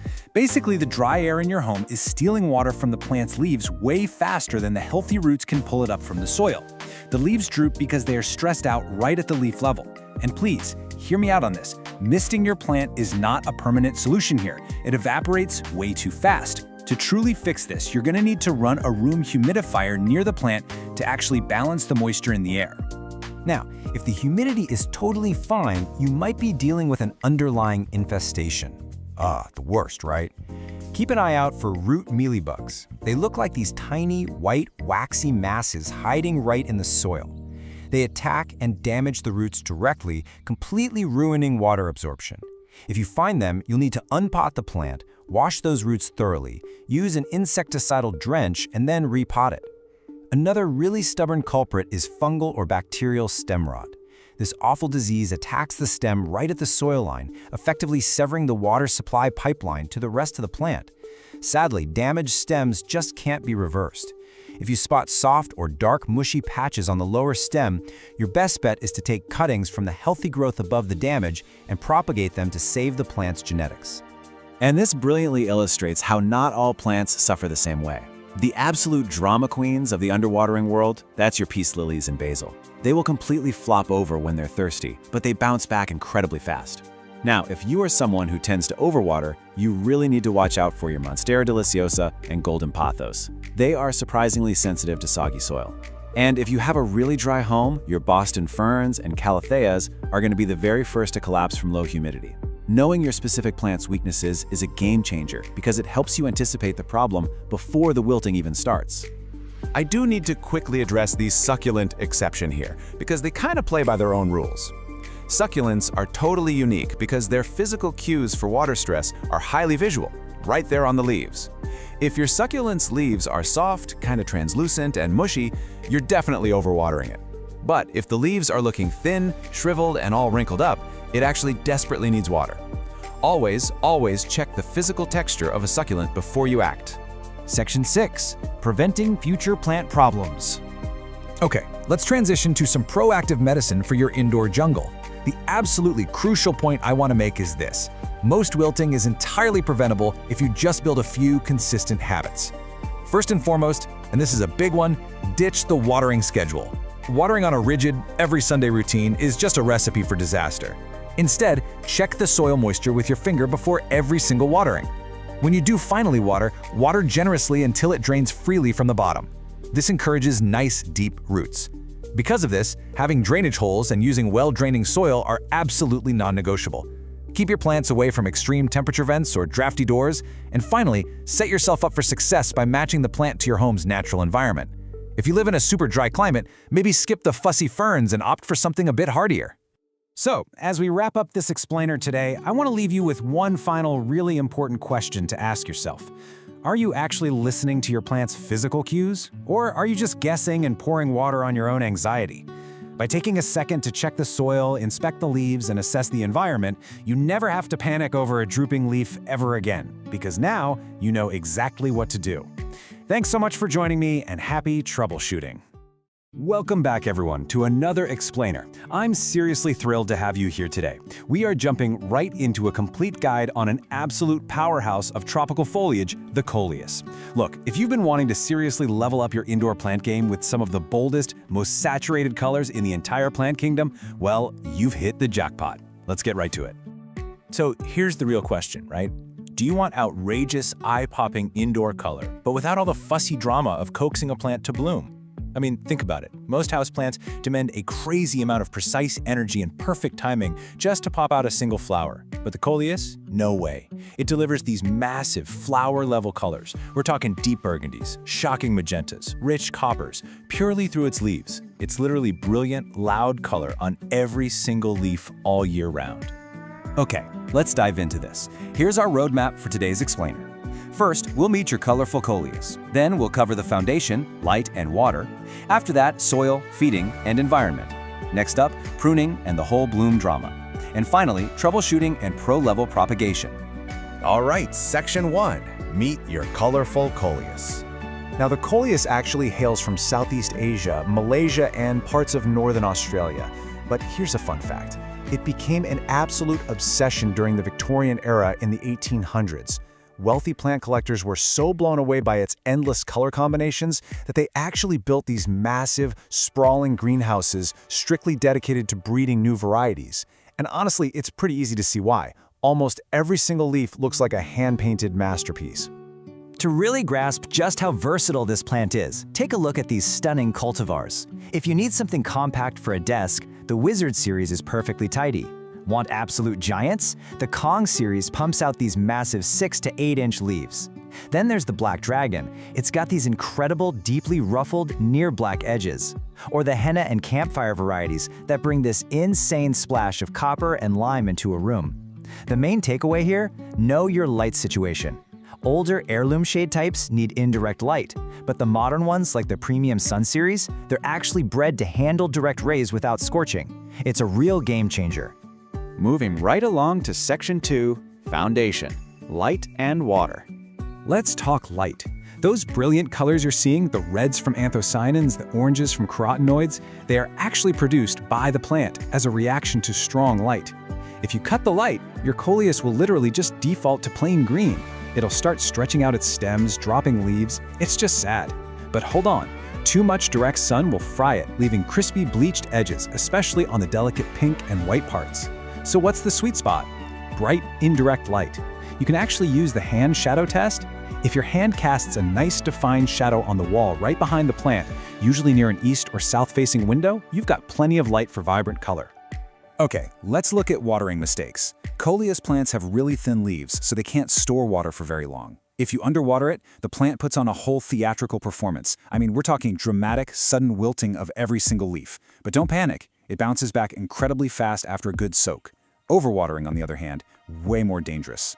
Lower leaves will turn this gross yellow and translucent color. The stems get soft, and your soil might even smell kind of sour. That is early root rot, and it's bad news. The winning strategy here is simple. Wait until the top half-inch of soil feels dry. Then, ideally, bottom water it. Just set the pot in room temperature water for about 15 to 20 minutes, let it drink from the bottom up, and then let it drain completely. Section 3. Soil, feeding, and environment. So creating the ultimate coleus comfort zone. Temperature-wise, you want it sitting comfortably between 65 and 80 degrees Fahrenheit. Just be super careful to keep them away from drafty winter windows or those intensely drying AC and heater vents. Humidity is best right around 50 to 60%, which actually makes a bright bathroom an absolute paradise for these guys. And take a close look at that soil recipe. 2 parts peat or cocoa coir, 1 part perlite, and a handful of compost. Coleus roots are incredibly fine and dense. If you shove them into compacted, heavy garden soil, they will literally suffocate. That 25 to 30% perlite is an absolute must. They need that breathing room. Now, because the Coleus grows so unbelievably fast, it's a surprisingly heavy feeder for its size. During the active growing months, spring and summer, you're going to want to use a balanced liquid fertilizer, something like a 10-10-10 or 20-20-20. Feed it at half strength every 2 to 3 weeks. Honestly, skip the slow-release granules indoors. They release based on temperature, not what the plant actually needs at the moment. Keep a sharp eye out, though. If you spot brown, crispy leaf tips or a weird white crust forming on the top of the soil, you've over-fertilized. Easy fix. Just flush the soil with plain water for a minute to reset the whole thing. All right, section 4, pruning and the bloom drama. Coleus wants to flower, and when it does, the foliage tires and the plant gets leggy. So the crucial point is exactly this. Blooming is actually a bad thing for this specific houseplant. In late summer or autumn, it's going to try to push out these slender spikes of pale blue or lavender flowers. They look a lot like tiny mint blossoms, which makes total sense since it's actually in the mint family. But listen, once it shifts into reproductive mode, all the plant's energy gets stolen right from the leaves.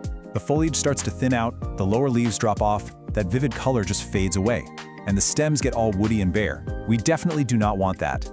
The fix? It's the ultimate plant hack. We call it pinching. Pinching is literally just snapping off the top 1 to 2 inches of a stem right above a healthy leaf pair. You can use clean fingernails, sharp scissors, whatever works.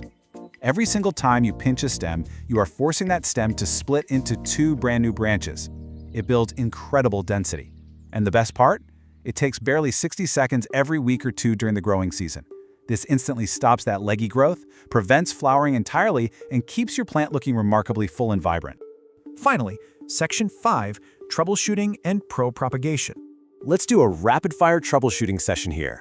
Because Coleus leaves are so soft and juicy, they are total magnets for indoor pests. Weekly checks are absolutely vital. See fine webbing or tiny stippled yellow dots? That's spider mites. Hit them with some diluted insecticidal soap. White cottony puffs hiding in the leaf joints? Those are mealybugs. Just dab them with 70% isopropyl alcohol on a cotton swab.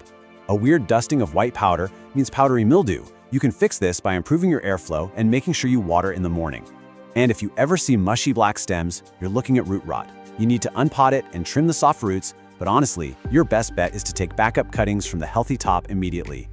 And this brilliantly illustrates the real magic of the Coleus, infinite water propagation. See, indoors, parent plants naturally tend to lose their vigor after about 2 years, but a single mature plant can produce dozens, literally dozens of free new plants. Just cut 4 to 6 inches off a healthy stem right below a node, strip off those lower sets of leaves, and submerge the bare nodes in a glass of room temperature water. Keep it sitting in bright, indirect light, swap out the water every 3 to 4 days, and boom, in just 7 to 14 days, you'll have 1 to 2 inch roots ready for potting soil. It is really that easy. All of this brings us to our final list of expert tips for true Coleus mastery. Number 1, always keep backup cuttings rooting in water. That way you never lose your favorite cultivar. Number 2, try to water in the morning so any splashed water on the leaves can dry completely by evening. This prevents fungal spots. Number 3, rotate your pot a quarter turn every week so the growth stays nice and even toward the sun. Number 4, skip those commercial leaf shine sprays. Seriously, they just clog the plant's pores. Just wipe the dust off with a soft, damp cloth. And finally, remember, more light equals more color.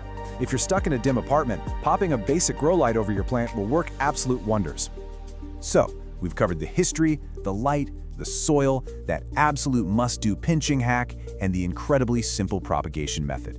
You now have the exact blueprint to transform literally any bright room into a tropical, wildly colorful paradise without ever waiting around for a single finicky flower to bloom. So, I'll leave you with this final, exciting thought to chew on. Now that you have the secret to unlimited, vivid foliage right at your fingertips, which color are you going to propagate first? Grab your scissors, find a sunny window, and go build your own vibrant indoor jungle. Thanks so much for hanging out with me on this explainer, and hey, happy growing. let's jump right into this explainer. If you've ever wanted to bring a vibrant, living, breathing piece of the forest indoors without having to run the vacuum literally every single day to clean up dead leaves, well, you are exactly in the right place. Today, we're breaking down a complete beginner to expert care guide for the absolutely stunning Asian sword fern. Here's our blueprint for today. First, we'll officially meet the Asian sword fern. 2, we'll cover light, temperature, and humidity. 3, hydration and soil mastery. 4, feeding, pruning, and propagation. And finally, number 5, troubleshooting pests and problems. All right, let's get started. Section 1, meet the Asian sword fern. Scientifically known as Nephrolepis brownie, you'll also see this beauty sold under its popular trade name, the Kimberly Queen fern. It's a robust, gorgeous evergreen native to the warm regions of Asia and Australia, prized not just for its stunning structure, but also because it is a powerhouse when it comes to purifying the air. Honestly, this plant is like a massive upgrade to the classic Boston fern. You know how Boston ferns just kind of sprawl out everywhere and drop tiny leaflets the exact second they feel even a little bit dry?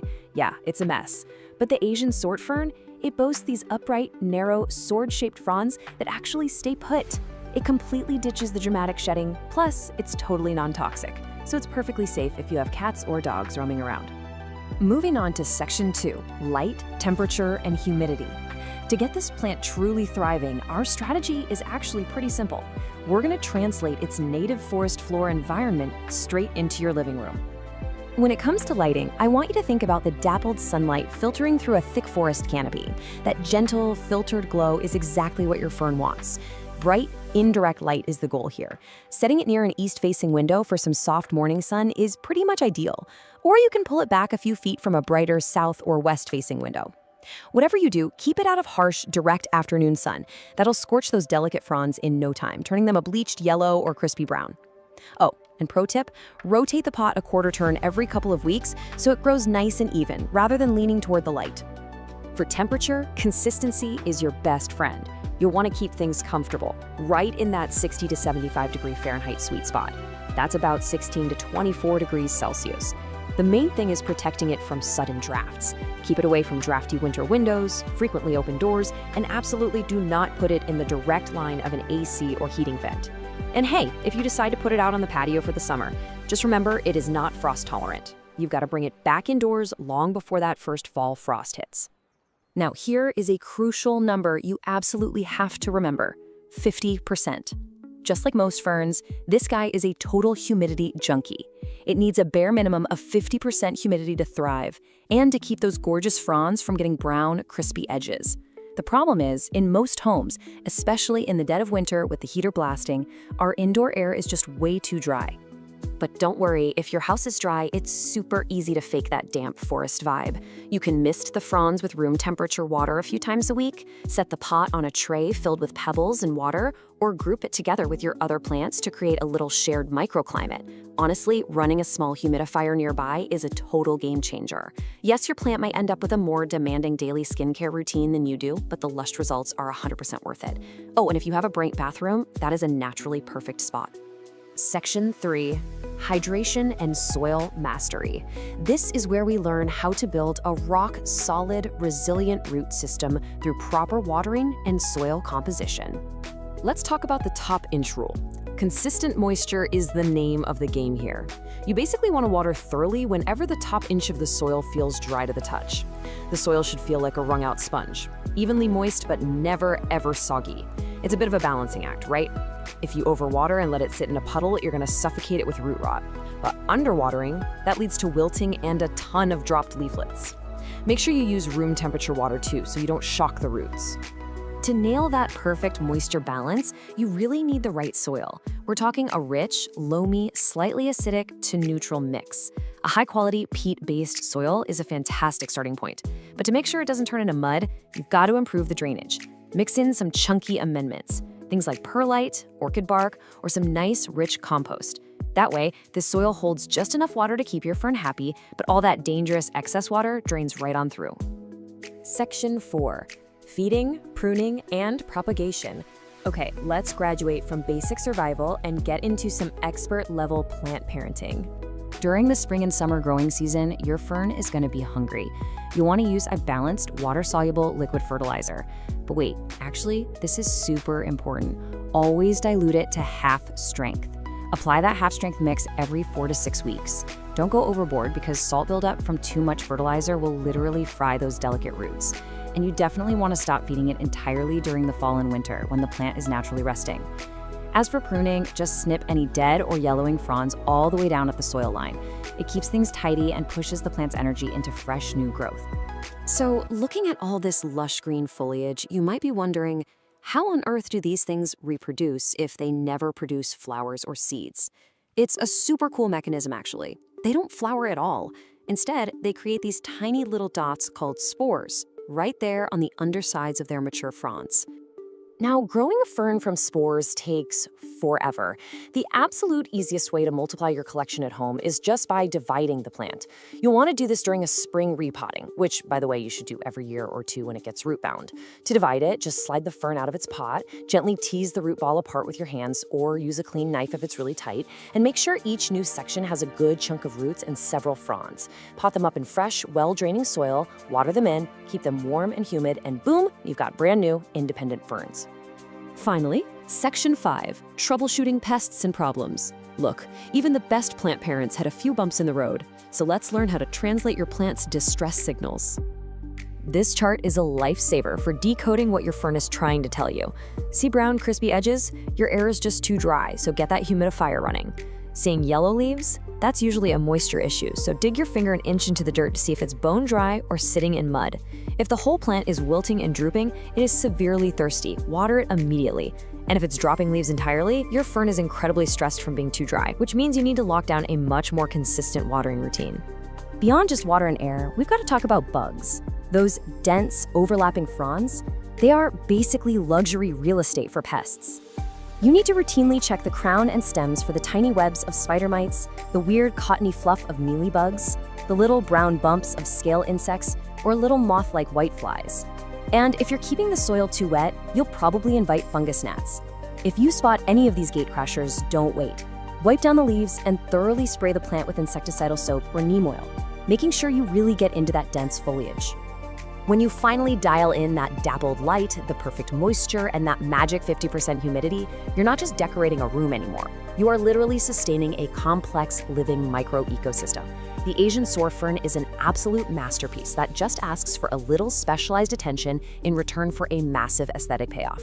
If you can successfully cultivate this vibrant piece of the forest floor right inside your living room, what other incredible natural environments are you ready to conquer next? Welcome to This Explainer. Okay, today we are tackling what is probably the single most intimidating part of bringing a piece of nature indoors. Listen, if you've ever stood over a potted plant with a watering can, totally paralyzed by the fear of doing the wrong thing, you are in the exact right place. We're going to completely shift your mindset today and give you a totally foolproof guide to keeping that indoor jungle of yours absolutely thriving. By the time we're done here, you won't be guessing anymore. You'll know exactly what your plants are trying to tell you. Okay, let's dive into our roadmap for today. We'll hit the #1 mistake, the golden watering rule, how to spot thirst, 2 ways to water, and finally, overwatered or underwatered. Section 1, the #1 mistake, killing with kindness. So be honest with me for a second. Have you ever loved a plant to death? It's literally the most common story in the book. You pick out this beautiful, tiny little succulent, you bring it home, and you just want it to be so happy. So how do we show that love? Well, by hovering over it with a watering can every single day.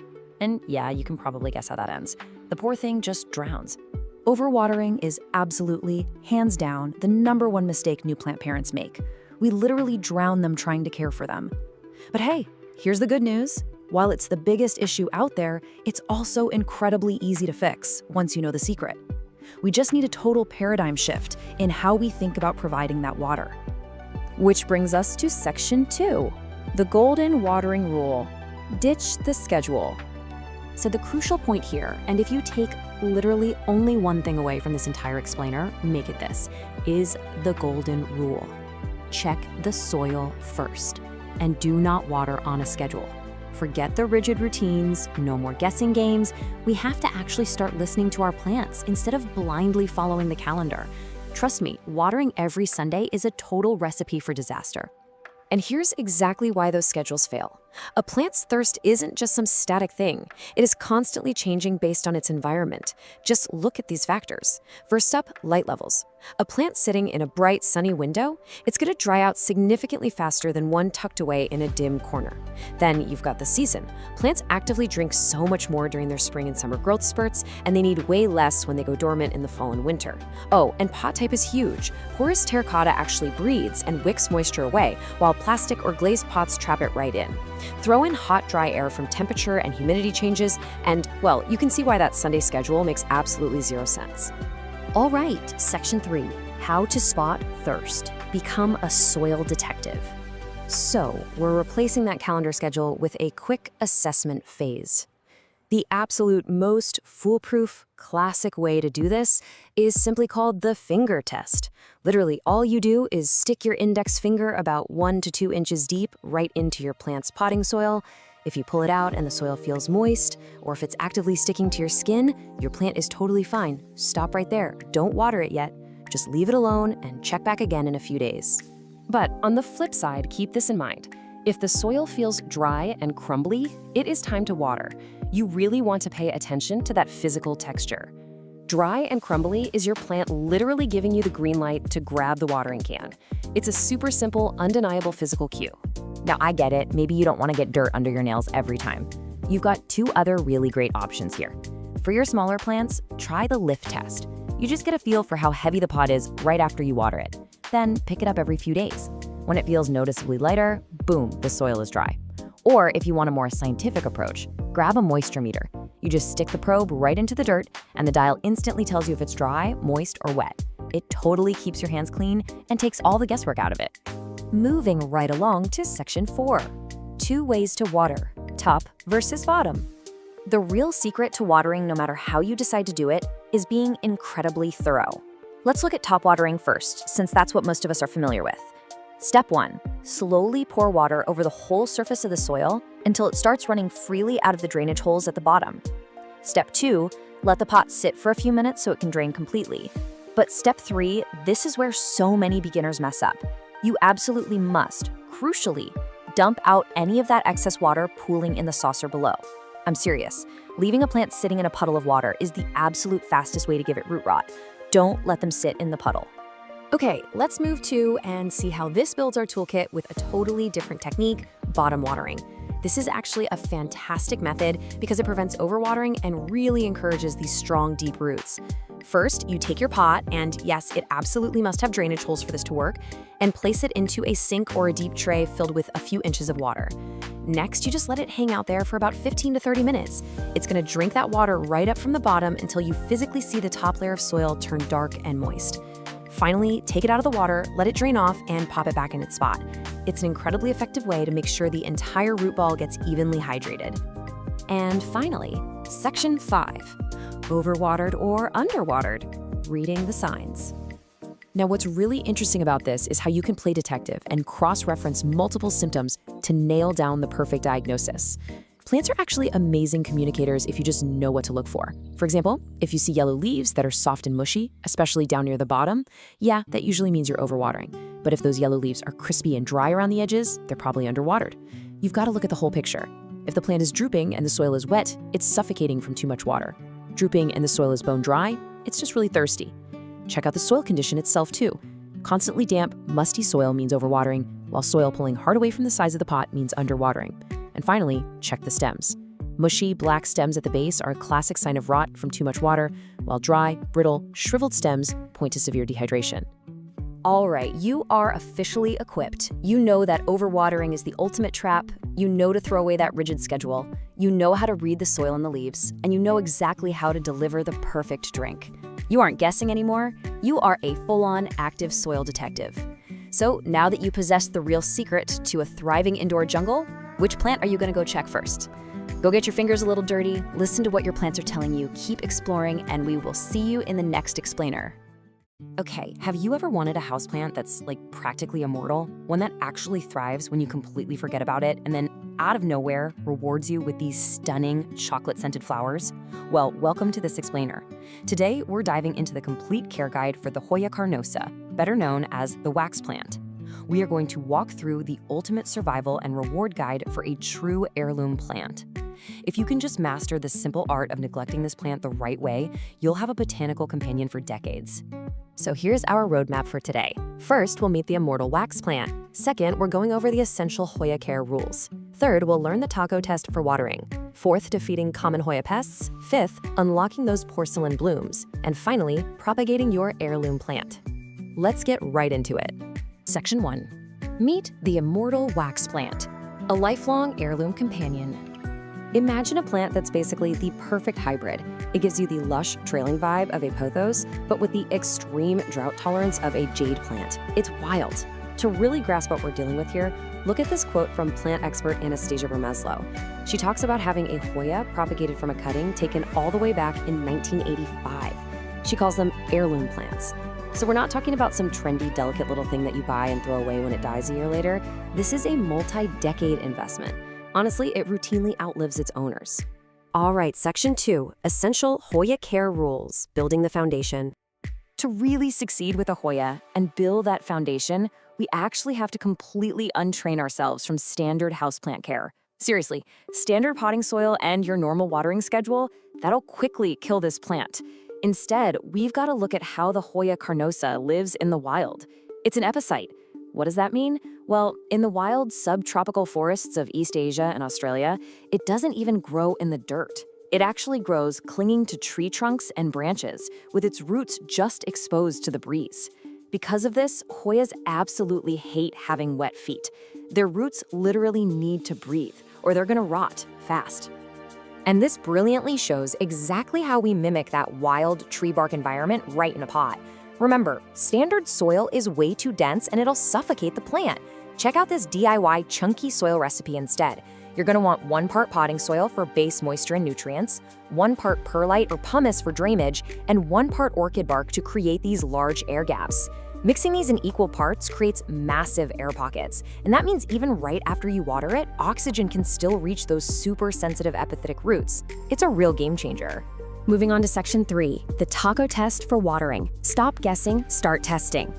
The golden rule for our complete care guide is this: water deeply, but infrequently. Honestly, you should only water when the soil is 100% dry. But how do you actually know for sure? Our source gave us this absolutely brilliant tactile trick called the taco test, so you never have to guess again. Here's exactly how it works.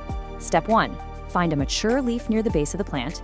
Make sure you don't use those tiny new baby leaves. And step 2, just using your fingers, gently try to fold that leaf in half lengthwise. Yep, exactly like a taco shell. Now you just evaluate how it feels. If that leaf is stiff and hard, do not water it. The leaf is what we call turgid, meaning it's still packed full of water. If you give it a drink now, you are risking root rot. But if the leaf feels pliable, a bit wrinkly, and bends easily with almost no resistance, kind of feeling like leather, then it is time to water. For all you chronic overwaterers watching, and you know who you are, relying on this simple touch test will absolutely save your plant's life. Before we move on from the basics, we've got to talk about a super common mistake. Do not cut the tentacles. Your Hoya is going to periodically shoot out these long, completely bare, alien-looking vines. A lot of people think, oh, that's dead growth, and they just chop it off. But actually, scratch that, it's not dead at all. These are tendrils actively searching for a tree to climb. So just have some patience, gently wrap that vine around a trellis, and eventually the plant is going to fill that bare vine with gorgeous, lush leaves. Section 4. Defeating common Hoya pests. Protecting your investment. Look, with any plant, things can sometimes go wrong, but the source material gives us this incredible rapid-fire troubleshooting guide to protect your heirloom plant. You really want to pay attention to the top of the list here. Mealybugs. These guys look like little bits of white, cottony fluff just hiding out in the leaf joints. Honestly, they are the Hoya's absolute arch nemesis, especially for crinkly varieties like the Hindu rope. To defeat them, just dip a Q-tip in 70% rubbing alcohol and dab them. It dissolves their waxy armor instantly.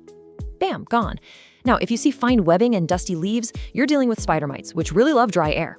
Just shower the plant off and raise the room's humidity right away. For aphids, which usually show up on new growth, a strong stream of water works best. And if you ever spot hard brown bumps on the stems, that's scale. Just scrape them off and treat the stems with neem oil. All right, Section 5, Unlocking the Porcelain Blooms, the Ultimate Reward.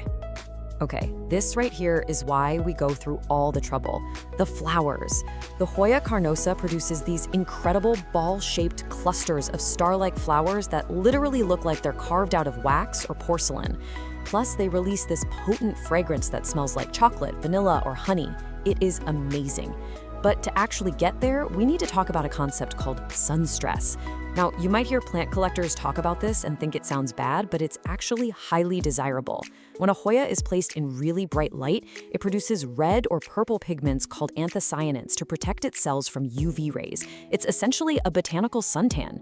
So if your leaves have this beautiful red or bronze flush, it means your plant is absorbing maximum energy, and that's exactly what it needs to crank out those gorgeous flowers.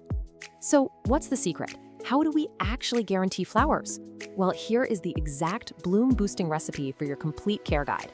First, you need bright, indirect light. An east-facing window is pretty much unbeatable for this. Second, keep the plant tight in its pot. Hoyas really prefer to be root-bound. If the pot is way too big, it's just going to spend years growing roots instead of flowers, so keep it snug in a breathable terracotta pot. Third, you want to let it experience a natural winter temperature drop, down to about 60 degrees Fahrenheit at night. This actually signals the plant to form reproductive buds. And finally, when spring rolls around, feed it a high-phosphorus bloom booster fertilizer. And that brings us to what is arguably the single most important rule of flowering Hoyas. Are you ready? Never, ever cut the peduncle. The peduncle is the little flower stalk. It kind of looks like a tiny woody microphone stand just sticking out of the vine. When the flowers fade and drop off, the plant leaves this little nub behind. Why? Because it's going to bloom from that exact same spot again and again, year after year. Seriously, some peduncles are over a decade old and produce dozens of blooms every single summer. If you cut it off, you lose that blooming site forever, so leave the mic stand alone. Now, right before we wrap up our care section, let's settle a massive debate in the houseplant community about the two most popular variegated varieties of this plant. How do you actually tell a Crimson Queen apart from a Crimson Princess? Well, here's a super fun insider memory trick for you. A Crimson Queen has white or pink variegation on the leaf margins, the outer edges. Just remember, a queen wears her crown on her head, right on the outer edges. On the flip side, a Crimson Princess has the variegation right in the center of the leaf. Remember, a princess wears her gown in the middle. Boom, now you're a Hoya expert. Section 6. Propagating your heirloom plant. Cloning your Hoya. Because this plant lives for so long, you are inevitably going to want to take cuttings to share with your friends and family. You're basically cloning your Hoya. The most foolproof method outlined in our source is the sphagnum moss method. So, step 1, just snip a stem that has at least 2 nodes. Those are the little bumps where the leaves grow. Quick heads up though, Hoyas bleed this sticky, milky latex sap when you cut them, so definitely have a paper towel handy. Step 2, strip the leaves right off that bottom node because that is exactly where your new roots are going to pop out. Step 3, place that bare bottom node into some damp, squeezed out sphagnum moss. This gives it the perfect mix of humidity and airflow. And step 4, just wait 3 to 4 weeks for some strong roots to develop before you pot it up in that chunky soil mix we talked about earlier. We have covered a lot today. We've talked about the soil, the taco test, dealing with pests, and the secrets to getting those incredible porcelain flowers. Because the Hoya carnosa is just so drought tolerant and remarkably resilient, it truly becomes an investment piece for your home, which really leaves us with one final fascinating thought for you to consider as you kick off your Hoya journey. If you follow this complete care guide, there's a very good chance your plant will actually outlive you. So with a lifespan spanning multiple decades, who will inherit your Hoya? The goal is to give it a stable place to live and then stay out of its way. You know, that might just be the absolute most brilliant piece of plant care advice out there. Today, we're looking at the Kentia palm. It is the ultimate, elegant, fuss-free indoor tree. Honestly, if you're totally exhausted by diva houseplants, you know, like that ficus that literally drops all its leaves if you just look at it wrong, well, you are in the exact right place. Because this palm, it craves consistency over basically everything else. So, welcome to this explainer. Consider this your Kentia Palm Masterclass. We're going to treat this as your definitive, complete care guide for finding that perfect, steady rhythm for this classic, composed plant. We're covering the whole shebang today, from root to frond, so you can master caring for this gorgeous Indo tree with absolute confidence. All right, here's our roadmap. First, we'll officially meet the Kentia palm, establish its core care rhythm, and talk about perfecting its environment. Then we'll dive into pruning and propagation, troubleshoot some common problems, and wrap it all up with pro tips for your long-term success. Okay, part 1, meet the Kentia palm, the elegant indoor tree. Let's start with its core identity, 6 to 12. To put that into perspective, that is the impressive height in feet that this palm can actually reach indoors. It brings this beautiful old-world lobby plant aesthetic right into your living room. Now, it grows incredibly slowly, so you're not going to see any crazy dramatic spurts and stalls. Instead, it rewards your patience with a really calm, vertical, architectural presence. Oh, and a massive bonus, it is completely 100% non-toxic to cats and dogs. Before we get into the nitty-gritty of care, we kind of need to make sure you actually have the right plant, right? There is a pretty big difference between the true Kentia palm, which is Houweia forsteriana, and its close relative, the curly Kentia palm. The true Kentia gives you that wide-open, graceful crown with those long, arching fronds for a much softer, classical look.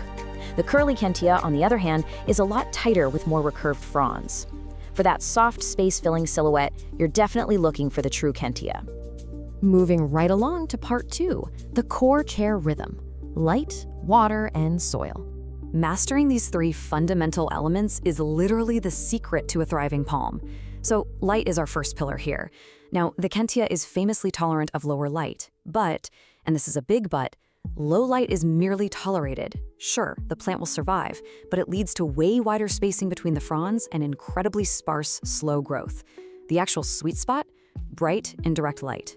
An east-facing window is usually fantastic. This is exactly where the fronds stay wonderfully full and the plant gets the energy it needs to keep up a steady growth rate. Next up, watering. Remember, we are looking for a nice, steady rhythm here. Step 1, just wait for the top 1 to 2 inches of soil to dry out completely. Step 2, water it thoroughly until the mix is evenly moistened. And step 3, which is absolutely critical, guys, let the excess water drain completely. The big takeaway is that the Kentia handles being slightly dry much, much better than it handles having soggy roots. Winter is actually where most people trip up, so do yourself a favor and always check the soil with your finger instead of just sticking to some rigid watering calendar. To maintain that perfect watering rhythm, you've got to have the right foundation. Here is your ideal airy soil mix recipe. 2 parts of a quality indoor potting mix, 1 part coco coir, or peat if that's what you have on hand, just to hold a little moisture, and 1 part perlite or pumice to make sure the roots can actually breathe. You can even toss in some orchid bark if you want extra drainage. Dense, heavy garden soil is the enemy here. The roots desperately need oxygen, and this exact balance ensures even moisture without, turning the pot into a swamp. All right, part 3, perfecting the environment: humidity, temp, and feeding. So now we're graduating from just basic survival to actively optimizing the palm's living conditions. 65 to 80 degrees Fahrenheit, that is your comfortable temperature window. Basically, the Kentia palm wants normal indoor temperatures, but it absolutely despises sudden temperature swings. Keep it far away from cold drafts near exterior doors, and definitely, no matter what, do not blast it with hot, dry air from your heating vents. Consistency is totally the name of the game here. Let's fine-tune the rest of the environment with a couple quick tweaks. Average household humidity is usually okay, but boosting it, maybe running a humidifier if your house is dry, is your massive #1 defense against those annoying crispy brown leaflet tips. Now, when it comes to feeding, listen, they are light feeders. Just feed them lightly in the spring and summer using a diluted palm or balanced fertilizer, and then pause all feeding entirely in the fall and winter. Over-fertilizing is just going to burn the tips, and nobody wants that. That brings us to part 4, pruning and propagation, advanced care. In this advanced stage, we have to focus heavily on the art of restraint. Never cut the central growing point. This right here is the absolute, undisputed golden rule of palm pruning. Palms are not like your typical branching shrubs. If you chop off the top of the trunk, the crown, you completely remove the plant's only ability to keep growing from that stem. Seriously, you should only ever prune fully brown, dead fronds. Leave the green ones alone. Pruning for this specific plant is entirely about holding back. And now, brace yourselves for a bit of a propagation reality check. If you're used to simply dividing your houseplants to make more, well, I gotta gently break the news. Kentias cannot be propagated by division. You actually have to start them from seed. You soak the seed, plant it in a warm, sterile mix, and then, well, you wait.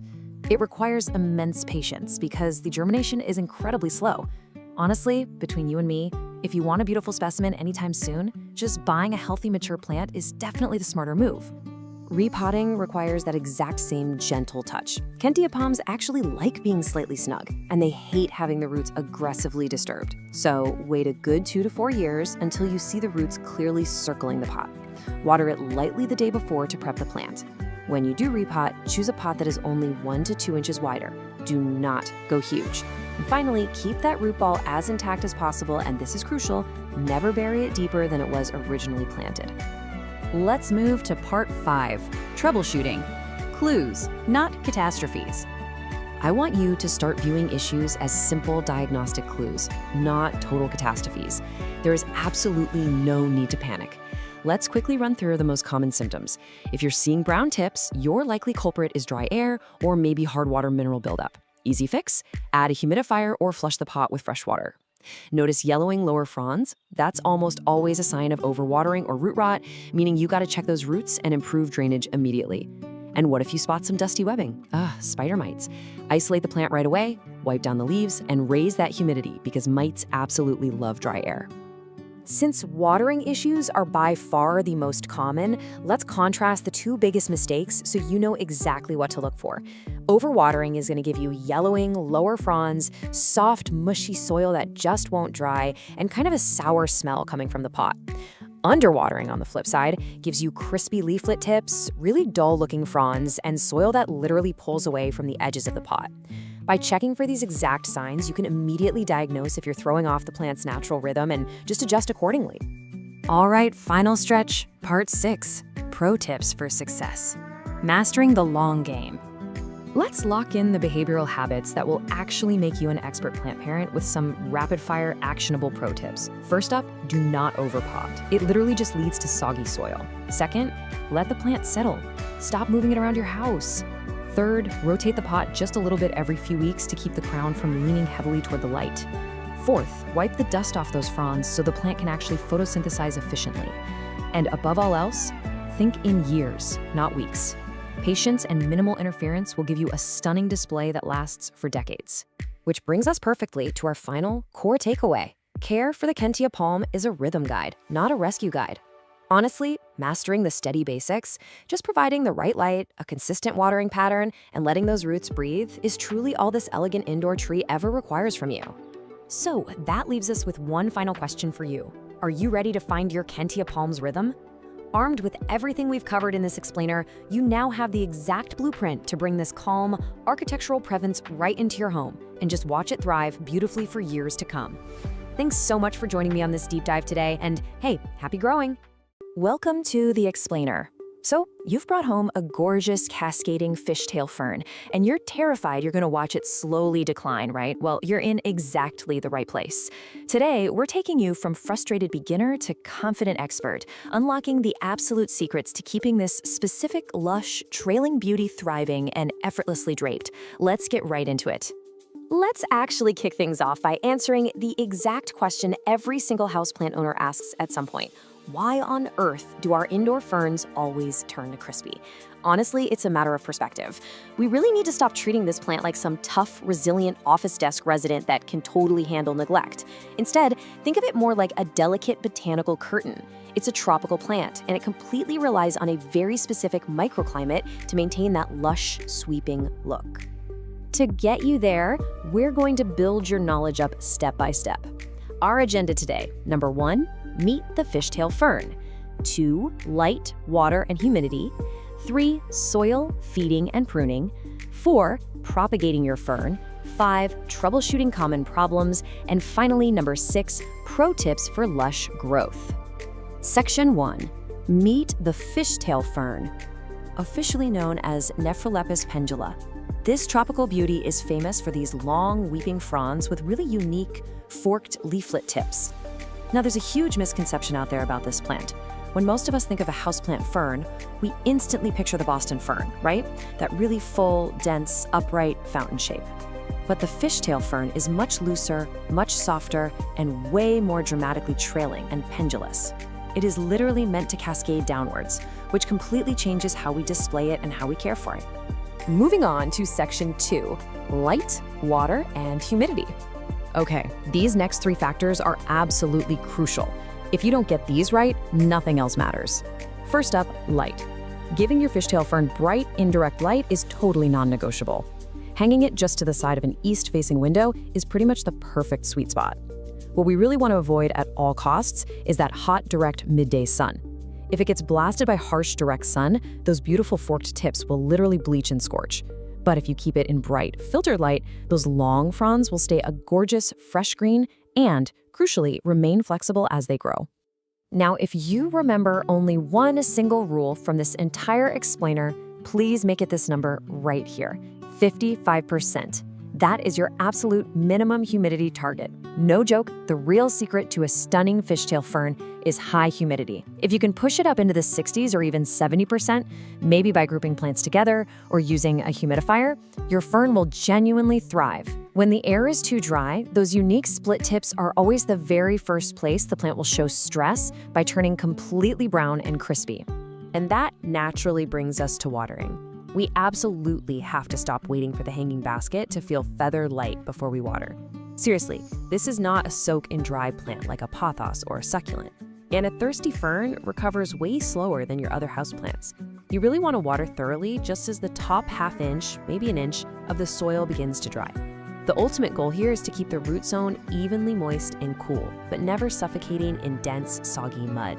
Section 3, soil, feeding, and pruning. So to actually achieve that evenly moist but never muddy balance we just talked about, here is the absolute perfect DIY soil recipe. You'll want to use 50% cocoa coir or a peat-based mix. That's going to provide your steady moisture retention. Then we mix in 25% fine orchid bark and 25% perlite. Those chunky additions are an absolute game changer because they guarantee the drainage and airflow your fern absolutely needs, ensuring those delicate roots never suffocate and rot. When it comes to feeding, well, fishtail ferns aren't massive hungry feeders. But to support a really steady flush of vibrant green foliage, you do want to feed them lightly. A half-strength, diluted, balanced liquid fertilizer applied every 4 to 6 weeks during those warm spring and summer months is literally all they need. Just make sure to reduce or totally stop feeding entirely in the winter when the plant's growth naturally slows down anyway. All right, myth-busting time for pruning. Never, and I mean never, give your fern a blunt haircut by just clipping straight across the brown tips. Honestly, it leaves these obvious, unnatural cut ends that completely ruin the fine texture of the whole plant. Instead, you want to cleanly remove entire damaged, completely brown, or totally bare fronds right down at the base. Just snip them at the soil line. And hey, if only the very last half inch of a frond is brown, just leave it be until the whole frond actually warrants removal. Section 4, propagating your fishtail fern. Okay, you've mastered the basics, so it's time to level up to expert status and learn how to multiply your collection. While you definitely can propagate by dividing the root ball, using the fern's natural runners is actually the ultimate insider secret for building an amazing full display. If your plant is looking a little thin, don't heavily prune it. Instead, find a runner that has a tiny new plantlet on it. Just pin that plantlet directly back onto the bare spots of your soil surface. Keep it evenly moist, and once it pushes out roots, you just cut the runner to separate it. This is hands down the absolute best trick for making a thin, straggly plant look super lush and rich in its basket. Section 5, troubleshooting common fern problems. Even experts face issues, right? So let's learn how to decode exactly what your plant is trying to tell you when things go sideways. This perfectly maps out symptoms to their exact causes, so you never have to blindly guess what's wrong again. For example, if you're seeing brown, crispy edges, your air is likely too dry, you might be underwatering, or you have mineral buildup. Spotting yellowing leaves, you might be overwatering, or honestly, it might just be the natural aging of older fronds. Sudden leaf drop almost always means shock from a cold draft or severe dryness, while pale, washed-out green leaves usually mean you've got it hanging in way too much direct sun. Section 6, pro tips for lush growth. To wrap up our masterclass, we've distilled everything down to the ultimate checklist. Let's do a quick rapid-fire review. First, hang it high. This plant earns its keep through its dramatic weeping movement, so give it the vertical space it deserves. Second, treat high humidity as totally non-negotiable. Third, flush the pot thoroughly with plain water every couple of months to wash away fertilizer salts and mineral buildup, which, remember, often cause those pesky brown tips. Fourth, keep the fern far away from harsh, dry heater blasts in the winter. And finally, judge your plant's overall health by monitoring the cinder crown for healthy, fresh new growth, rather than agonizing over a few old, slightly damaged ends. You now have all the tools, the perfect soil mix, the right watering rhythm, and the insider propagation secrets to keep your fishtail fern thriving from root to tip. So the only real question left is, where in your home will you hang this stunning, living botanical curtain? Find that perfect, bright, indirect, and humid spot and just watch it cascade. Thanks for hanging out with me for this explainer, and happy growing. Welcome to this comprehensive explainer. Look, if you've ever struggled with keeping a fern looking lush and vibrant, you are definitely in the right place.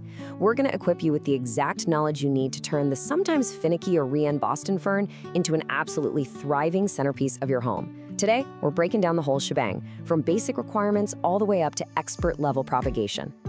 Okay, let's just dive right into our roadmap.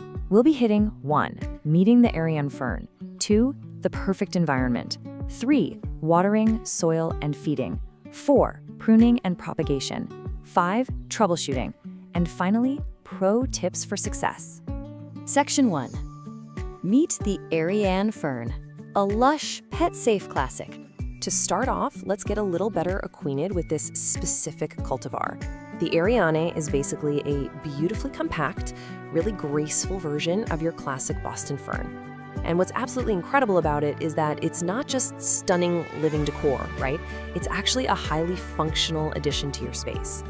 For all you pet owners out there, this is a massive win. It is 100% non-toxic to cats and dogs. It's also an outstanding air purifier. Plus, it's a super fast grower with a lifespan that can easily top 10 years with proper care. So if you stick it in a naturally humid spot, say a bathroom or a kitchen, it is going to reward you with those gorgeous arching fronds year after year.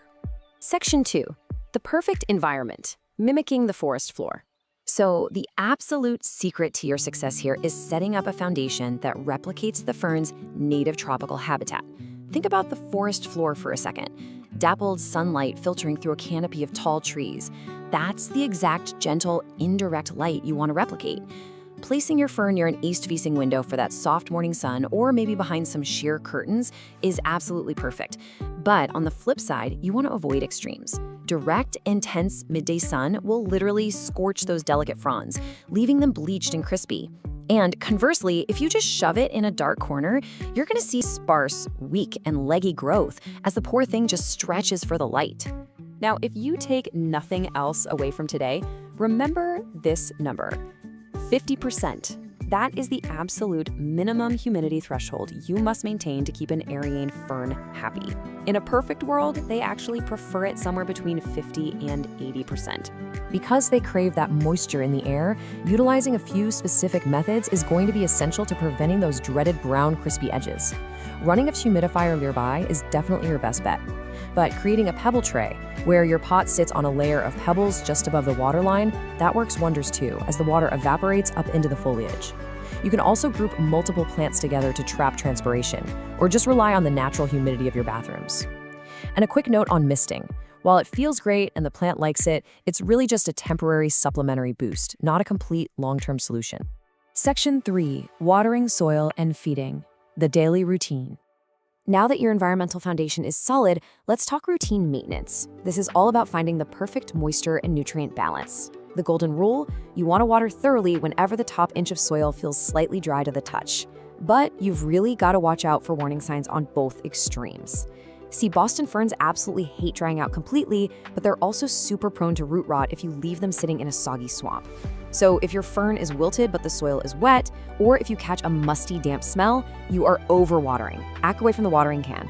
On the other hand, if those fronds are turning kind of a grayish color, getting crispy, and the soil is literally shrinking and pulling away from the sides of the pot, you're underwatering. It's a bit of a dance to find that consistent, moist, sweet spot. If you're the type to mix your own soil, this recipe is a total game changer. Boston ferns need a slightly acidic pH, usually between 6.0 and 6.5. Doing 2 parts peat moss or cocoa coir provides that acidity, along with some excellent moisture retention. Then add 1 part all-purpose potting soil for nutrients and 1 part perlite. That perlite is crucial because it ensures the mix stays really well aerated and drains freely, which prevents the root rot we were just talking about. Ultimately, you want the soil to feel nice and light and spongy, never heavy or dense. All right, let's talk feeding. During the active growing season in spring and summer, giving them regular nutrients really supports those lush green fronds. But here is a critical, absolute must-follow rule. Always, always dilute your balanced liquid fertilizer to half strength. And make sure you actually water the plant first before feeding. If you apply full-strength fertilizer directly to dry soil, you run a huge risk of chemically burning those super sensitive roots. Section 4. Pruning and propagation. Growing your collection. As you graduate to expert-level care, don't be shy about pruning. Trimming off yellow or brown fronds right at the base naturally redirects the plant's energy into fresh, new growth. And once you have that massive, healthy plant, well, it's time to multiply it. When it's time to repot, usually every year or two, propagation by division is literally the easiest way to multiply your collection for free. You just take the whole thing out of the pot in the spring, gently pull that root mass apart into 2 or more sections, making sure each new section has healthy roots and a few good fronds, and then just pop them up in that custom soil mix we went over. Or actually, here's another really cool method, propagation by runners, also known as stolons. You've probably noticed these long, kind of fuzzy vines trailing off the sides of your fern. Instead of just snipping them off, you can take the little leafy tuft at the end and pin it down into a small neighboring pot filled with moist soil. Leave it attached to the mother plant for a few weeks while it grows its very own root system. Once it's established, you just cut the cord and boom, you have a completely new self-sustaining plant. Section 5. Troubleshooting. Pests and problems. Okay, let's be real, even the experts run into trouble. Boston ferns can be notoriously dramatic when they get stressed out. So let's decode what they're trying to tell you. This question right here, probably the single most common panic-inducing moment for new fern owners. Why are the leaves getting crispy and dropping everywhere? First off, take a deep breath. Do not panic. A stressed fern will shed its leaflets because of dry air or maybe a sudden temperature shift from a cold draft. Think of this shedding as a communication tool, definitely not a death sentence. It's simply the plant's way of telling you to check your humidity levels and make sure that soil hasn't completely dried out. Now for the slightly less fun part. That beautiful, dense foliage is basically a 5-star resort for common pests. If the air in your home gets too dry, watch out for the super fine webbing of spider mites. Seeing what looks like tiny bits of white cotton shoved down in the crown? Unfortunately, that's mealybugs. Hard brown bumps on the stems, scale insects. And if you brush past the plant and a cloud of tiny moth-like bugs flies up in your face, you've got whiteflies. Also, keep an eye out for fungus gnats buzzing around the moist soil. You really need to inspect your plant regularly. If you spot any of these invaders, immediately isolate the fern away from your other plants and treat it thoroughly with insecticidal soap or neem oil. Section 6. Pro tips for success. Elevating your care game. Let's wrap this up with a few rapid-fire advanced pro tips that will absolutely guarantee a stunning plant. First up, rotate your fern a quarter turn every single week. I know, it sounds almost too simple, but doing this regularly ensures that all sides of the plant receive even ambient light. It promotes this perfectly balanced, gorgeous 360-degree shape and keeps the plant from leaning awkwardly toward your window. Next tip, take your fern to the shower. Seriously, every month or two, a gentle rinse with lukewarm water is a massive game changer. It cleans the dust off those delicate fronds so the plant can actually photosynthesize efficiently, and it gives the fern a massive temporary boost in humidity that it will absolutely love. Okay, this one is huge. Pot choice matters. While unglazed terracotta pots look beautifully rustic, they are highly porous. They literally wick moisture right out of the soil, and for a moisture-loving fern, that dries them out way too fast. Do yourself a favor and stick to plastic or glazed ceramic pots to really lock that essential hydration in. And finally, water quality. If your tap water is hard or heavily treated with chemicals, just fill your watering can and let it sit out overnight. This gives those chemicals a chance to evaporate and dissipate into the air before they ever touch your soil. It protects your fern's sensitive root system from harsh mineral buildup. Of course, using filtered water or fresh rainwater is the absolute gold standard, but sitting your tap water out is a fantastic free hack. So there you have it. By simply understanding that you're just recreating the humid, dappled light of the native forest floor, you now have the exact blueprint to make your Aryan Boston fern flourish for decades. The secret isn't some magical green thumb. It's just paying attention to the environment. Which really begs the question, if adjusting just a little bit of light and humidity can transform a finicky fern into an absolute jungle centerpiece, what other amazing native ecosystems are you capable of recreating right inside your own living room? Okay, let's dive right into the fascinating world of the blue star fern. If you've ever struggled to keep indoor ferns alive, well, get ready, because this specific plant is going to completely change how you think about fern care. Look, if you're intimidated by those dramatic, moisture-loving houseplants, like the notoriously difficult maidenhair fern, this explainer is going to show you exactly how this totally unique, forgiving species breaks literally all the traditional rules. It's widely considered the easiest, bluest fern in the houseplant game, and today, we're going to figure out exactly why. Here's our roadmap from beginner to expert. We'll start with the Blue Star secret, then look at perfect light and humidity, watering, feeding, and soil, pruning and propagation basics, solving common plant problems, and finally wrap up with some pro tips for fern mastery. Let's get right into it. Section 1. The Blue Star Secret, unlocking the 2 non-negotiables of plant care. So the absolutely crucial point to understand right out of the gate is that this plant has 2 non-negotiable biological needs, and they literally dictate every single aspect of its care. It all comes down to this one word: epiphyte. Because the blue star fern naturally grows on trees and rocks out in the wild, its fuzzy creeping rhizomes, those furry little stems you see at the base of the plant, they absolutely must stay exposed to the air. You cannot bury them in dirt. And honestly, this brilliantly illustrates why so many people fail with this plant the second they bring it home. See, classic ferns require muddy, deep soil and constant heavy moisture right at the crown. But our blue star fern, it needs an airy, chunky, shallow environment where its roots are lightly moist, but those rhizomes stay completely dry. If you treat it like a classic maidenhair and bury those rhizomes in dense, wet soil, it's gonna rot. It's really that simple. Moving on to Section 2, perfect light and humidity, bringing out the iconic blue foliage. Now, you might actually be wondering, why is my blue star fern losing its famous blue color and turning flat green?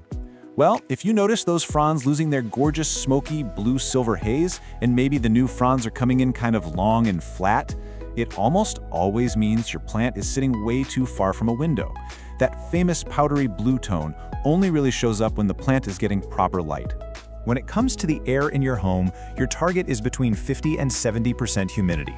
To keep those fronds looking their absolute best with absolutely zero crisping around the edges, you really want to aim for this percentage. And while it definitely handles average indoor air way better than a lot of those thin-fronded ferns, hitting this sweet spot is super easy. Just run a room humidifier, group it with other ferns, or honestly, just pop it in a bright bathroom. What's super interesting here is that soft, bright, indirect light doesn't just preserve that blue color, it actually prevents the fronds from scorching or stretching out. An east-facing window is excellent, or maybe a north-facing window if it has a wide open view of the sky. You'll want to maintain comfortable indoor temperatures right around 60 to 80 degrees Fahrenheit, so that's about 16 to 27 degrees Celsius. And this is crucial. Keep it away from drafty windows, heating vents, or AC units that will just stubbornly dry those fronds out all day long. All right, Section 3, watering, feeding, and soil. The chunky mix rule. So, remembering that it's an epiphyte, you must recreate its natural, tree-dwelling environment using a really chunky mix. We're talking 50% high-quality houseplant or cocoa mix, 25% fine orchid bark, and 25% perlite or pumice. This exact blend gives you moisture retention, amazing airflow, and just enough structure for the plant to truly thrive. Oh, and just remember to put this mix in a wide, shallow pot rather than a deep one. That lets those creeping rhizomes wander across the surface comfortably. For your watering routine, just follow these 3 simple steps to keep the roots lightly moist while making sure those rhizomes stay safe and dry on top. First, wait until the top 1 inch of the potting mix feels slightly dry to the touch. Second, pour your water right around the edges of the root zone. You really want to aim that watering can around the inner edge of the pot, actively avoiding soaking those fuzzy rhizomes. A little accidental splash isn't the end of the world, but repeated soaking, that's going to push them straight toward rot. And third, let that all excess water run out the drainage holes completely. Never, ever leave the root ball sitting in a saucer of water. Section 4. Pruning and propagation basics. Multiplying your plant with ease. When it comes to grooming, simply snip off any completely yellow or badly torn fronds right down at the base. But listen, whatever you do, step away from the cleaning sponge. Never wipe the leaves. Hard scrubbing will permanently rub off that beautiful waxy finish, and you'll turn a lovely smoky blue frond completely patchy green. Instead, just gently rinse any dust away with a little lukewarm water.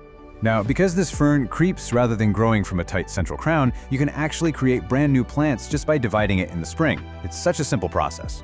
Just lift the plant and gently shake away the soil to expose those rhizomes. Then, find the natural sections that already have roots and at least 2 to 3 healthy fronds. Cut them cleanly with a sharp knife or pruners and pop the new sections right into a fresh, airy mix. It is incredibly rewarding, and let me tell you, it is so much faster than trying to grow them from microscopic spores. Section 5. Solving common plant problems. Reading the visual signs of stress.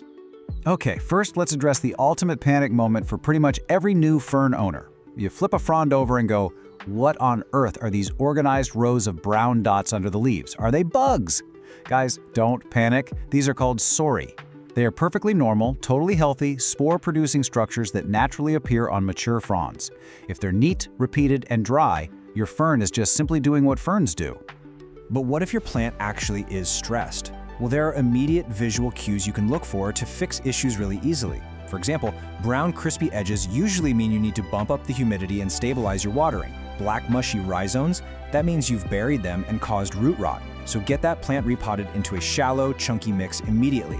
Pale, faded green fronds mean it's literally asking to move closer to a bright window. And if you spot fine webbing, that's spider mites, usually caused by excessively dry indoor air. You can fix that by gently rinsing the fronds and applying some insecticidal soap. Section 6. Pro Tips for Fern Mastery. The ultimate checklist for success. All right, here is your ultimate cheat sheet. Keep those fuzzy rhizomes fully exposed above the soil. Seriously, if you remember only one thing from this entire explainer, remember that. Use a wide, shallow pot to let it crawl naturally. Water the root zone, specifically avoiding soaking the rhizomes. Provide bright, filtered light for maximum blueness. Feed it lightly, like half strength, only in the active spring and summer months.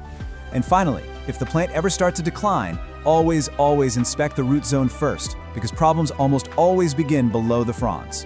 If you follow these rules, and remember to respect its epiphytic, air-loving nature, you are going to enjoy this relaxed, sculptural plant for years to come. By learning to read this remarkable plant, you've really unlocked a whole new way of bringing the rainforest straight into your living room. You've stopped blindly following generic plant advice and started looking at how a plant naturally exists in the wild. So, armed with this brand new perspective, what wild environment will you master next? Hey everyone, welcome to The Explainer. Today, we're diving into a true beauty of the houseplant world. We're going to master the care for the beautifully fluffy, but let's be honest, notoriously finicky cotton candy fern. So, if you've ever felt completely intimidated by ferns, well, you're in exactly the right place. Let's breeze through the agenda real quick. First, we'll meet the cotton candy fern. Then we're mastering light and humidity. After that, we'll dive into water, soil, and feeding, move on to pruning and propagation steps, troubleshoot some common fern problems, and finally wrap up with pro tips for lush growth. Okay, before we get to the solutions, we kind of have to address the elephant in the room. It's the ultimate frustration for houseplant lovers, isn't it? You bring home this gorgeous, vibrant fern, and literally within weeks, it's just this crispy, brown-tipped mess shedding all over your living room floor. If you've been there, trust me, you are not alone. It all really comes down to misunderstanding what these specific plants are actually built for. Section 1. Meet the cotton candy fern, a cloud of spun sugar. The biology behind this beauty is honestly fascinating. So the cotton candy fern is a compact cultivar of the classic Boston fern, but here is the absolute crucial difference. Its leaflets are split into even smaller segments. Because it's so extra divided, this fern has massive surface area. Now that surface area creates that amazing soft fluff that literally looks like spun sugar. But it also means it sheds moisture rapidly. It dries out so much faster than a standard Boston fern. It's a gorgeous trade-off for sure, but one we absolutely have to manage. Section 2. Mastering light and humidity, the foundation of fern survival. 60%. 60% or higher, that is the magic ambient humidity number you absolutely must hit to keep this fern from sulking. Humidity is basically the whole game with the cotton candy fern. Honestly, it's even more important than light or watering. Because of that massive surface area we just talked about, typical winter indoor air, which often hovers around a super dry 20 to 40%, is going to be its absolute hardest test. Just look at what happens when we ignore that rule. In dry winter air, especially if it's near a heating vent, this fern will scorch and drop leaflets almost overnight. The warm, forced air is stripping moisture way faster than the roots can ever replace it. But put it in high humidity, like say a steamy, bright bathroom or a closed glass terrarium, and it stays incredibly soft, full, and green. A small humidifier nearby is going to be your absolute best friend here. Alongside humidity, we definitely need the right light. The golden rule here is bright, indirect light only. Absolutely no direct sun. Direct sun is the fastest way to ruin those delicate, frilly fronds. They will bleach and scorch within hours on a hot windowsill. Instead, just place it about 3 to 5 feet back from an east-facing window. You want it bright enough that you could comfortably sit there and read a book without a lamp, but totally out of any harsh, direct beams. Section 3. Water, soil, and feeding. The daily grind. Okay, watering. This is where a lot of really well-meaning plant parents go wrong. A classic beginner mistake is watering straight down, right over the top of the plant. Seriously, never do this. It traps water deep in that dense fluff and just completely invites crown rot. Instead, for true pro mastery, water gently around the outer edge of the pot, directly at the soil line. You want to do this as soon as the top half-inch of the soil feels dry to the touch. Don't rely on a strict schedule, just, check it with your finger. And because we're checking with our fingers, the soil needs to be just right. Plain, bagged potting soil is a really bad idea for these guys. It just packs into dense mud. You need a springy, airy soil mix. So aim for roughly 2 parts, or about 66%, peat moss or sustainable cocoa coir for that acidic moisture retention. Then add 1 part, or 34%, perlite for drainage. This precise balance is a game changer. It prevents the roots from suffocating in mud, ensuring water flows right through while still keeping the whole environment evenly moist. So let's move on to feeding and see how this builds on our watering routine. Ferns are notoriously light feeders with very, very sensitive roots. Feed them every 3 to 4 weeks from spring through early fall and use a balanced liquid fertilizer diluted to half strength. Oh, and here's an absolutely critical pro tip. Only apply fertilizer to soil that is already moist. Fertilizing a bone-dry plant will concentrate the salts and cause nasty chemical burns on those delicate roots. Remember, underfeeding a fern is always, always safer than overfeeding. Section 4. Pruning and propagation steps. Graduating to expert. Pruning a fern is really mostly about housekeeping. When you see dead, browned, or yellowed fronds, don't just snip off the brown tips and leave a weird little stub. You want to cleanly cut those spent fronds right down at the very base, down near the soil line. This clears out dead material that traps moisture and breeds pests deep in the crown, and it actually prompts fresh, healthy growth straight from the center. Now, as your plant grows, you're eventually going to need to repot it, usually every 2 to 3 years when the roots completely fill the pot. And guess what? This is the perfect time to propagate. You can easily multiply your collection by dividing the root clump. In the spring, simply unpot the fern, gently split the fibrous clump into sections with your hands or a clean knife, and pot the new sections into that fresh mix we talked about. Keep them loosely covered in a clear plastic bag for a week or 2. That just boosts the humidity while they recover from the shock. Actually, before we move to troubleshooting, I want to share a quick pro tip that saves beginners a ton of anxiety. If you ever flip over a mature frond and see neat, even rows of little brown dots, please don't panic. Those are natural spores called sori. They are just a sign of a healthy, mature fern doing its thing and reproducing. They are definitely not a pest infestation. If the dots are in orderly rows, just leave them be. Section 5. Troubleshooting common fern problems, from crispy to cured. Even the experts run into issues, right? So when you're diagnosing problems, remember these simple fixes.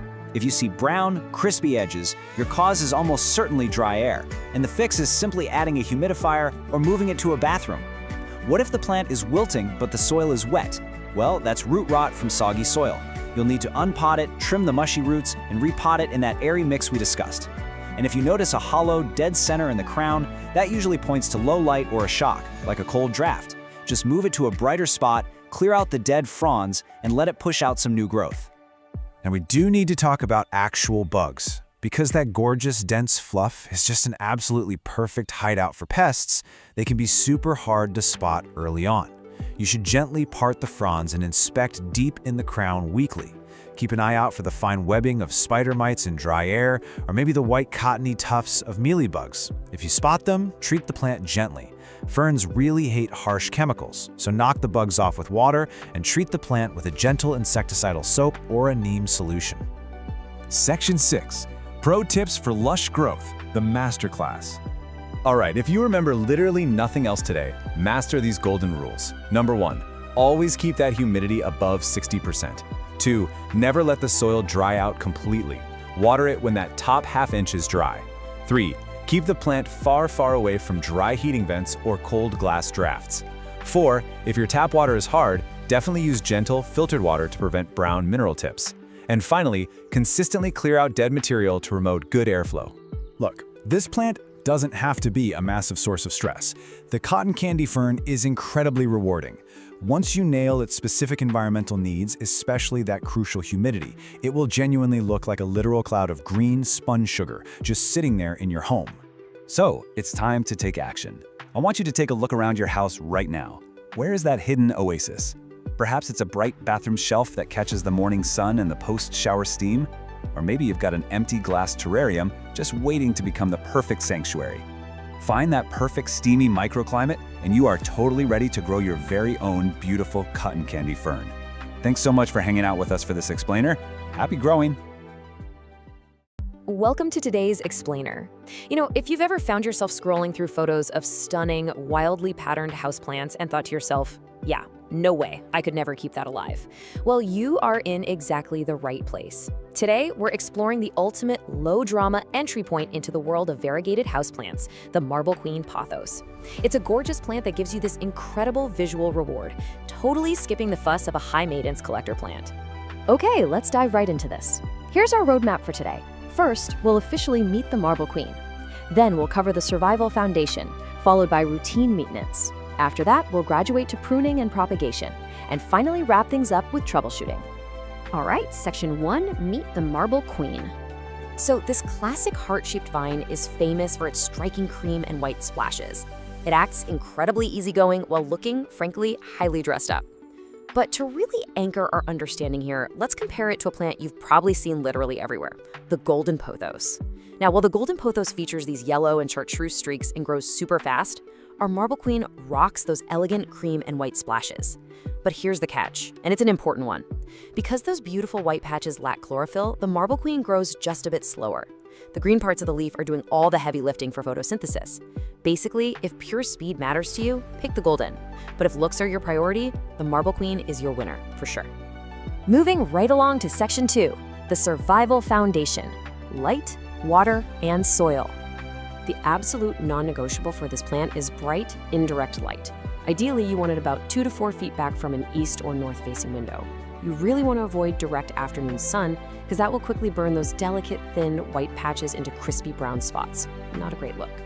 But if you stick the plant in a spot that's too dark, you'll see this fascinating concept called reverting happen. Because the cream sections of the leaf do not photosynthesize, a starving plant literally panics. It starts pushing out almost completely all green leaves just to compensate and survive. So give it enough light or you're going to lose that stunning marbled look that made you buy it in the first place. Next up in our survival foundation is watering. And the rule here is wonderfully simple. Let the top 1 to 2 inches of soil dry out. Don't guess, don't overthink it, just stick your finger right in the dirt. If it's dry down to your second knuckle, boom, it's time to water. This usually works out to about once a week in the spring and summer, and maybe every 10 to 14 days in the winter. Now, when you do water it, soak it thoroughly until water pours freely out of the drainage holes. But never, ever leave it sitting in a tray of water. I mean, we've all tried to love a plant to death with way too much water, right? But doing that here is just an open invitation to root rot. And what exactly is that water flowing through? The soil, of course. Heavy potting mix, straight from the bag, holds way too much water and compacts over time. It basically suffocates the roots. Your plant's roots need to breathe.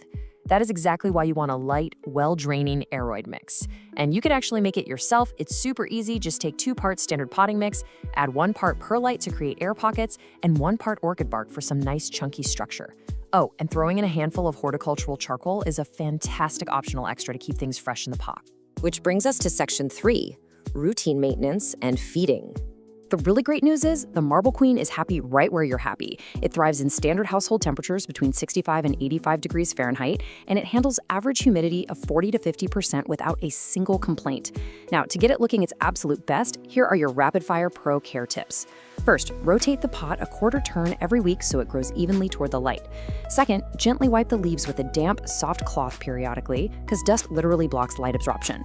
Third, repot it every 2 years, but only go up just 1 single pot size. And finally, if you want massive, mature leaves, let your Marble Queen climb a moss pole. This grants those climbing roots extra moisture and completely transforms it from a trailing vine into a bushy, super dramatic upright specimen. It's a real game changer.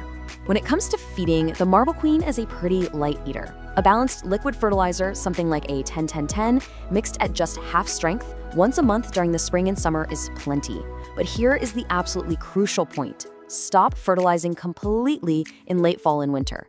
The plant isn't actively growing then, and feeding it can cause unused fertilizer salts to build up in the soil. That's going to burn the roots and leave you with crispy brown leaf tips. Oh, and a quick aside, always water the plant before you add liquid fertilizer just to prevent shocking those roots. All right, time to level up. Section 4, Expert Level, Pruning and Propagation.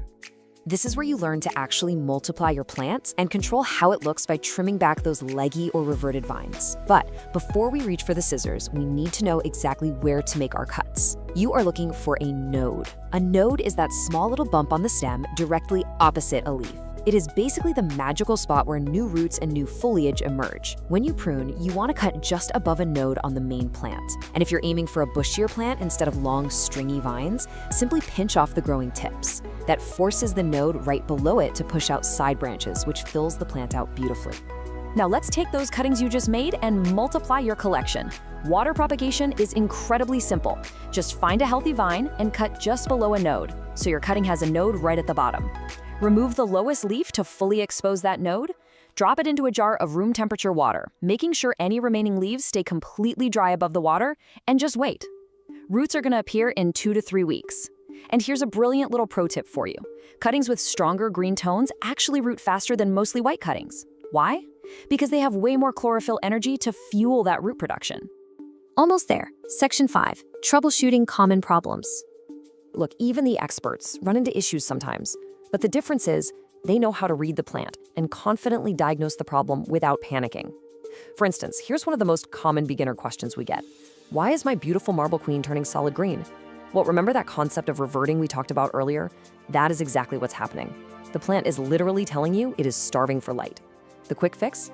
Move the plant closer to a window and trim back those solid green vines so it redirects its energy back into producing that beautiful, variegated growth. You can actually reverse engineer your entire care routine based strictly on what the leaves are telling you. Think of it like a puzzle. If you see yellow lower leaves and mushy stems, you're overwatering. Let the soil dry out, and if it's really severe, you might need to trim away black, rotting roots. Now, if you see crispy brown edges, you're either underwatering or the air is way too dry, so give it a thorough soak. And if the vines are looking leggy with huge gaps between tiny leaves, yep, it needs more light. Just by checking these symptoms, you're gonna know exactly how to pivot your care strategy. Now, the marble queen isn't a massive pest magnet, but you definitely still need to keep your eyes peeled. Mealybugs look like little bits of white, cottony fluff tucked right into the joints. Spider mites leave behind this really fine webbing. Scale looks like tiny brown bumps stuck to the stems. If any of these show up, don't panic. A simple cotton swab dipped in 70% isopropyl alcohol or a weekly spray with some insecticidal soak will clear them right up. There is one totally vital troubleshooting question we absolutely must cover. Is this plant safe for pets? The answer is firmly absolutely no. Like all pothos, the marble queen contains calcium oxalate crystals. These are highly toxic and very irritating to cats and dogs if they chew on the leaves. So if you have curious pets running around, this plant has to be displayed way up high in a hanging basket or completely out of their reach. And there you have the whole shebang. You have officially graduated to expert marble queen parent. You now know how to provide the perfect light, mix the ideal soil, prevent reverting, and even multiply your plant through propagation.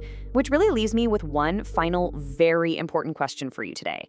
Once you trim those vines and root those incredibly easy cuttings, who is going to get your very first marble queen baby? Think about it. Thank you so much for joining me on this explainer, and happy growing. Welcome to this explainer. Today, we're diving into the ultimate guide for keeping the incredibly forgiving Dallas fern lush and thriving in your home. You know, if you've ever loved the look of a big, beautiful fern, but somehow always managed to, well, accidentally kill it, you are in the exact right place. We're going to break down absolutely everything you need to know, taking you from a hopeful beginner to a confident, absolute fern expert. So here's our game plan for today. First, we'll officially meet your forgiving fern and then figure out how to set up the perfect environment.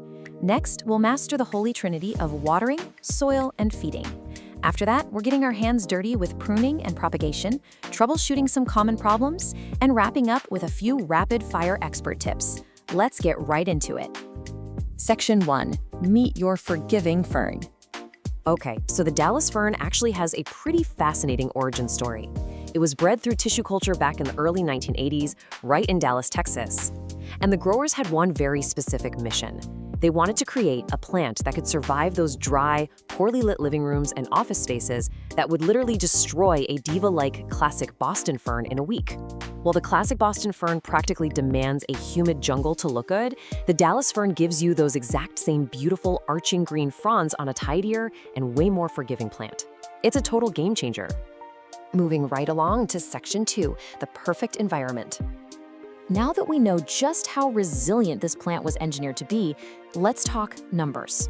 Specifically, 40 to 50%. This is your humidity sweet spot. While other ferns throw a complete tantrum if your air isn't practically dripping with moisture, the Dallas fern stays perfectly happy at standard 40 to 50% household humidity. Seriously, this is its absolute superpower. For most of us, it means you can grow a lush, beautiful fern without needing to buy extra gear, humidifiers, or those messy pebble trays. It thrives right in your ordinary living room air. And when it comes to lighting, the Dallas fern really prefers medium to bright and direct light. But what does that actually mean in real life? Let's use the book test. If you can sit in a spot and comfortably read a physical book during the day without turning on a lamp, your fern is going to be content there too. It copes with dimmer rooms far better than most ferns, meaning a north-facing window or a spot a few feet back from an east-facing window is pretty much ideal. Just keep it out of the harsh, direct afternoon sun. That'll scorch its leaves into crispy toast and, well, nobody wants a toasted fern. All right, Section 3, watering, soil, and feeding. Let's look at the intermediate care routines to really make this plant pop. The real secret to a lush Dallas fern is striking a delicate balance. You want the soil evenly moist but never waterlogged. Basically, wait until just the top inch of soil feels dry before you water it again. And to achieve that perfect balance, you need the right soil recipe.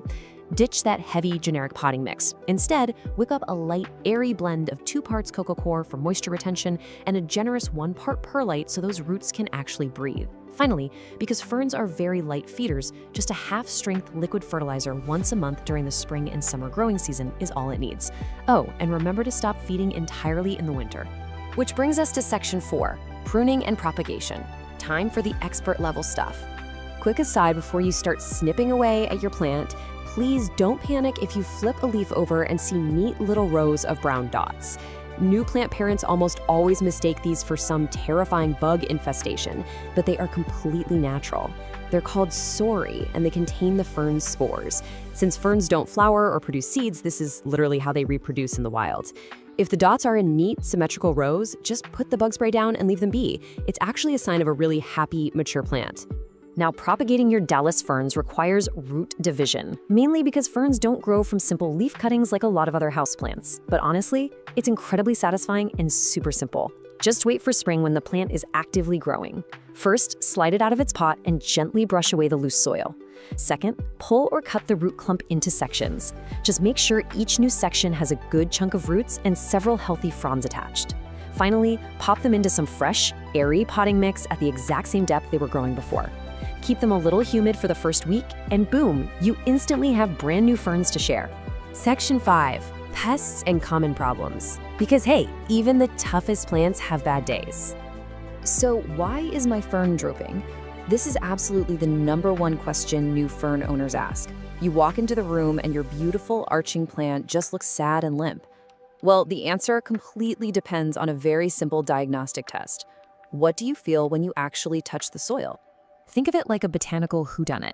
You can have 2 identical-looking drooping plants with 2 completely opposite problems. If the soil is dry below the surface, your plant is just incredibly thirsty. Give it a good drink and it'll perk right back up. But if your fern is wilting and the soil feels wet, heavy, and smells kind of sour, yeah, you have a major issue. That means you're accidentally drowning the roots, which leads to root rot. You've got to stop watering immediately, pull the plant out of the pot, trim away any black, mushy roots, and repot it in that airy perlite mix we talked about earlier. Aside from watering issues, the incredibly dense foliage of the Dallas fern does offer some pretty great hiding spots for pests. You'll want to inspect the deep center of the crown regularly. If you spot fine webbing and dull leaves, you're likely dealing with spider mites. Just rinse them off and hit them with a little neem oil. On the other hand, white cottony tufts? That means mealybugs, which you can easily dab away with a Q-tip and some rubbing alcohol. And lastly, if you see tiny flies buzzing near the dirt, you've got fungus gnats. Just let that top layer of soil dry out a little bit more between waterings. The golden rule here is to treat pests gently because ferns are highly sensitive to harsh chemical bug sprays.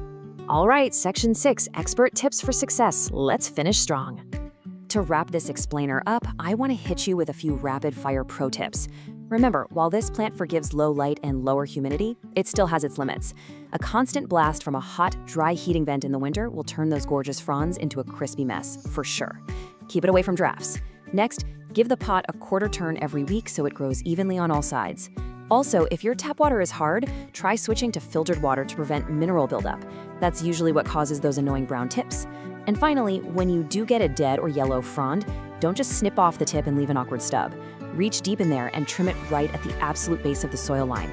It keeps the crown tidy and makes room for fresh new growth. And there you have it, your complete beginner to expert roadmap. You know how to give it the right light, mix the perfect soil, water it like a seasoned pro, and handle literally any curveball it throws your way. So take a quick look around your home or office right now.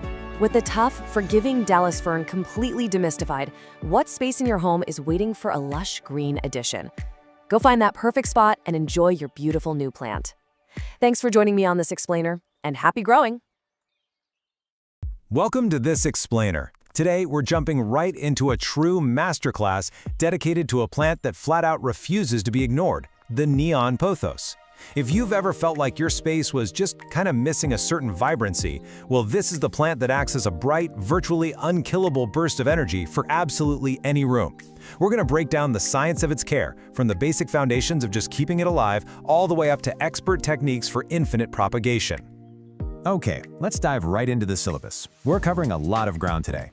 First, we'll meet the biological highlighter. 2, mastering the glow. 3, essential everyday care. 4, pruning and propagating. 5, tackling pests and problems, and we'll wrap it up with some pro tips. All right, Section 1. Meet the biological highlighter.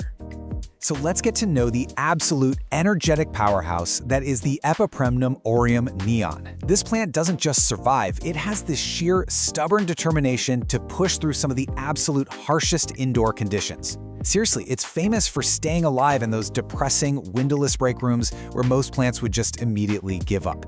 It has this incredibly tough, resilient spirit, but it's wrapped up in a shockingly bright exterior. I absolutely love this description. A lamp that runs on water. Because honestly, with its electric shock of chartreuse yellow, placing this plant in a dark corner gives you an instant burst of brightness without even needing an electrical outlet. It's an incredible tool for interior design. It offers this dramatic, eye-catching contrast against dark walls, think charcoal or navy, or when you plant it in deep dark pots where that yellow foliage can just truly pop. Moving right along to Section 2, mastering the neon glow. Now, this is arguably the most critical aspect of caring for the neon pothos. We have to understand exactly how and why it keeps that signature, shocking color. Because if we get this wrong, the plant literally loses its entire unique appeal, and the science behind the glow is actually fascinating. You see, the neon color is technically an unstable chlorophyll mutation. The plant lacks the dense, dark green pigment that you'd find in a standard plant. So in highlight, the plant gets plenty of energy, meaning it can afford to be kind of inefficient and keep its brilliant chartreuse color. But in low light, it panics. It goes straight into survival mode and starts producing sunblock, that dense, dark green chlorophyll, just to capture every single scarce photon it can find. Basically, if you don't give it enough bright, indirect light, your glowing neon plant is going to revert into a standard dark green pothos. Now, what's really interesting here is the identity crisis this plant constantly faces in nurseries. You will so often see the philodendron lemon lime mislabeled as a neon pothos, but they are entirely different plants. Thankfully, you can spot the difference really easily through touch and shape. The neon pothos has a waxy, glossy, and just slightly bumpy texture with these asymmetrical spade-shaped leaves. The philodendron, on the other hand, is completely matte. It's velvety smooth with really broad, dramatic heart shapes. And you'll see these little sheaths on its new stems. Knowing this little trick totally saves you from accidentally buying a wrong plant. Okay, Section 3, Essential Everyday Care. This is where we shift our masterclass into the daily grind. And the great news is, the neon pothos has a dramatic but incredibly helpful communication style, especially when it comes to telling you exactly when it's time to pull out the watering can. Honestly, you should completely ignore a strict watering schedule. Just toss it out. Instead, rely on the dramatic droop and tactile sensory cues. Use what we call the squeeze test. If the leaf is firm, cool, and rigid, do not water it. But if it feels soft, pliable, and folds easily like a warm taco shell, it is definitely thirsty. And when you do water, drench the soil completely until it flows out the bottom. But never, ever let the pot sit in standing water. Of course, watering is literally only half the equation, right? Drainage is the other. Neon pothos roots need oxygen just as much as they need moisture. So to prevent suffocation and root rot, you absolutely need a chunky texture in your soil. A perfect DIY mix for this is 60% high-quality potting soil, 30% perlite or pumice for that vital aeration, and 10% orchid bark to kind of simulate the natural forest floor. And a quick but super important warning, never use heavy outdoor garden or topsoil indoors. It will instantly suffocate your plant, no exceptions. Let's talk climate and fuel. Hailing all the way from French Polynesia, this plant loves it warm. We're talking ideally between 70 and 90 degrees Fahrenheit. The ultimate danger zone for it is a cold draft dropping below 55 degrees. That will cause irreversible black spots in the leaves, which we definitely don't want. While it strongly prefers 50 to 70% humidity if you want those massive leaves, it easily tolerates dry indoor air at around 30%. As for fuel, you'll want to use a nitrogen-focused fertilizer in the spring and summer to really support those stunning yellow leaves. Remember, this plant isn't going to bloom indoors, so all its energy is going straight to the foliage. And whatever you do, always remember to stop feeding it in the winter so you avoid burning the roots. Next up, Section 4, Pruning and Infinite Propagation. This is where you graduate to the next stage of plant parenthood. We're going to look at how to tame a wild, sprawling vine, and even more excitingly, how to create endless clones. 10+ feet. That is the massive, fast-growing potential of these vines, especially when you give them a moss pole to climb. The act of climbing actually triggers hormones that make the leaves grow exponentially larger. But there's a catch. You have to watch out for the dreaded baldness problem. If you just leave it to hang and grow as a single leggy string, the vine will very often lose all its base leaves. That leaves you with a really sad, bald-looking stem near the soil. So how exactly do we fix that baldness while simultaneously multiplying our collection? Well, by pruning the vine just above a node, you're actually forcing the mother plant to branch out and become much bushier. Then you take that cutting you just made, trim off the bottom leaf, and literally just stick the node in water. Seriously, in just 7 to 10 days, roots are going to explode from that stem. It's an almost foolproof cloning method that lets you create 10 lush plants out of just one single vine. All right, Section 5. Troubleshooting pests and problems. Look, even the toughest plants face challenges, right? And the bright, electric leaves of the neon pothos unfortunately act as a bit of a beacon for certain unwanted guests. But don't worry, we're your definitive plant coach here to help diagnose and treat these issues. Let's break down the sap-sucking enemies drawn to your plant. First, if you see white, fluffy cotton spots tucked right where the leaf meets the stem, you've got mealybugs. Treat those with a strong shower blast or insecticidal soak. Scale, on the other hand, looks like hard brown bumps on the stems. For those, granular systemic insecticides mixed right into the soil are your best bet. Finally, spider mites. They leave this really fine webbing and tiny specks on the undersides of leaves, especially when the air is dry. A routine spray of neem oil every 5 to 7 days will clear them right out. Beyond the creepy crawlies, the leaves themselves are actually communicating with you when your care routine is a bit off. If you start seeing crispy brown edges, it usually means your watering is too erratic, like you're letting it dry to the bone and then completely drowning it. Or your air is just way too dry. But you really need to beware of mushy yellow leaves.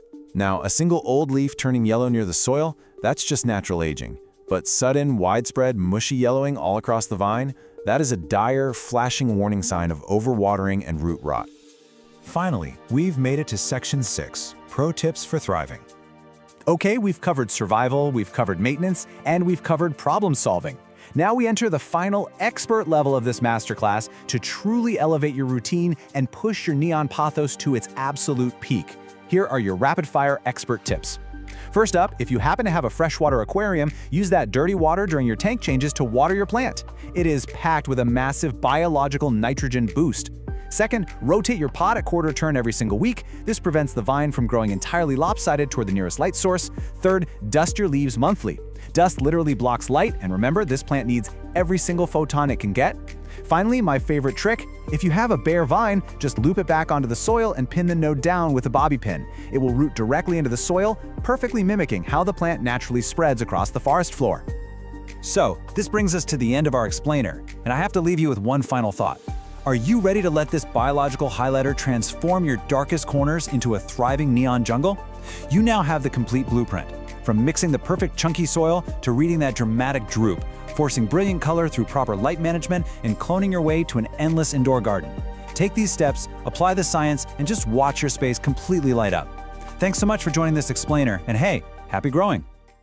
All right, let's just dive right into this masterclass on caring for what is, hands down, one of the most famously indestructible houseplants on the planet, the ZZ plant. Whether you call it the Zanzibar gem, the Zuzu plant, or you want to get fancy with its scientific name, Zamioculca semiifolia, this explainer is going to be your ultimate guide. So, here's our roadmap for today. We're going to start by getting to know the ZZ plant. Then, tackle the big ones, light and water and soil and environment. After that, we'll hit troubleshooting, pruning and propagation, and wrap it all up with some pro tips. Okay, part 1. Let's officially meet the ZZ plant and discover why it's so incredibly tough. Now, because this plant is native to the dry grasslands of Eastern Africa, it has a brilliant survival mechanism. The absolute secret to unlocking perfect care for this guy comes down to understanding its anatomy, specifically the rhizome. Think of a rhizome like a thick, potato-like underground stem. It stores massive amounts of water, which is precisely why this plant can survive severe droughts. Honestly, it's why it seems to literally thrive on what feels like pure neglect. Before we get into the actual daily care, there are just a few baseline facts you definitely need to keep in mind. First off, they have a really slow growth rate, so, patience is key here. They're perennial, meaning they'll stick around for years and years if you treat them right. But, and this is a big one, they are toxic to cats, dogs, and humans because of calcium oxalate crystals. So you absolutely have to place them strategically away from pets and kids. Also, they rarely bloom indoors, but if they ever do, you'll spot this little creamy white spadix. And finally, while the classic deep green is gorgeous, keep an eye out for some incredible varieties. You've got the Raven, which turns this dramatic near-black color, the compact Zenzi, some beautiful variegated types, and the Chameleon, which actually emerges bright yellow before fading to green. Really cool stuff. Moving on to part 2, light and water. Let's master the non-negotiables. Okay, so while the ZZ plant is totally famous for tolerating those sad, dark corners of your house, it actually grows best and fastest in medium to bright indirect light. Think near an east or north-facing window. Honestly, they even do remarkably well in interior offices that just rely on overhead fluorescent lights. But listen, beware of harsh, direct sunlight. Direct afternoon sun will literally scorch and burn those beautiful, glossy, waxy leaves, leaving you with faded patches and ugly brown spots. So keep it indirect. Now, when it comes to watering, the absolute crucial number you need to remember is 2 to 4. During the spring and summer growing season, you should only be watering every 2 to 4 weeks. Remember those potato-like rhizomes we talked about? Right, they are doing all the heavy lifting for you. You must wait until the soil is 100% dry from top to bottom before you even think about watering again. And in the dormant fall and winter months, you can probably stretch that to once a month, maybe even less. When you do water, give it a really thorough soak until water runs out the bottom, but never, ever let the pot sit in a saucer of water. All right, let's slide into part 3, soil and environment. Let's get that potting setup perfected. So, because those water-packed rhizomes absolutely hate sitting around in wet soil, a fast-draining mix is completely mandatory here. Here is your ideal recipe. 1 part all-purpose potting soil, 1 part cactus or succulent mix, and 1 part perlite or pumice to really ensure that sharp drainage. As for temperature and humidity, they basically require 0 extra effort. Standard indoor temps of 65 to 80 degrees Fahrenheit and your average household humidity of 40 to 50% are totally fine. So yeah, no misting, no complicated pebble trays required. And feeding? They're super light feeders. Just use a balanced liquid fertilizer, dilute it to half strength, and apply it maybe 2 or 3 times over the entire spring and summer. That's it. But what happens when things go wrong? You wake up, you check your plant, and you find your beautiful green leaves are suddenly turning this sickly yellow. Well, this is probably the single most common question plant parents ask. Which brings us right to part 4, troubleshooting. Let's figure out how to diagnose your plant's health. There is a massive, stark difference between overwatering and underwatering a ZZ plant. If those leaves are turning yellow, especially down near the base, and the stems feel mushy, or worse, there's a foul smell coming from the damp soil, that is an overwatering emergency. That leads straight to deadly root rot. On the flip side, look at underwatering. The plant just gets slightly wrinkled, maybe some shriveled leaves or a little droop in the stems. This is not an emergency at all. It just means your plant is thirsty and it's going to bounce right back after a good soak. Another potential headache, though honestly pretty rare for these guys, is pests. Thanks to those tough, waxy leaves, bugs generally just don't like the ZZ plant. But, scale insects, those little cotton-like mealybugs, aphids, or spider mites can occasionally show up if the plant gets super stressed. The fix is easy, though. Simply wiping the leaves down regularly with a damp cloth will help you spot and stop any of these invaders long before they spread. Plus, it keeps the foliage looking incredibly glossy. Okay, let's level up. Part 5, Pruning and Propagation. Time to graduate to expert status. So the absolute fastest and most reliable way to propagate your ZZ plant is by division. You can tackle this super easily during your plant's regular repotting cycle, which by the way should only happen every 2 to 3 years in the spring once it's really tightly root bound. You just remove the plant from its pot and gently pull or use a clean knife to cut the cluster of rhizomes apart. Just make sure each new little section has at least one stalk and a nice firm rhizome attached, and then pot them up in fresh, well-draining soil. Easy as that. Now, what if you don't want to unpot the whole entire plant? Well, you can absolutely use a stem cutting. Just cut off an entire stalk right at the base, let it callus over for a few hours so it doesn't rot, and pop it into a jar of water. Just remember to change that water weekly. But I have to warn you, be prepared to wait. It takes many, many months for a new rhizome and roots to form in water before you can finally move it into soil, so patience is 100% required here. Finally, Part 6, Pro Tips. Let's go over the real secrets for long-term success. These pro tips are super simple, but they're highly effective habits. First, always choose a pot that's only 1 to 2 inches larger than the root ball. Anything bigger, it's just going to hold way too much wet soil. Next, try to rotate your plant a quarter turn every single month. That stops it from leaning toward the light and gives you that nice, symmetrical, upright growth. Like we mentioned, keep wiping that dust off the leaves with a damp cloth. It actually maximizes photosynthesis. Also, don't stress over how slow it grows. That's just its nature. And finally, you never need to prune this plant to encourage bushier growth. Just use clean scissors to snip off any dead or yellowing stalks cleanly down at the soil line. Look, if you only take away one single piece of advice from this entire explainer, let it be this golden rule. When in doubt, don't water. Seriously, the ZZ plant is an absolute survivor, perfectly built to withstand drought. If you aren't completely 100% sure if the soil is bone dry, just wait another week. So, now that you know the anatomical secrets of the rhizome, the exact recipe for the perfect soil, and the incredible power of doing absolutely nothing when it comes to watering, how are you going to use this masterclass to build your own indestructible indoor jungle? Go find that perfect spot, take a step back, and just let your ZZ plant thrive. Welcome to today's explainer. We're diving deep into what is arguably one of the most uniquely captivating houseplants you can possibly get your hands on, the bear's paw fern. Now, if you've seen one of these in person, you already know the vibe. They are totally famous for these thick, furry rhizomes that literally crawl right over the edge of the pot. I mean, it looks exactly like a little animal is trying to escape. It's a massive conversation starter. But keeping those paws plump and the fronds glossy, well, that takes a little bit of specific know-how. So today, we're taking you on a complete beginner to expert journey so you can confidently grow this stunning plant. Let's get right into it. Right out of the gate, we have to tackle the absolute #1 beginner mistake. Should you bury those furry paws in the dirt? The answer is a resounding absolutely not. No way. This is our golden rule for today, and we're going to come back to it a lot. Never bury the furry paws. They are meant to sit right on top of the soil. Because if you bury them, they'll stay way too wet and they will rot. It's really as plain and simple as that. So, with that golden rule established, here's our game plan. We'll properly meet the bear's paw fern, master its light and water needs, and then cover soil, humidity, and feeding. After that, we'll walk through a super simple pruning and propagation guide, troubleshoot some common problems, and finally wrap up with pro tips for ultimate growth.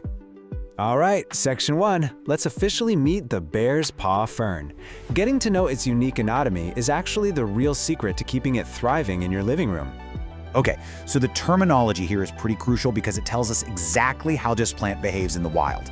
The bear's paw fern, or Aglomorpha meianiana, if we're being scientific, is an epiphyte. What does that mean? Well, in its natural tropical habitat, it doesn't actually grow in deep dirt on the forest floor. Nope, it grows clinging to trees or mossy rocks. And those famous paws we keep talking about? Those are rhizomes. They're basically thick, creeping stems that store and absorb moisture and nutrients. Because it's an epiphyte with these creeping surface rhizomes, it naturally wants plenty of air circulating around its fuzzy feet. You know, you'll actually see this guy confused a lot with its cousin, the rabbit's foot fern. But they really have totally different vibes. The bear's paw is bold. It has incredibly chunky, thick paws and these large, leathery, deeply cut fronds. The rabbit's foot fern, on the other hand, is a bit more delicate. It has thinner, lighter rhizomes and really lacy foliage. So if you're looking for that dramatic, sculptural, heavy paw look crawling out of your pot, the bear's paw is exactly what you want. Moving right along to Section 2, Mastering Light and Water. Getting this balance right is literally the key to avoiding that dreaded root rot. First up is lighting. The sweet spot here is bright, indirect light. Picture a nice, cheerful room where the plant isn't getting blasted by a hard, direct beam of sun. An east-facing window or even a north window with an open sky view is absolutely ideal. You really want to avoid harsh midday or afternoon sun, mainly because it'll quickly bleach out those gorgeous leathery fronds and aggressively dry out the rhizomes. A little bit of gentle morning sun, totally fine. But overall, keep it bright and filtered. Now, watering is where it gets interesting because this plant actually has conflicting needs. It's kind of like a puzzle. The roots, which are tucked down into the soil, want steady, light moisture. But the furry rhizomes sitting on top of the soil, those absolutely must be kept dry and aired out. If you just grab a watering can and dump it over the top of the whole plant, those fuzzy paws are going to stay soaked, and that just invites rot. So how often should you water? Well, in a bright room during spring and summer, every 5 to 7 days is pretty typical. But look, your golden rule here is to use the finger test. Only water when the top inch of soil feels slightly dry. And when you do water, pour it really carefully around the edges of the pot to avoid the paws entirely. Actually, an even better trick, bottom watering. Just set the pot in a bowl of water for 15 to 20 minutes, let it drink from below, and then let it drain completely. It's a total game changer. The roots get their drink, and the paws stay perfectly dry. Let's jump into Section 3, Soil, Humidity, and Feeding. Replicating this fern's native tropical habitat is actually a lot easier than it sounds. Remember how we said it's an epiphyte? Because of that, standard, dense, peat-heavy potting mud is essentially a death sentence. It just holds way too much water and smothers the roots. What you need instead is a really chunky, airy mix. A great DIY recipe you can whip up is 2 parts of a quality houseplant mix, 1 part fine orchid bark, and 1 part perlite or pumice. This combo is fantastic because it retains just enough moisture for the roots but provides massive airflow so the water drains fast. Plus, it gives the rhizomes a really nice textured surface to crawl on. As for humidity, 50 to 70% is the ideal range. The great news here is that those thick, leathery fronds make the bear's paw way tougher than those super dramatic, flimsy ferns like the maidenhair. It'll survive just fine in average household humidity, but it truly thrives and looks its glossy best when the air is a bit more humid. Also, keep your temps comfortable, right around 60 to 80 degrees Fahrenheit, and definitely keep it away from drafty windows or heating vents that'll just bake it dry. When we talk about feeding, less is definitely more. You want to feed it lightly with a half-strength, balanced liquid fertilizer, just once every 4 to 6 weeks, and only during the active spring and summer growing seasons. And here is a super important tip. Keep that fertilizer water completely off the paws. The concentrated salts can severely irritate those delicate little furry scales. All right, Section 4. Let's talk pruning and propagation. I promise you, pruning this fern is incredibly simple. It's mostly just basic cleanup. I absolutely love this quote, "Leave the fuzz alone." It is so important. Do not scrub, brush, or trim the furry paws, even if they're wandering completely wildly over the edge of your pot. That wandering is the whole charm of the plant. The fuzz actually acts as a set of protective skills for the rhizome, so rough handling will definitely damage them. When you do need to prune, just look for fully yellow, torn, or totally brown fronds, and snip them cleanly right at the base.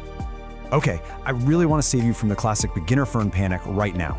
Eventually, you're going to flip a frond over and see rows of these little brown dots. Do not panic. Seriously, put down the neem oil. These are called sori.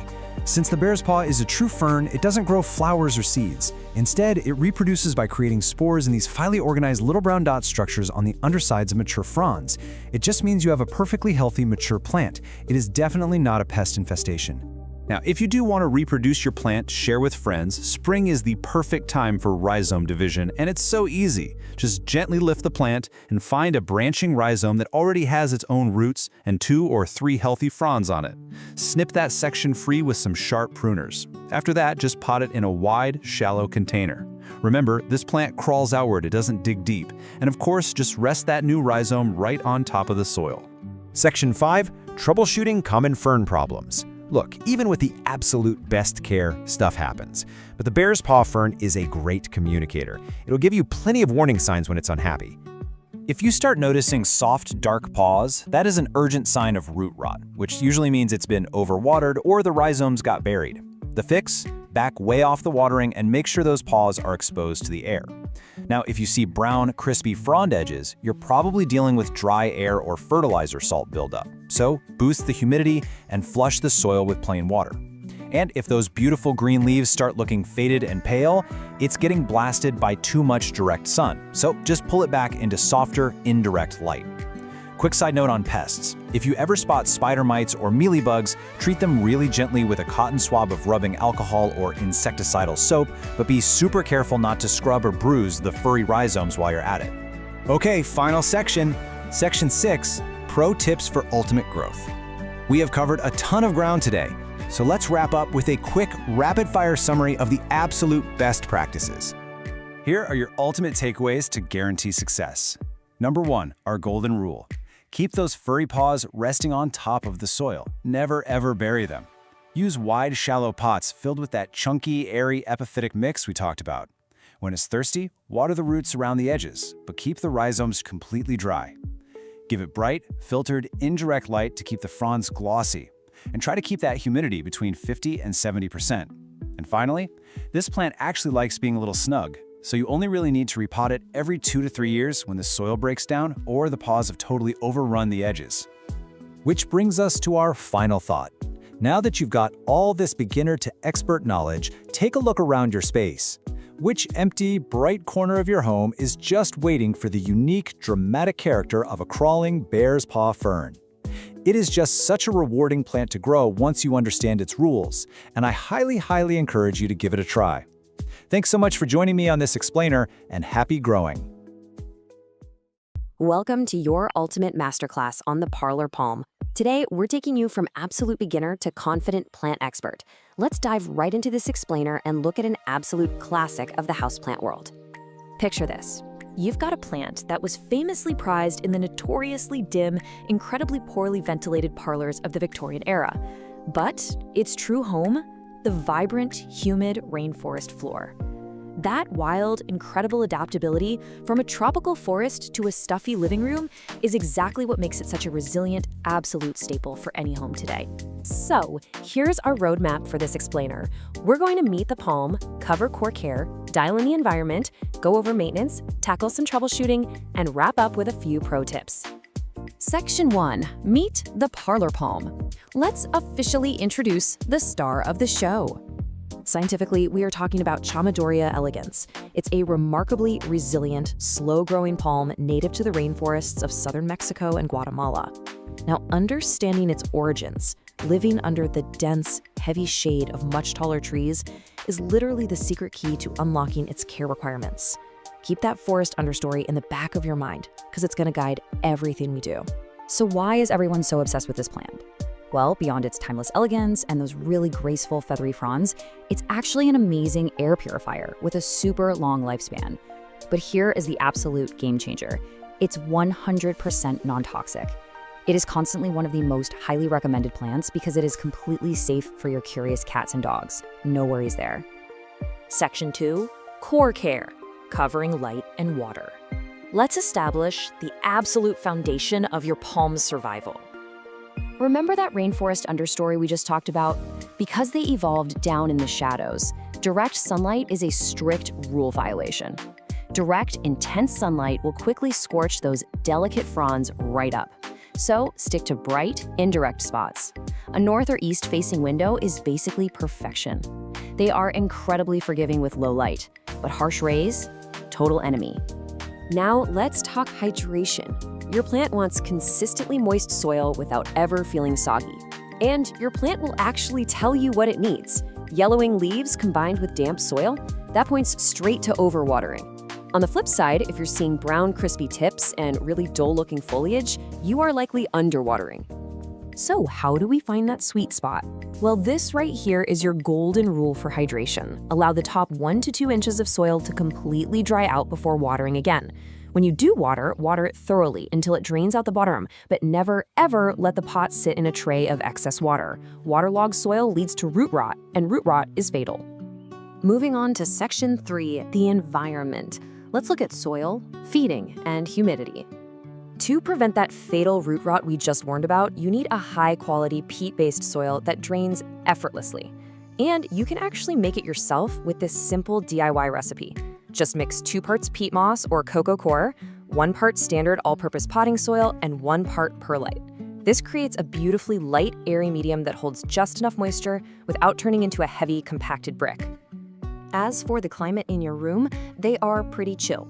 They love average temperatures, right around 65 to 80 degrees Fahrenheit. They do appreciate a humidity boost from regular misting.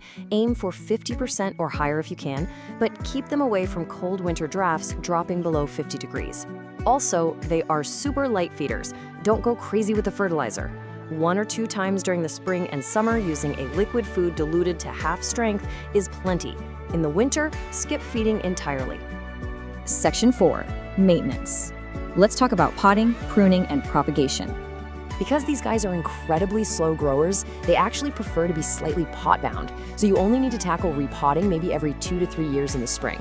Just follow a simple 4-step process. Crucially, step 1, never choose a pot more than 1 to 2 inches wider than the current one, or all that extra soil will hold way too much water. Gently slide it out, pop it in the new pot with your fresh peat mix, and give it a good drink.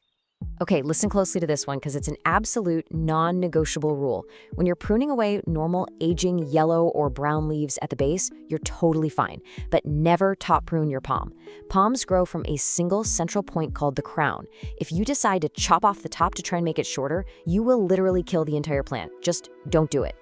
And what about making more plants? I know it's super tempting to divide those cute clustered clumps in your pot to propagate them, but here's the reality. Their root systems are incredibly delicate. Tearing them apart usually results in losing everything. These beauties are actually propagated commercially from seed, so just enjoy the one you have and leave the multiplying to the professionals. Section 5, troubleshooting pests and problems. Let's armor you up against common indoor threats. Let's identify the usual suspects. Spider mites are enemy number 1 here. Why? Because they thrive in dry air, and as we know, the palm hates dry air. If you spot fine, silky webbing or little stippled spots on the leaves, you've got spider mites. Also watch out for mealybugs. They look like tiny white cotton masses, or scale insects, which look like little hard brown bumps on the stems. The fix? Wipe down the leaves and treat them with insecticidal soap or neem oil. It works like a charm. But hey, what if there are absolutely no bugs in sight and your plant still looks miserable? Almost all non-pest problems just come down to tweaking your watering or boosting the humidity. Getting brown, crispy edges? It's a cry for more humidity or a sign you need to flush out the salt buildup from your tap water. Yellowing leaves? Back off the watering can. And if you've got no blooms, no worries at all. That's completely normal indoors. And finally, Section 6, Pro Tips for Palm Mastery. Let's quickly review the absolute essentials. If you just keep these 5 core tenets in mind, actively mimicking that moist, shaded rainforest floor, your plant will reward you for years. It's a super simple checklist. Give those fronds a mist every few days, maintain consistent soil moisture without waterlogging it, keep it strictly out of harsh, direct sun, occasionally wipe the leaves down so the plant can actually breathe and photosynthesize, and don't rush to repot. Let those roots stay snug. Fun fact for you, there are actually over 100 species in the Chamaedorea genus, including things like the bamboo and cat palms. But you now know exactly why the elegans remains the undisputed champion of the indoor parlor. It is perfectly adapted to thrive right alongside us, bringing a literal piece of the tropical understory indoors. You're no longer a beginner, you're a confident expert. You know the exact light it needs, the perfect airy soil mix, and the secret to a properly moist environment. So take a look around your home right now.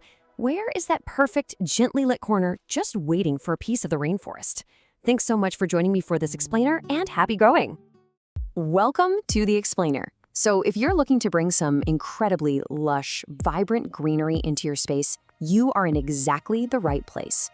Today we're focusing on an absolute classic, the brake fern. We're going to break down exactly what it takes to help this beautiful plant absolutely thrive. Okay, let's dive into this. Here's a quick look at our roadmap for today. First, we'll meet the brake fern, then move on to creating the perfect environment.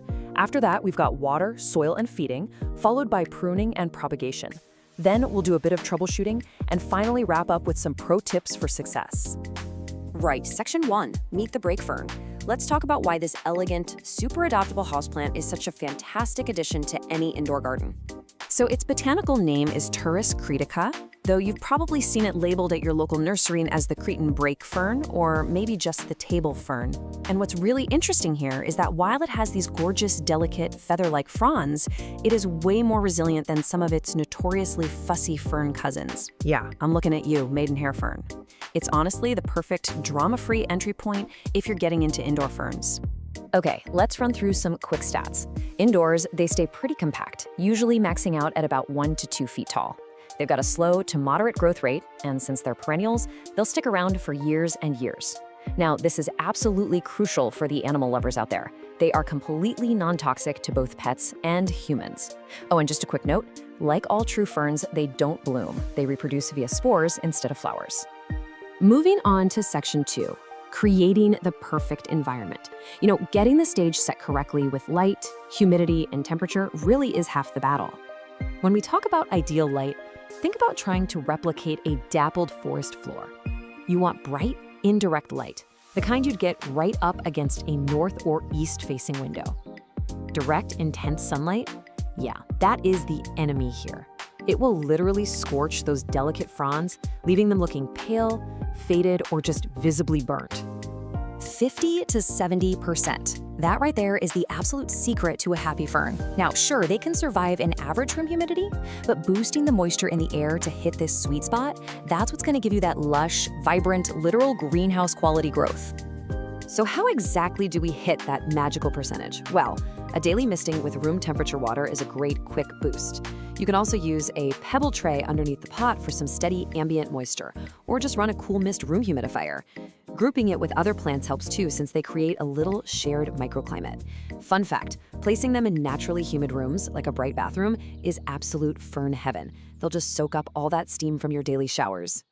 Let's talk temperature for a second. Unlike a lot of your tropical houseplants that just crave intense heat, brake ferns actually appreciate a slightly cooler house. They love temperatures sitting between 60 and 75 degrees Fahrenheit. In fact, they genuinely enjoy brief nighttime dips down to 50 degrees, which perfectly mimics their natural habitat. But, and this is a big but, keep them away from extremes. They absolutely despise hot drafts, radiators, heating vents, and AC units. All right, Section 3, Water, Soil, and Feeding. Let's look at the routine maintenance required to keep this plant fueled and hydrated. The absolute golden rule for watering a brake fern is this: stay moist, not wet. They really don't have much drought tolerance, so you're going to want to water them thoroughly when just the top inch of soil feels slightly dry to the touch. But here's the major warning: never, ever leave them sitting in water. Discard any excess water in the saucer immediately. Standing water is basically a fast track to suffocating the roots and causing root rot. Also, if your tap water is on the harsher side, you might want to switch to filtered, distilled, or rainwater. And the soil you use plays a massive role in that whole watering routine. You're looking for a peat-based potting mix, but it needs to be amended with perlite or pumice so those roots can actually breathe. The soil has to retain moisture without turning into a soggy, dense mess. Oh, and a drainage hole in the pot? Completely, strictly non-negotiable. As for feeding, brake ferns are what we consider light feeders. During their active growing seasons in the spring and summer, you really only need to feed them every 2 to 4 weeks. Now, because their root systems are actually quite sensitive, it's super critical to use a liquid houseplant fertilizer diluted to half strength. And always apply it to soil that's already moist so you don't accidentally burn the roots. Section 4, Pruning and Propagation. This is where we get into how to tidy up your plant, keep it healthy, and best of all, multiply it. Routine maintenance is honestly incredibly straightforward. If you spot any yellow or brown fronds, just snip them off with sharp scissors at the absolute base of the plant. That redirects its energy right back to fresh new growth. As for repotting, you only need to do this every 1 to 2 years, ideally in the spring. So the key takeaway here is that ferns hate being overpotted. You want to keep their roots nice and snug. When you do repot, only size up by about 1 to 2 inches in diameter. Now, if you want to create brand new plants literally for free, rhizome division is the way to go. Again, best done in the spring. You just carefully pull the entire plant from its pot, give it a gentle shake to remove excess soil so you can actually see the thick rhizomes, and then just divide the root ball into sections. Make sure every new section has at least 2 to 3 healthy fronds attached. Pot those divisions up in appropriately sized containers with fresh, moist soil, pop them in a warm, humid spot, and just watch them take off. It's so rewarding. Okay, Section 5. Troubleshooting common problems. Let's figure out how to diagnose those subtle little cries for help your fern might be giving you. What's really fascinating here is how clearly the fronds physically communicate exactly what the plant needs. Seeing brown, crispy edges, it's basically begging for more humidity. If the leaves are turning yellow, that usually points to overwatering or hot, dry air. Pale or faded fronds, that means it's getting way too much direct sunlight and really needs some shade. Wilting is kind of tricky though. It can mean the soil is bone dry, or conversely, that the roots have actually rotted from too much water and can't absorb moisture anymore. So always check the soil first. While these guys are generally really hardy, there are a few standard invaders that might try to target your fern. Keep an eye out for scale insects. Those look like tiny brown bumps. Then there are mealybugs, which resemble little white cottony masses, aphids, usually clustered on fresh green growth, or the fine webbing of spider mites, which typically show up when the air is just too dry. Keep calm though, these are all very manageable. But here is the absolutely crucial thing to remember if you do spot pests. Never use harsh chemical insecticides. The fronds on a brake fern are super delicate, and harsh chemicals will almost always do more damage to the plant than the bugs ever could. Just isolate the plant to protect the rest of your collection and gently wipe the fronds with a damp cloth, or at most use a very mild diluted insecticidal soap. Finally, Section 6, Pro Tips for Success. Let's summarize the absolute best practices and look at some stunning varieties you might want to track down. The species Pyrrhus critica comes in some incredibly beautiful varieties that are definitely going to appeal to your inner plant collector. Alba lineata gives you these striking creamy white centers. Then you have Mai, which offers highly textured, ruffled tips that almost look like parsley. Iko Miyako is amazing because it combines both the white centers and those crusted tips. Wilsoni features robust, deeply lobed green foliage, and Parkery is a super lush, wide-leafed, bright green option. There is literally a style for every aesthetic out there. To bring this all together, here are your golden rules for brake fern care. Consistency is key. You want to keep that soil consistently moist, but never let it sit in wet standing water. Give it a cool, calm environment away from any drafty radiators. And above all else, humidity is everything. Seriously, a little daily attention, just a quick misting, is usually all it takes to prevent those dreaded crispy edges. We're going to leave you with this final thought so you can immediately apply what you've just learned. Take a look around your living space right now. Where is that perfect, naturally humid, bright, indirect microclimate in your home? Maybe it's a bathroom shelf or right next to a kitchen sink. Find that spot and you are well on your way to becoming a master fern parent. Thanks so much for joining us on this explainer, and happy growing. Welcome to this explainer. Today, we're going to demystify one of the absolutely most stunning houseplants out there, the Cebu Blue Pothos. We're taking you on a complete journey from just basic beginner survival all the way to unlocking its expert-level thriving maturity.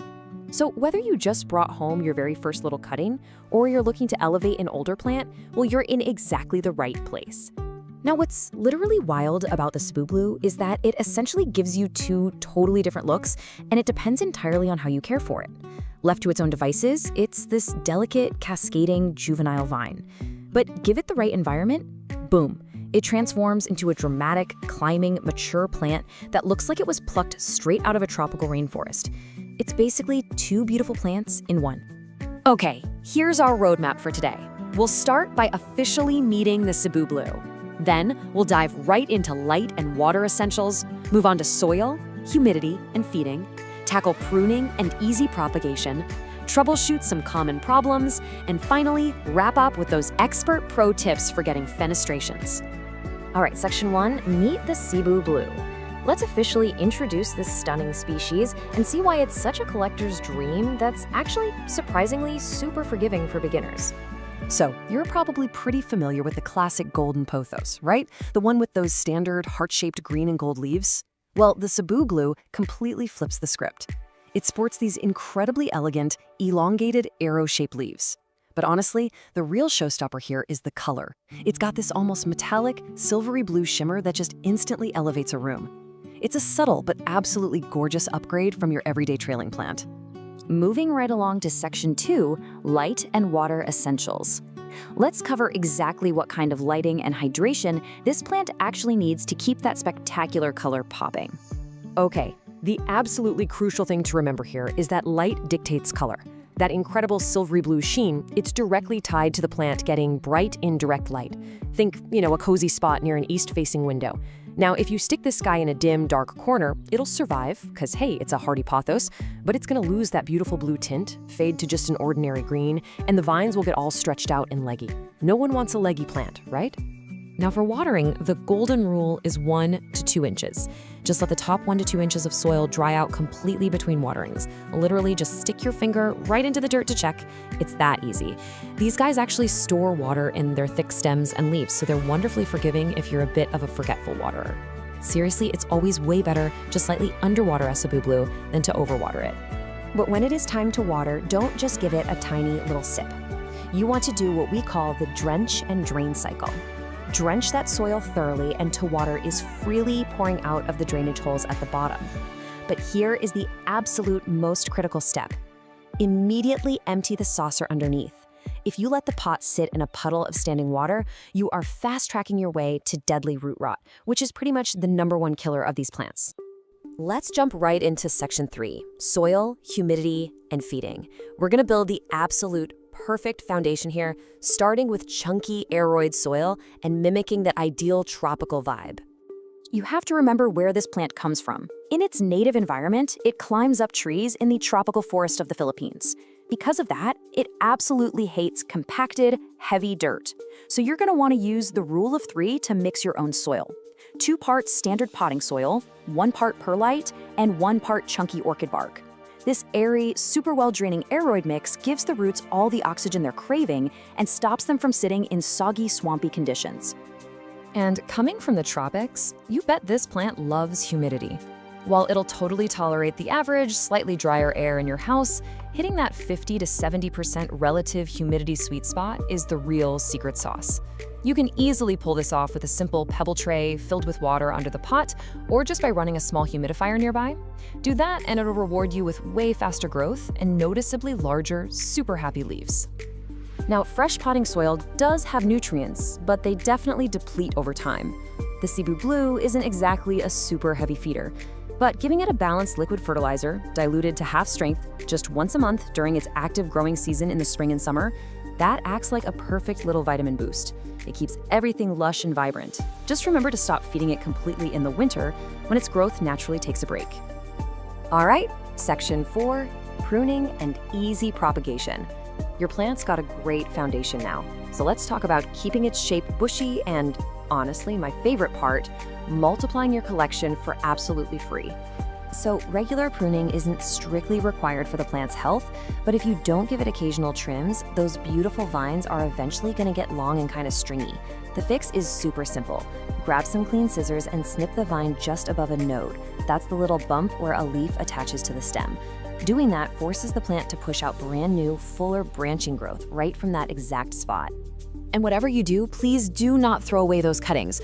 Propagating a Cebu Blue in water is practically foolproof and so incredibly rewarding. Just take your cutting, make sure you snip about 1/4 inch below a node this time, strip off those bottom leaves, and drop the bare nodes right into a glass of clean water. In literally just 1 to 3 weeks, you're gonna watch brand new roots sprout right before your eyes. It is the coolest thing. Let's move to Section 5, Troubleshooting Common Problems. Because look, even the easiest, most forgiving houseplants hit a rough patch sometimes. Let's play plant doctor and figure out how to fix them fast. You really just have to listen to what your plant is telling you. For instance, yellowing, lower leaves combined with mushy stems, that almost always means you need to hit the brakes on watering. You're probably looking at root rot. On the flip side, if you're losing that signature silvery blue color, the plant is screaming for brighter indirect light. And what if you start seeing brown, crispy edges on the leaves? Well, your air is probably too dry, or you're waiting just a little too long between waterings. Also, keep an eye out for pests. The Cebu Blue is wonderfully pest resistant, but early detection is still your absolute best defense. Just make it a habit to check the undersides of the leaves every now and then. If you spot cottony white masses, tiny little dots with webbing, or weird brown bumps, isolate the plant immediately. You can treat these annoying invaders pretty easily by just gently wiping the leaves down with a cotton swab dipped in rubbing alcohol, or spraying the foliage with some diluted neem oil. Finally, we've arrived at Section 6, Pro Tips for Fenestrations. Let's unlock the ultimate secret to transforming this beautiful little vina into a massive, dramatic botanical masterpiece. Now, you might actually be wondering, will my perfectly cared for plant ever reward me with flowers? Well, the short answer is no. Getting a Cebu Blue to flower indoors is incredibly rare, but honestly, don't even worry about it because indoor plant collectors are chasing a completely different, highly structural goal with this specific plant anyway.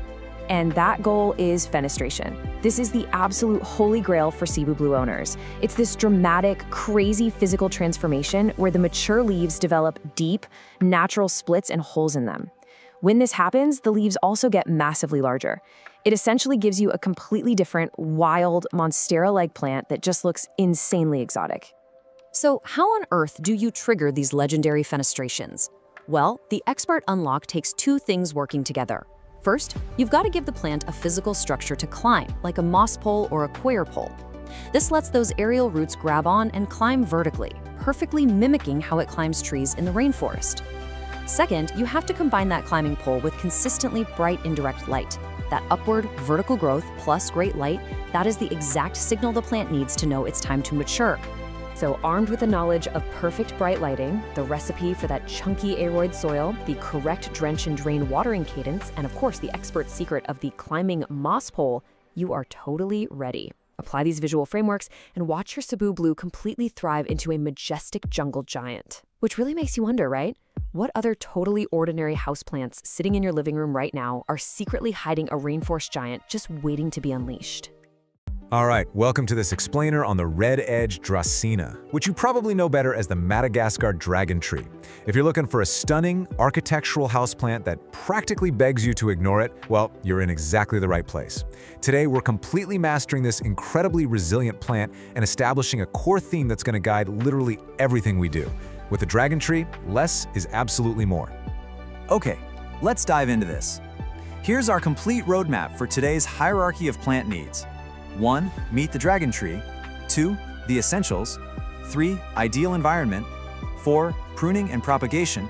5. Troubleshooting and pests. And 6. Expert pro tips. Let's get right to it. Section 1. Meet the dragon tree, the ultimate low-maintenance architectural stunner.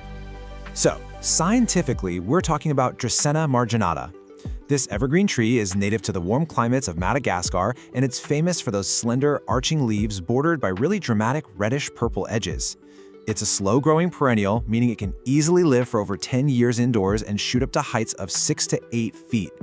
But beyond being just a beautiful, drought-tolerant piece of living interior design, this thing is an absolute workhorse. It was actually studied in the NASA Clean Air Study and scientifically proven to aggressively purify your indoor air by pulling out nasty toxins like formaldehyde, benzene, and xylene.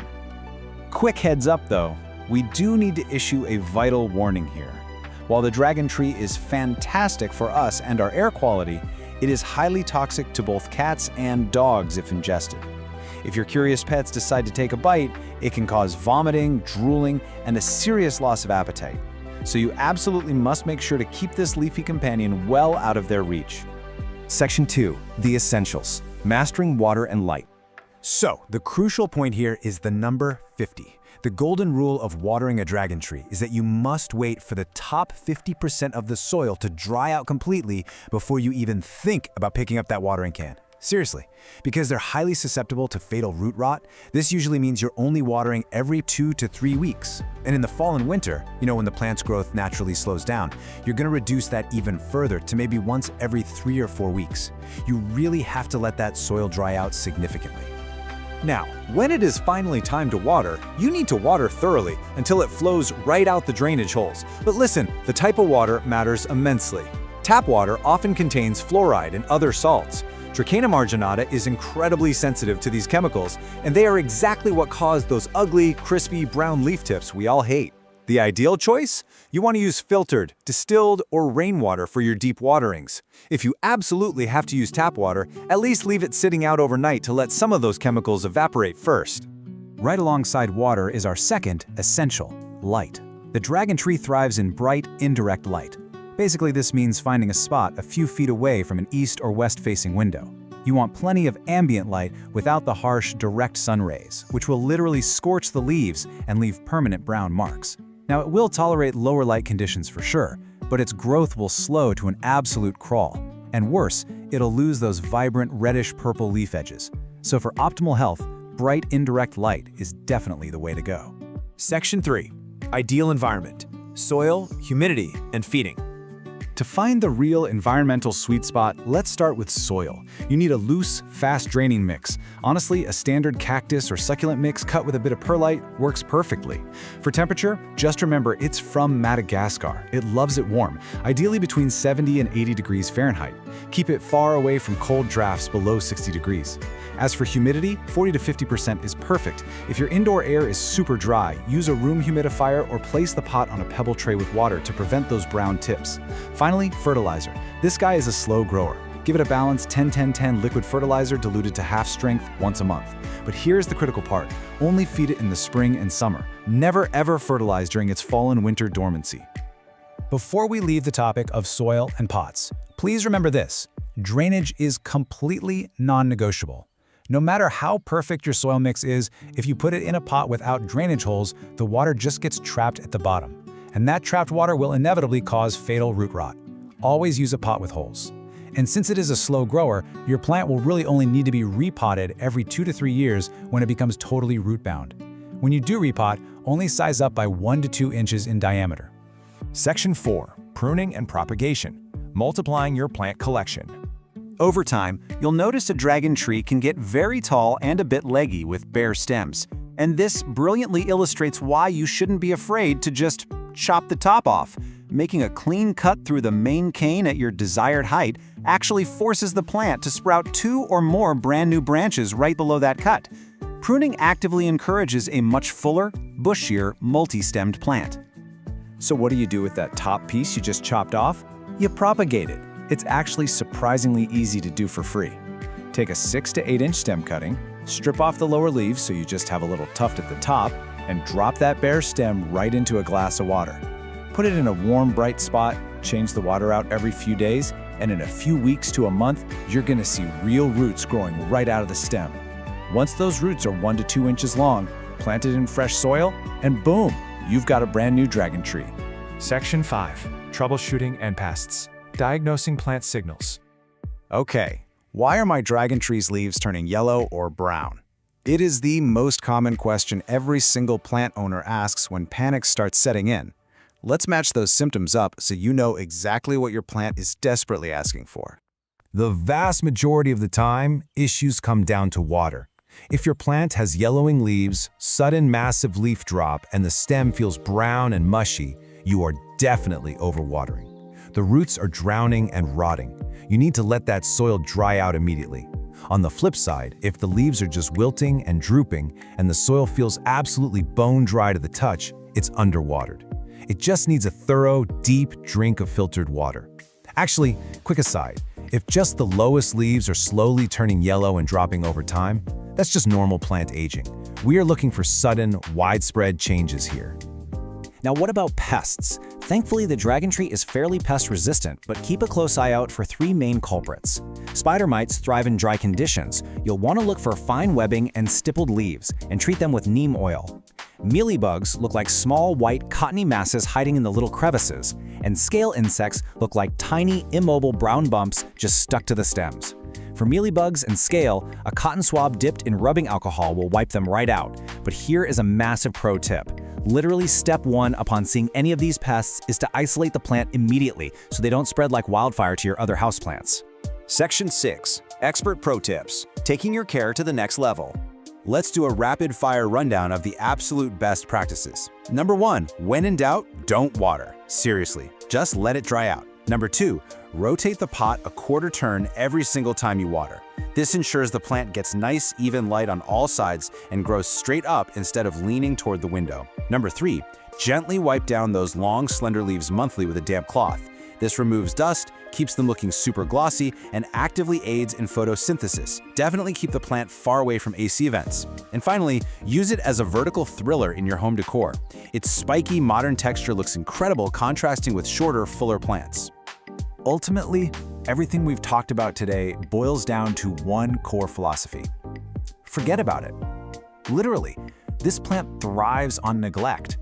The absolute best thing you can do for a Dracaena marginata is to set it up for success in bright indirect light, use a pot with good drainage, and then just give it some space. So I want to leave you with this question to think about. Are you ready to let your dragon tree thrive through perfectly executed neglect? You now have the complete, structured knowledge to master its care. Go find the perfect bright spot in your home, use that filtered water sparingly, and enjoy the incredible air-purifying presence of your new leafy companion. Thanks so much for joining this explainer. Welcome to This Explainer.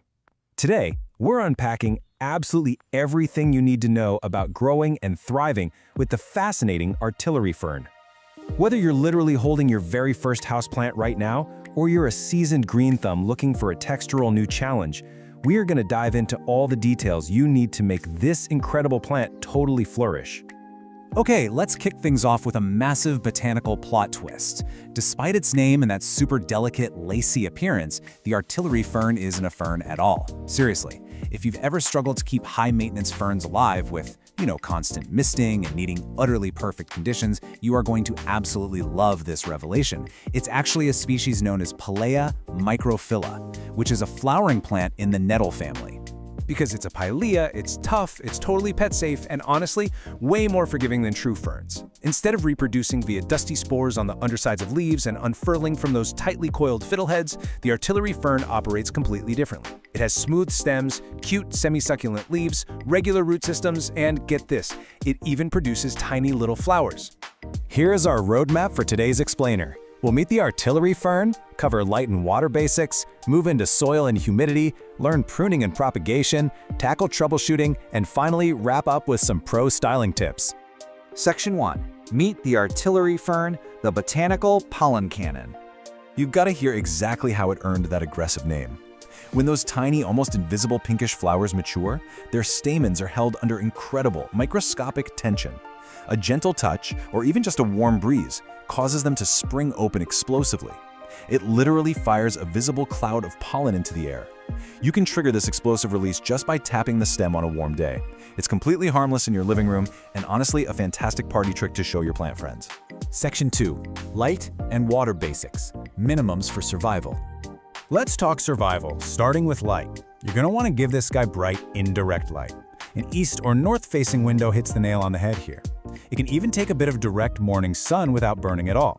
But if you shove it into a dark, sad corner, the stems will stretch way out, reaching for light, making the canopy look incredibly sparse and leggy.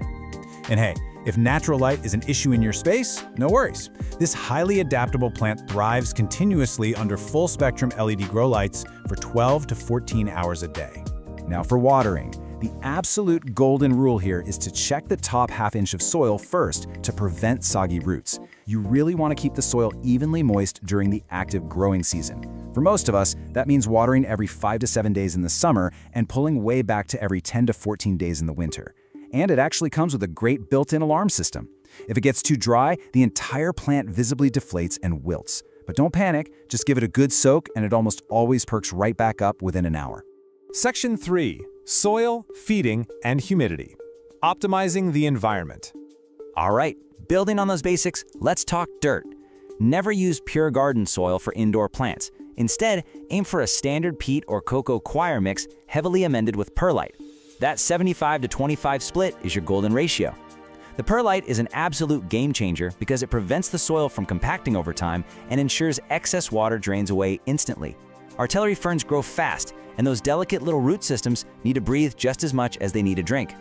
Moving on to humidity, you want to target at least 50%. To put that in perspective, that's way more tolerant of just an average indoor living room than those humidity-obsessed true ferns are.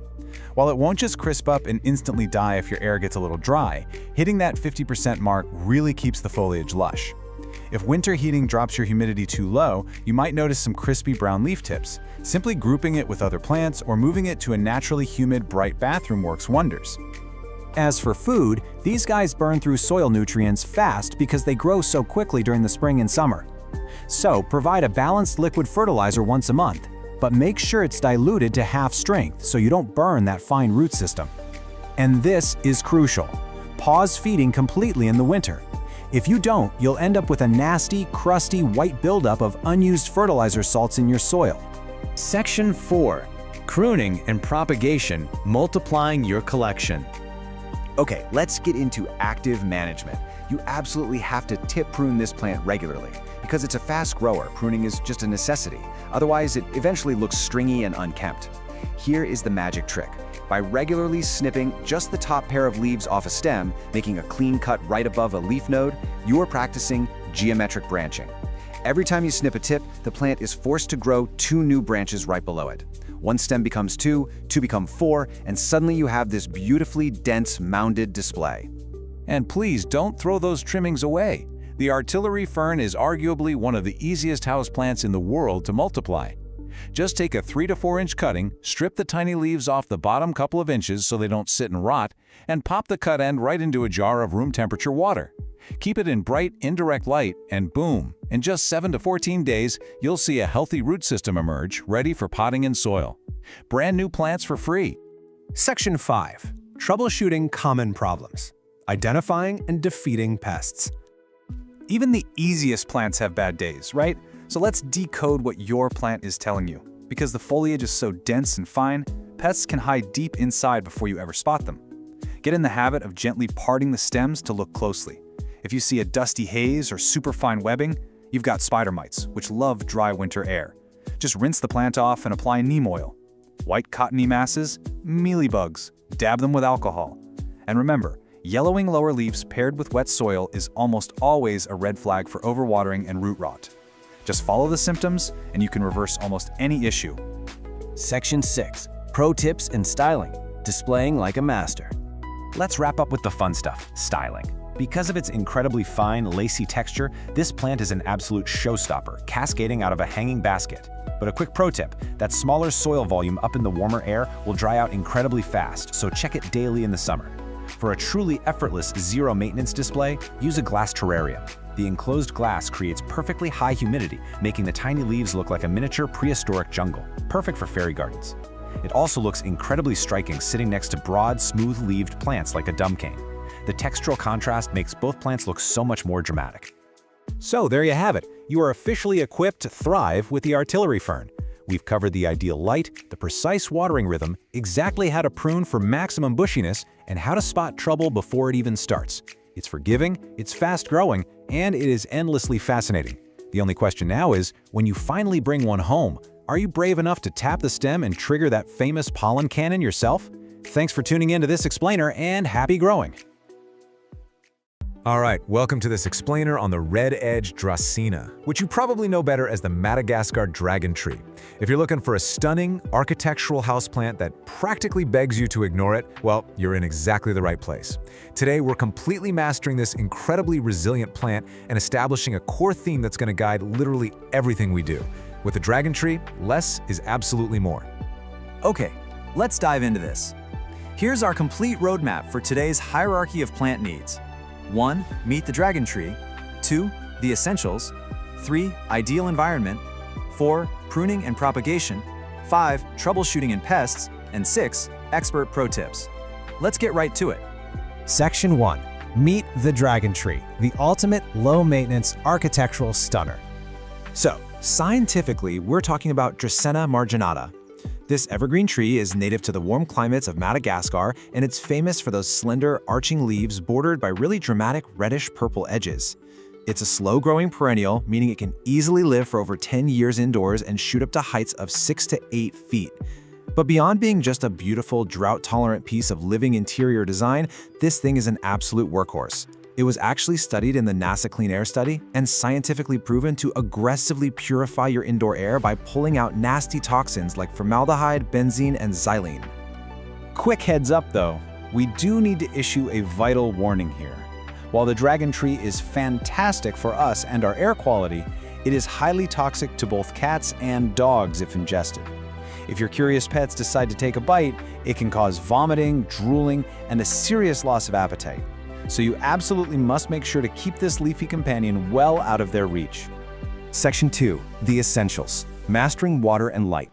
So, the crucial point here is the number 50. The golden rule of watering a dragon tree is that you must wait for the top 50% of the soil to dry out completely before you even think about picking up that watering can. Seriously, because they're highly susceptible to fatal root rot, this usually means you're only watering every 2 to 3 weeks. And in the fall and winter, when the plant's growth naturally slows down, you're going to reduce that even further to maybe once every 3 or 4 weeks. You really have to let that soil dry out significantly. Now, when it is finally time to water, you need to water thoroughly until it flows right out the drainage holes. But listen, the type of water matters immensely. Tap water often contains fluoride and other salts. Trichina marginata is incredibly sensitive to these chemicals, and they are exactly what cause those ugly, crispy brown leaf tips we all hate. The ideal choice? You want to use filtered, distilled, or rainwater for your deep waterings. If you absolutely have to use tap water, at least leave it sitting out overnight to let some of those chemicals evaporate first. Right alongside water is our second essential, light. The dragon tree thrives in bright, indirect light. Basically, this means finding a spot a few feet away from an east or west-facing window. You want plenty of ambient light without the harsh, direct sun rays, which will literally scorch the leaves and leave permanent brown marks. Now, it will tolerate lower light conditions for sure, but its growth will slow to an absolute crawl. And worse, it'll lose those vibrant reddish-purple leaf edges. So for optimal health, bright indirect light is definitely the way to go. Section 3. Ideal environment. Soil, humidity, and feeding. To find the real environmental sweet spot, let's start with soil. You need a loose, fast-draining mix. Honestly, a standard cactus or succulent mix cut with a bit of perlite works perfectly. For temperature, just remember it's from Madagascar. It loves it warm, ideally between 70 and 80 degrees Fahrenheit. Keep it far away from cold drafts below 60 degrees. As for humidity, 40 to 50% is perfect. If your indoor air is super dry, use a room humidifier or place the pot on a pebble tray with water to prevent those brown tips. Finally, fertilizer. This guy is a slow grower. Give it a balanced 10-10-10 liquid fertilizer diluted to half strength once a month. But here's the critical part. Only feed it in the spring and summer. Never ever fertilize during its fall and winter dormancy. Before we leave the topic of soil and pots, please remember this. Drainage is completely non-negotiable. No matter how perfect your soil mix is, if you put it in a pot without drainage holes, the water just gets trapped at the bottom. And that trapped water will inevitably cause fatal root rot. Always use a pot with holes. And since it is a slow grower, your plant will really only need to be repotted every 2 to 3 years when it becomes totally root-bound. When you do repot, only size up by 1 to 2 inches in diameter. Section 4. Pruning and propagation. Multiplying your plant collection. Over time, you'll notice a dragon tree can get very tall and a bit leggy with bare stems. And this brilliantly illustrates why you shouldn't be afraid to just chop the top off. Making a clean cut through the main cane at your desired height actually forces the plant to sprout 2 or more brand new branches right below that cut. Pruning actively encourages a much fuller, bushier, multi-stemmed plant. So what do you do with that top piece you just chopped off? You propagate it. It's actually surprisingly easy to do for free. Take a 6 to 8 inch stem cutting, strip off the lower leaves so you just have a little tuft at the top, and drop that bare stem right into a glass of water. Put it in a warm, bright spot, change the water out every few days, and in a few weeks to a month, you're gonna see real roots growing right out of the stem. Once those roots are 1 to 2 inches long, plant it in fresh soil, and boom, you've got a brand new dragon tree. Section 5. Troubleshooting and pests. Diagnosing plant signals. Okay, why are my dragon tree's leaves turning yellow or brown? It is the most common question every single plant owner asks when panic starts setting in. Let's match those symptoms up so you know exactly what your plant is desperately asking for. The vast majority of the time, issues come down to water. If your plant has yellowing leaves, sudden massive leaf drop, and the stem feels brown and mushy, you are definitely overwatering.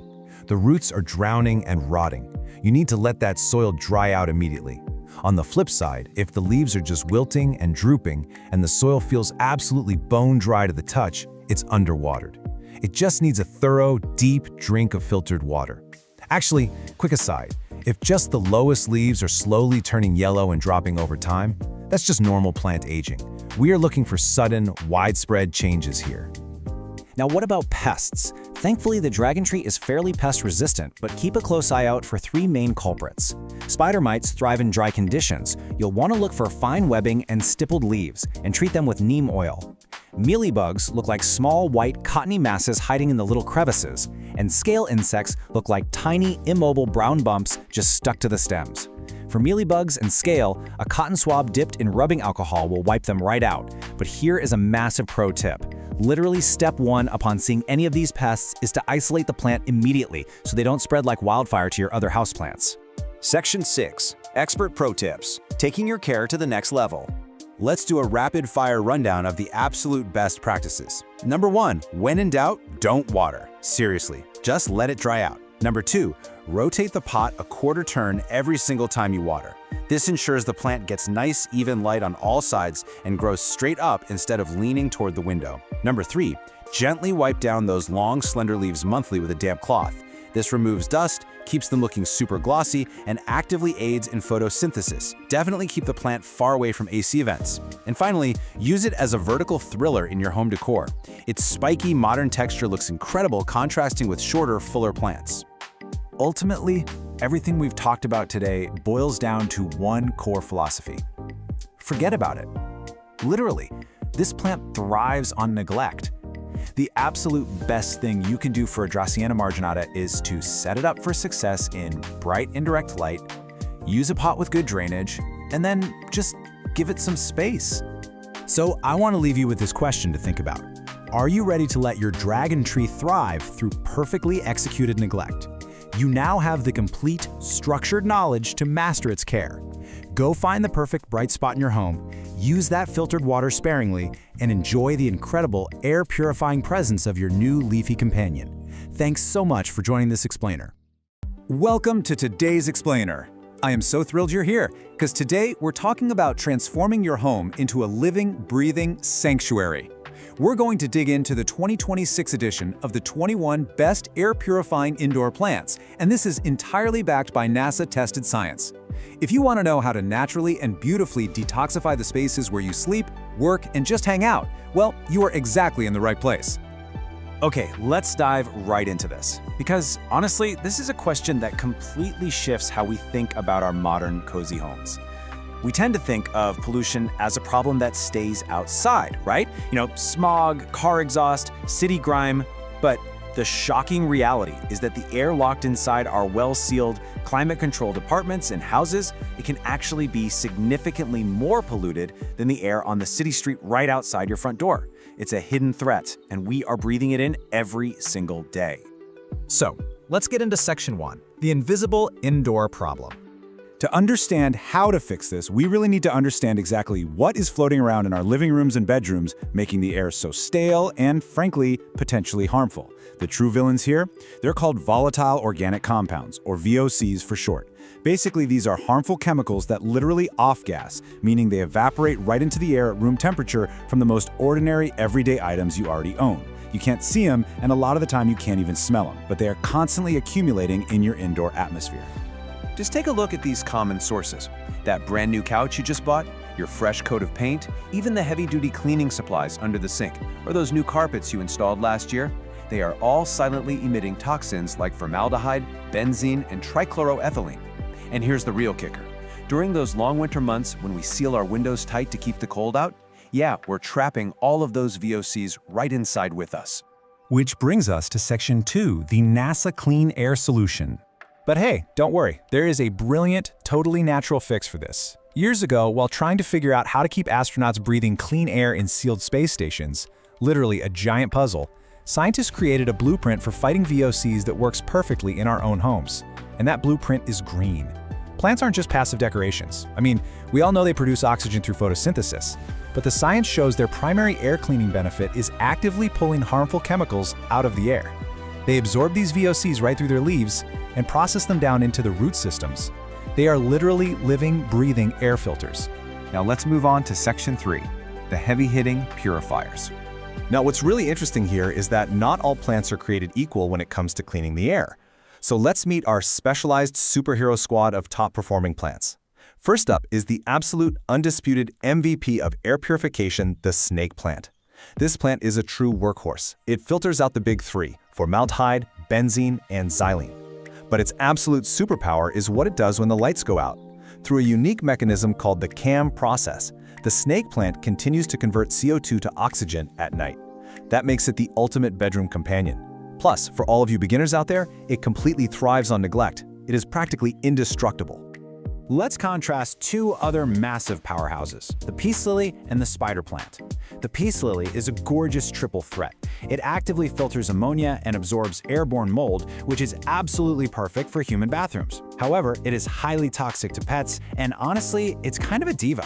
It droops dramatically just to tell you it's thirsty. On the other hand, the spider plant tackles formaldehyde and xylene, is super easy to propagate by just snipping off its little babies, and best of all, it's completely pet safe. Two very different vibes, but both are incredibly effective. Let's quickly run through this matrix of other heavy hitters. We've got the red-edged Dracaena, which is fantastic for fighting off-gassing from lacquers and varnishes, just pulling xylene right out of the air. The chrysanthemum needs bright light, but man, it is a champion against ammonia. The heartleaf philodendron is a fast-growing vine that absolutely devours formaldehyde. But take a close look at English ivy at the bottom there. This elegant little vine has the surprising and highly beneficial ability to dramatically reduce airborne mold and even airborne fecal particles. Yeah, you heard that right, making it an absolute must-have for the bathroom. Moving along to Section 4, Specialized Plant Squads. Let's see how this builds, because beyond the absolute heavy hitters, we have our highly adaptable team. We can actually group our plants into specific categories depending on your household's unique needs. The Chinese evergreen is beautiful and thrives in those tricky low-light corners while fighting benzene. The golden pothos actually tackles carbon monoxide and is, again, near indestructible. The bamboo palm acts as a pet-safe natural humidifier. And then there's the ZZ plant. If you are a forgetful waterer or a frequent traveler, this is your ultimate survivor. It filters toluene and xylene and genuinely seems to thrive on severe neglect. Next up, we have the high aesthetic and highly specialized purifiers. Look at the azalea. It specifically targets formaldehyde off-gassing from things like plywood and foam insulation. The Gerbera daisy helps filter out trichloroethylene, which, fun fact, is often brought into the home on your dry cleaning. The rubber plant uses its massive leaves to maximize surface area for pulling in formaldehyde. And of course, good old aloe vera pulls double duty. It filters benzene from the air while offering a handy healing gel right inside its leaves for those minor kitchen burns. And to round out our top 21, here's some rapid-fire advice for these fantastic tropicals. If you have dry winter air, the Boston fern and the truly spectacular bird of paradise both act as massive natural humidifiers. The anthurium is fantastic at pulling ammonia from the air while offering these gorgeous waxy blooms. And speaking of specific pollutants, did you just get new carpets? The weeping fig is your tree. Looking for elegance in the bedroom? The orchid, much like the snake plant, provides nighttime oxygen while absorbing xylene. And finally, the money plant acts as a great general filter for synthetic chemicals while standing as a wonderful symbol of good luck. All right, Section 5, maximizing your green filters. So the crucial point is, simply buying a plant and sticking it in a corner won't magically transform your air overnight. We have to transition from just owning plants to strategically deploying them to get maximum effect. Which brings us to the most practical question of all. To actually notice a difference in your air quality, how many plants do you really need to scale this solution? Well, the golden ratio is 2. You need at least 2 medium to large sized plants for every 100 square feet of living space. That is the baseline you need to start effectively scrubbing those VOCs right out of your indoor environment. To really maximize their power, you'll want to follow these 3 steps. First, strategic placement. Put your plants right next to the sources of pollution, near that new couch, the electronics, or wherever you store your cleaning supplies. Second, create a jungle effect. Grouping plants together literally multiplies their filtering power and raises the localized humidity, which the plants absolutely love. And third, keep those leaves clean. And this brilliantly illustrates why wiping the dust off your plant's leaves isn't just to make them look shiny and pretty, it is a mandatory functional care step. See, plants absorb these harmful toxins through microscopic pores on their leaves called stomata. If those pores are blocked by regular old household dust, The plants simply cannot filter the air. A quick wipe with a damp cloth just once a month keeps your living filters operating at peak efficiency. We're going to wrap up our explainer today with this powerful thought. The oldest technology on Earth, nature, is still our best defense against modern synthetic problems. We surround ourselves with all these synthetic conveniences, but it's pretty remarkable that a few well-placed ferns, palms, and ivy plants can do what machines often struggle to achieve. Take a look around your space right now. Which corner of your room is begging for a little bit of nature's oldest technology to turn your home into a purified, breathing sanctuary? Think about it. Thanks so much for joining me on this explainer, and hey, happy planting! Welcome to this complete explainer on the timeless English ivy. Whether you're brand new to indoor plants or your living room already looks like a sprawling jungle, the English ivy, also known botanically as Hedera helix, is just a true, undeniable classic. It instantly brings this wild, vibrant charm into any home. But as many of us have quickly discovered, keeping it perfectly lush and cascading indoors means you really need to know exactly what it wants. Here is our roadmap for today's journey. We'll be covering 1. Care basics. 2. Optimizing your environment. 3. Pruning and shaping.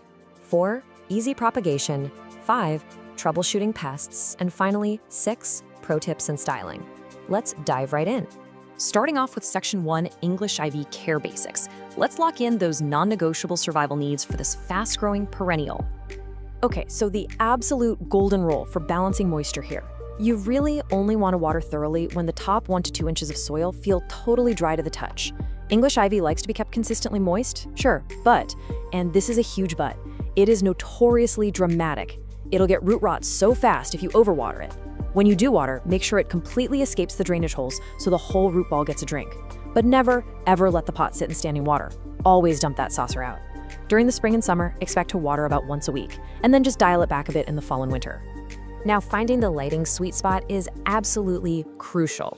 Put your ivy in low light, yeah, it might survive, but expect super leggy growth. You'll get these long, stringy stems with hardly any leaves, and it'll completely lose those beautiful, variegated patterns as it desperately tries to maximize chlorophyll. On the flip side, put it in harsh, direct midday sun, and you're just gonna scorch the leaves right off. Bright, indirect light near an east or west-facing window is pretty much absolute perfection. Moving under the surface, keep the soil simple. A standard, well-draining commercial mix or a homemade blend of potting soil, peat moss, and perlite works great. And I literally cannot stress this enough. Drainage holes are non-negotiable. Don't even try it without them. For feeding, grab a balanced liquid fertilizer like a 20-20-20, but make sure you dilute it to half strength. We definitely want to avoid fertilizer burn. Just feed it once a month during those active spring and summer growth months and hold off entirely in the winter. Moving on to Section 2, optimizing your indoor environment. Let's recreate its natural habitat. Ideally, you're shooting for an indoor temperature between 50 and 70 degrees Fahrenheit. That's roughly 10 to 21 degrees Celsius. See, unlike a lot of trendy tropical houseplants, English ivy is native to cooler, temperate climates. It actually loves being a bit chilly, especially at night, and it absolutely despises direct heat. So keep it far, far away from heating vents, radiators, and hot direct sunlight, which will just stress the plant out and invite pests. And because it originates in those cooler zones, dry winter heating systems are literally its arch nemesis. Seriously, crispy leaves are the #1 complaint I hear about this plant. If your air is too dry, those leaf edges will go brown and crispy so incredibly fast. You must maintain about 40 to 60% humidity. You can easily fix this by tossing the pot on a pebble tray with water, grouping it with some humidity-loving plant friends, misting the leaves every few days, or honestly just running a room humidifier. All right, Section 3, pruning and shaping your ivy. These vines can easily reach 6 to 8 feet indoors, so we really need to get comfortable with pruning. Please don't be shy about giving this plant a haircut. It probably needs one more often than you do, given its relentless push for world domination. Snipping the ends directly tells the plant to push out denser, bushier foliage, instead of just growing one sad, long vine. Spring or summer is the absolute best time for a major trim. Grab some clean, sharp scissors, make your cut just above a leaf, and aggressively trim back those leggy vines to force branching and keep the whole thing beautifully compact. And because it grows at lightning speed, your ivy will usually need repotting every 1 to 2 years. You'll know it's time when the roots literally start escaping out the drainage holes, or if you notice the soil drying out insanely fast. When you do repot in the spring, only step up to a fresh pot that's 1, maybe 2 inches wider in diameter. If you put it in a massive pot, that excess soil holds way too much water. And bam, we're right back to our worst enemy, root rot. Next up is Section 4, Easy English Ivy Propagation. Let's multiply your plants for free. You know, you could propagate directly in soil with rooting hormone and a plastic bag for humidity, but honestly, the water method is foolproof. Plus, you get to actually watch the roots develop, which is super satisfying. Just take a healthy 4 to 6 inch cutting, snip off the bottom couple of leaves to expose the nodes, those are the little bumps right on the stem, and pop those nodes into a glass of room temperature water. Change the water out every few days, give it 2 to 4 weeks, and you'll have a solid inch of healthy roots ready to be planted in soil. It is really that easy. Okay, Section 5, Troubleshooting Pests and Problems. Even the experts face challenges, so let's diagnose and fix some common failures. Why are the leaves getting crispy and brown? This is, without a doubt, the most common question we get. Those crispy brown edges basically scream that the plant is suffering from low humidity, underwatering, or, plot twist, a sensitivity to the chemicals in your tap water. Check your soil moisture the second you see this. If the soil is totally fine, you've got to boost that room humidity or maybe try switching to filtered or distilled water for your next watering session. The cool thing is, English ivy is highly communicative. Let's run through some quick diagnostics so you can literally read the foliage. Yellowing leaves? That almost always points to overwatering. Just let that top inch of soil dry out. Wilting is a bit trickier though. It means the plant isn't getting water to the leaves, which could mean it's bone dry and thirsty, or the soil is a swamp and root rot has completely destroyed the roots. Always touch the soil first to verify. Oh, and if the leaves look kind of washed out and pale, back it away from the window. It's just getting way too much direct sun. All right, nobody likes it, but let's talk bugs. If you spot invaders, especially spider mites, which by the way absolutely thrive in the dry, warm conditions that your ivy hates, you need to act fast. Look super closely for fine webbing and tiny stippling dots on the leaves. You might also run into white cottony mealybugs, brown scale bumps, or sticky aphids.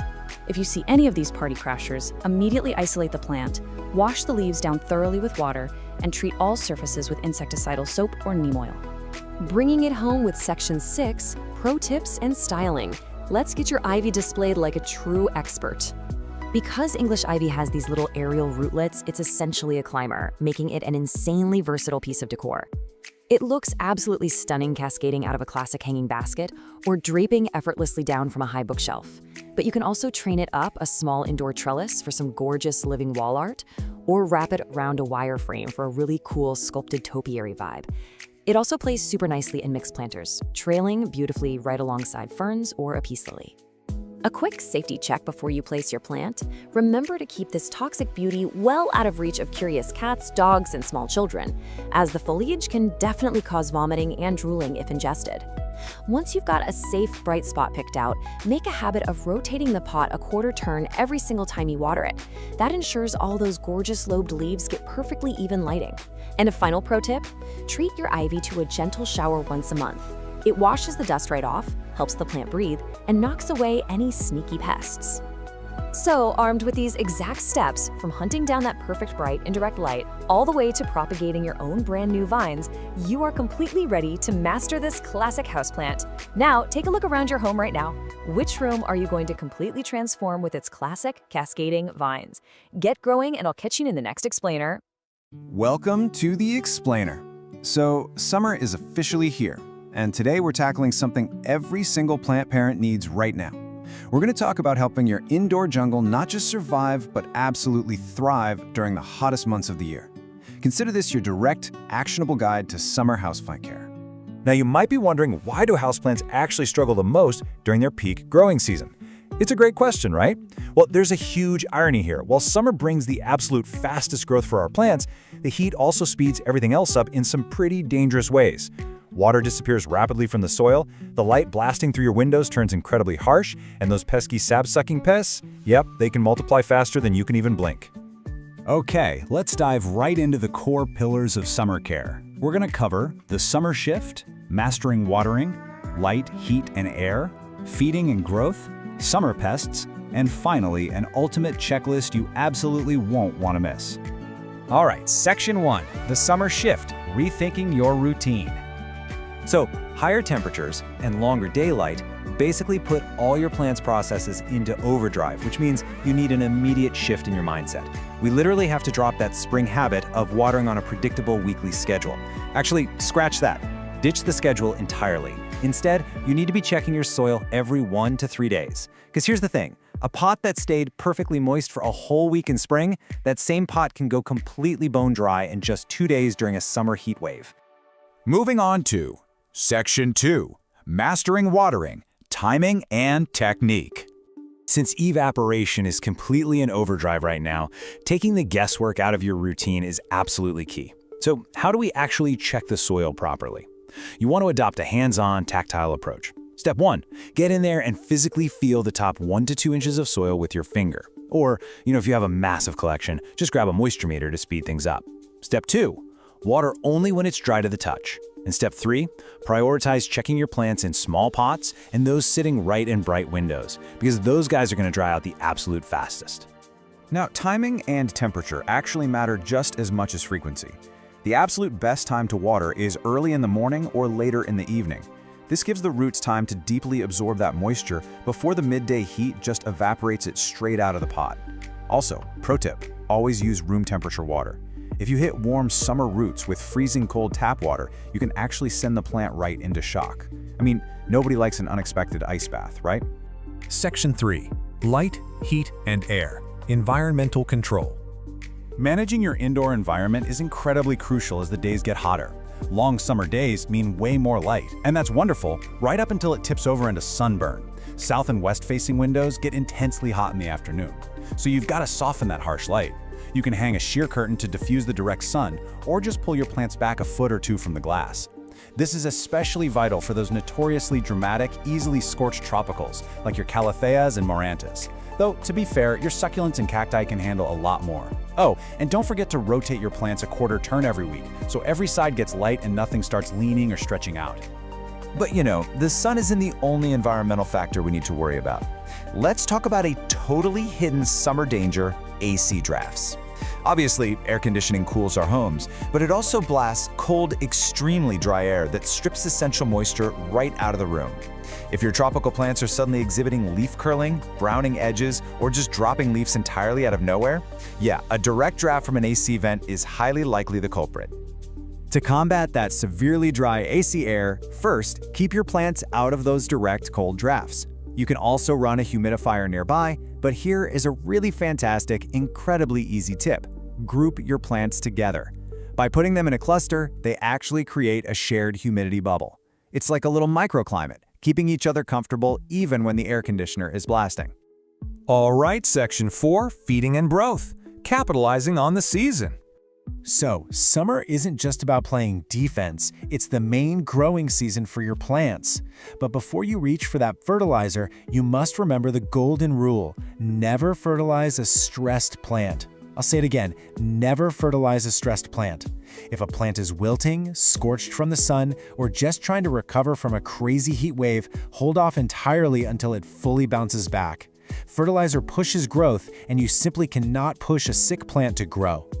Now, once you've confirmed your plants are actively growing and happy, here's how you really maximize that growth. Use a balanced fertilizer, but dilute it to half strength and apply it every 2 to 4 weeks. Also, these warm, bright conditions make summer the absolute perfect window for repotting anything that has become root-bound. Plants recover incredibly quickly from the shock of a new pot when they're in their peak growth phase. Section 5. Summer Pests. Spotting the culprits. Unfortunately, warmth and dry air are exactly what sap-sucking pests absolutely love. So we need to be highly vigilant because their populations can literally explode in summer. It's important to map the visual damage on your leaves to the specific pest. For instance, if you notice fine webbing and leaves that look suspiciously dusty or stippled, you're dealing with spider mites. They thrive in that hot, dry air. What about silvery streaks paired with tiny black specks? That's going to be thrips. And if little swarms of bugs pop up every time you water, those are fungus gnats, which usually multiply when we overwater trying to compensate for the summer heat. The absolute best defense against all of these guys is to inspect the undersides of your leaves weekly. Seriously, checking under the leaves every single week is critical. Catching an outbreak early is literally the difference between a quick wipe down with some soapy water and losing a beloved plant entirely. Okay, on to Section 6. ultimate checklist, your summer survival guide. Let's combine everything we've talked about into a rapid-fire master checklist you can use all season long. First up, your foundational habits, the daily and weekly essentials. Remember, ditch the watering schedule completely. Check your soil moisture every 1 to 3 days. When it's dry, water in the early morning or evening using room temperature water. Protect those leaves by diffusing the harsh afternoon sun, and rotate your pots weekly to encourage nice, even growth. These are hands down your best weapons against rapid evaporation and intense light. Next up is your health and maintenance checklist. Raise the ambient humidity and keep your tropicals far, far away from those cold AC drafts. Feed them at half strength every 2 to 4 weeks. But remember, only the healthy, actively growing ones. Inspect those leaf undersides every single week for pests. And a quick bonus tip, if you do decide to let some of your houseplants vacation outside for the summer, make sure to acclimate them very, very slowly to the outdoor light to prevent severe sunburn. And that brings us to the end of our explainer. But before we go, I want to leave you with a question. Which of your plants needs a summer adjustment today? Think about it for a second. Do you have a calathea getting totally baked in a west-facing window right now? Is your monstera completely bone dry? Don't just sit there, step away from the screen, take a really close look at your indoor jungle, and take immediate action. Thanks so much for joining me, and enjoy watching your plants absolutely thrive this summer. Welcome to This Explainer. Today, we're diving into a complete beginner to expert masterclass on caring for one of the absolute most resilient and beautiful houseplants out there, the aloe vera. Whether you are a total novice getting your very first plant or a seasoned collector, this guide is going to take you through absolutely everything you need to know to make your plant thrive. So let's actually kick things off with a bit of history. The ancient Egyptians gave this world-renowned succulent a pretty legendary nickname, the plant of immortality. And they revered it not just for its striking architectural beauty, but because of its incredibly soothing gel and just absolute unbelievable resilience. It is literally a living first aid kit. And today, we're going to learn exactly how to harness that resilience right in your own home. Here's our agenda for today's explainer. We'll cover the ultimate desert survivor, the core care triad, maintenance and feeding, multiplying your plant, troubleshooting common problems, and wrap up with some pro tips for success. All right, Section 1, the ultimate desert survivor. Think of it as a resilient, living first aid kit. Okay, so the aloe vera is a perennial. That basically means it has a super long lifespan, easily over 10 years indoors if you treat it right. It grows actively in the spring and hits its peak stride in the summer. But here's the catch. As we head into fall and winter, it needs a strict rest period. I mean, its growth slows down dramatically. Because of that, you've got to significantly reduce your watering to mimic its natural dormancy. Getting this rhythm down, that's the secret to a really happy aloe.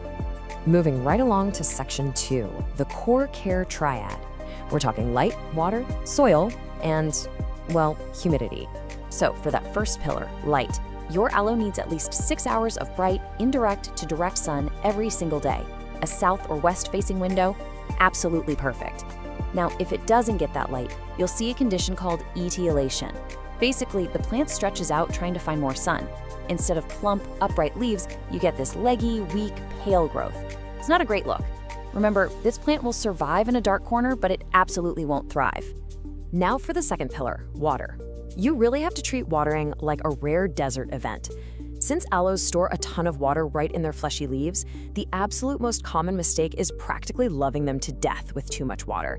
Instead, you're going to use the drench and dry method. Here's how it works. Pour water in until it flows freely out of the drainage holes. Let the pot drain completely, and then, and this is the absolute most important part, do not add a single drop of water again until the soil is 100% bone dry. In the heat of the summer, that's maybe every 2 to 3 weeks. In the winter, honestly, maybe just once a month. And you know, spotting the difference between overwatering and underwatering is a total game changer for diagnosing your plant. Overwatering, that's gonna look like mushy, browning, or yellowing leaves near the base, plus a really soft stem, and that is incredibly dangerous for the plant. Underwatering, on the flip side, leaves you with thin, wrinkled, deflated leaves that curl inward, usually with crispy tips. If you see those wrinkles, your plant is just thirsty. Give it a deep soak and it'll plump right back up in a day or two. The golden rule here, when in doubt, just wait it out, don't water it. Okay, the final pillar, soil. This totally goes hand in hand with our watering strategy. The absolute non-negotiable rule is that your aloe needs loose, gritty, fast-draining soil. A prepackaged cactus or succulent mix works great. Or you can whip up your own using equal parts potting soil, perlite, and coarse sand. But please, never, ever use dense garden soil. And whatever you do, ensure your pot has drainage holes. Those roots absolutely cannot sit in a puddle. All right, let's talk humidity. You might be wondering how much extra misting this arid desert dweller needs to thrive. The answer? Exactly 0. 0 extra humidity. It actually wants dry air, so you can go ahead and put away the humidifiers and those pebble trays. Pumping up the humidity actually increases the risk of nasty fungal diseases. Just your normal, everyday household air is absolutely perfect. Which brings us to Section 3, maintenance and feeding. Let's talk about fueling your desert plant. So aloes aren't exactly heavy feeders, right? But a little boost during their active growing season definitely helps. Using a balanced, water-soluble fertilizer with a 10-10-10 NPK ratio is pretty much ideal. But here's the catch. Always dilute it to half strength so you don't accidentally burn the roots. And you really only need to apply it once or twice a year during the spring or summer and only on soil that's already moist. Never fertilize in the winter when the plant is sleeping. Now, as for pruning, you'll love this. The requirements are wonderfully minimal. You basically just need to trim away the naturally dried up brown bottom leaves to keep things looking tidy. Just grab a clean, sharp knife and cut as close to the main stem as possible. And hey, you can also prune by harvesting those mature outer leaves whenever you happen to need some of that incredibly soothing gel for a minor kitchen burn. All right, on to the really fun stuff in Section 4, multiplying your plant. We're gonna create an endless supply. So check this out. A healthy, mature aloe vera actually produces its own miniature baby plants. They're called offsets or pups. These adorable little clones sprout right up next to the mother plant and literally share her root system before they're separated. Basically, if you treat your aloe right, it's gonna give you a practically endless supply of free plants to give to your friends. How cool is that? Propagating these pups is super easy if you follow a few exact steps. First off, be patient. Wait until the pups are several inches tall, ideally around a third of the mother's size. Once they're ready, carefully unpot the mother plant and gently untangle the pup, making sure it keeps some of its own roots attached. Now, this next part is the most vital step of the whole process. Let the pup's cut wound dry out and callus over for 1 to 2 days in a shady spot. If you skip this, it'll probably rot. Finally, pot it up in some dry cactus mix and, resist the urge, wait a full week before you give it any water so those new roots can get established. Even the toughest plants have bad days, which brings us to Section 5, Troubleshooting Common Problems, your quick pest and disease guide. Now, aloes are highly pest resistant, but you still want to keep an eye out for a few common invaders. See small, white, fuzzy spots deep in the leaf crevices? Those are mealybugs. Spot hard, brown bumps on the leaves? That's scale. For both of these guys, isolate your plant and dab each pest with a cotton swab dipped in 70% rubbing alcohol. And if you notice fine webbing and tiny arachnids, you've got spider mites, which love dry conditions. You can treat them by spraying the plant with insecticidal soap or neem oil. But honestly, pests are not your biggest worry. If you see mushy stems and yellow leaves, that is a massive red flag for root rot. It's literally the most fatal disease for an aloe, and it's caused entirely by overwatering. If you spot this, you've got to perform emergency surgery. Stop watering immediately, unpot the poor thing, and trim away all the black, mushy roots until you're left with only firm, yellowish white ones. Then replant it in completely fresh, dry soil and cross your fingers. Let's wrap things up with Section 6, Pro Tips for Success. These are the absolute best practices for a thriving aloe.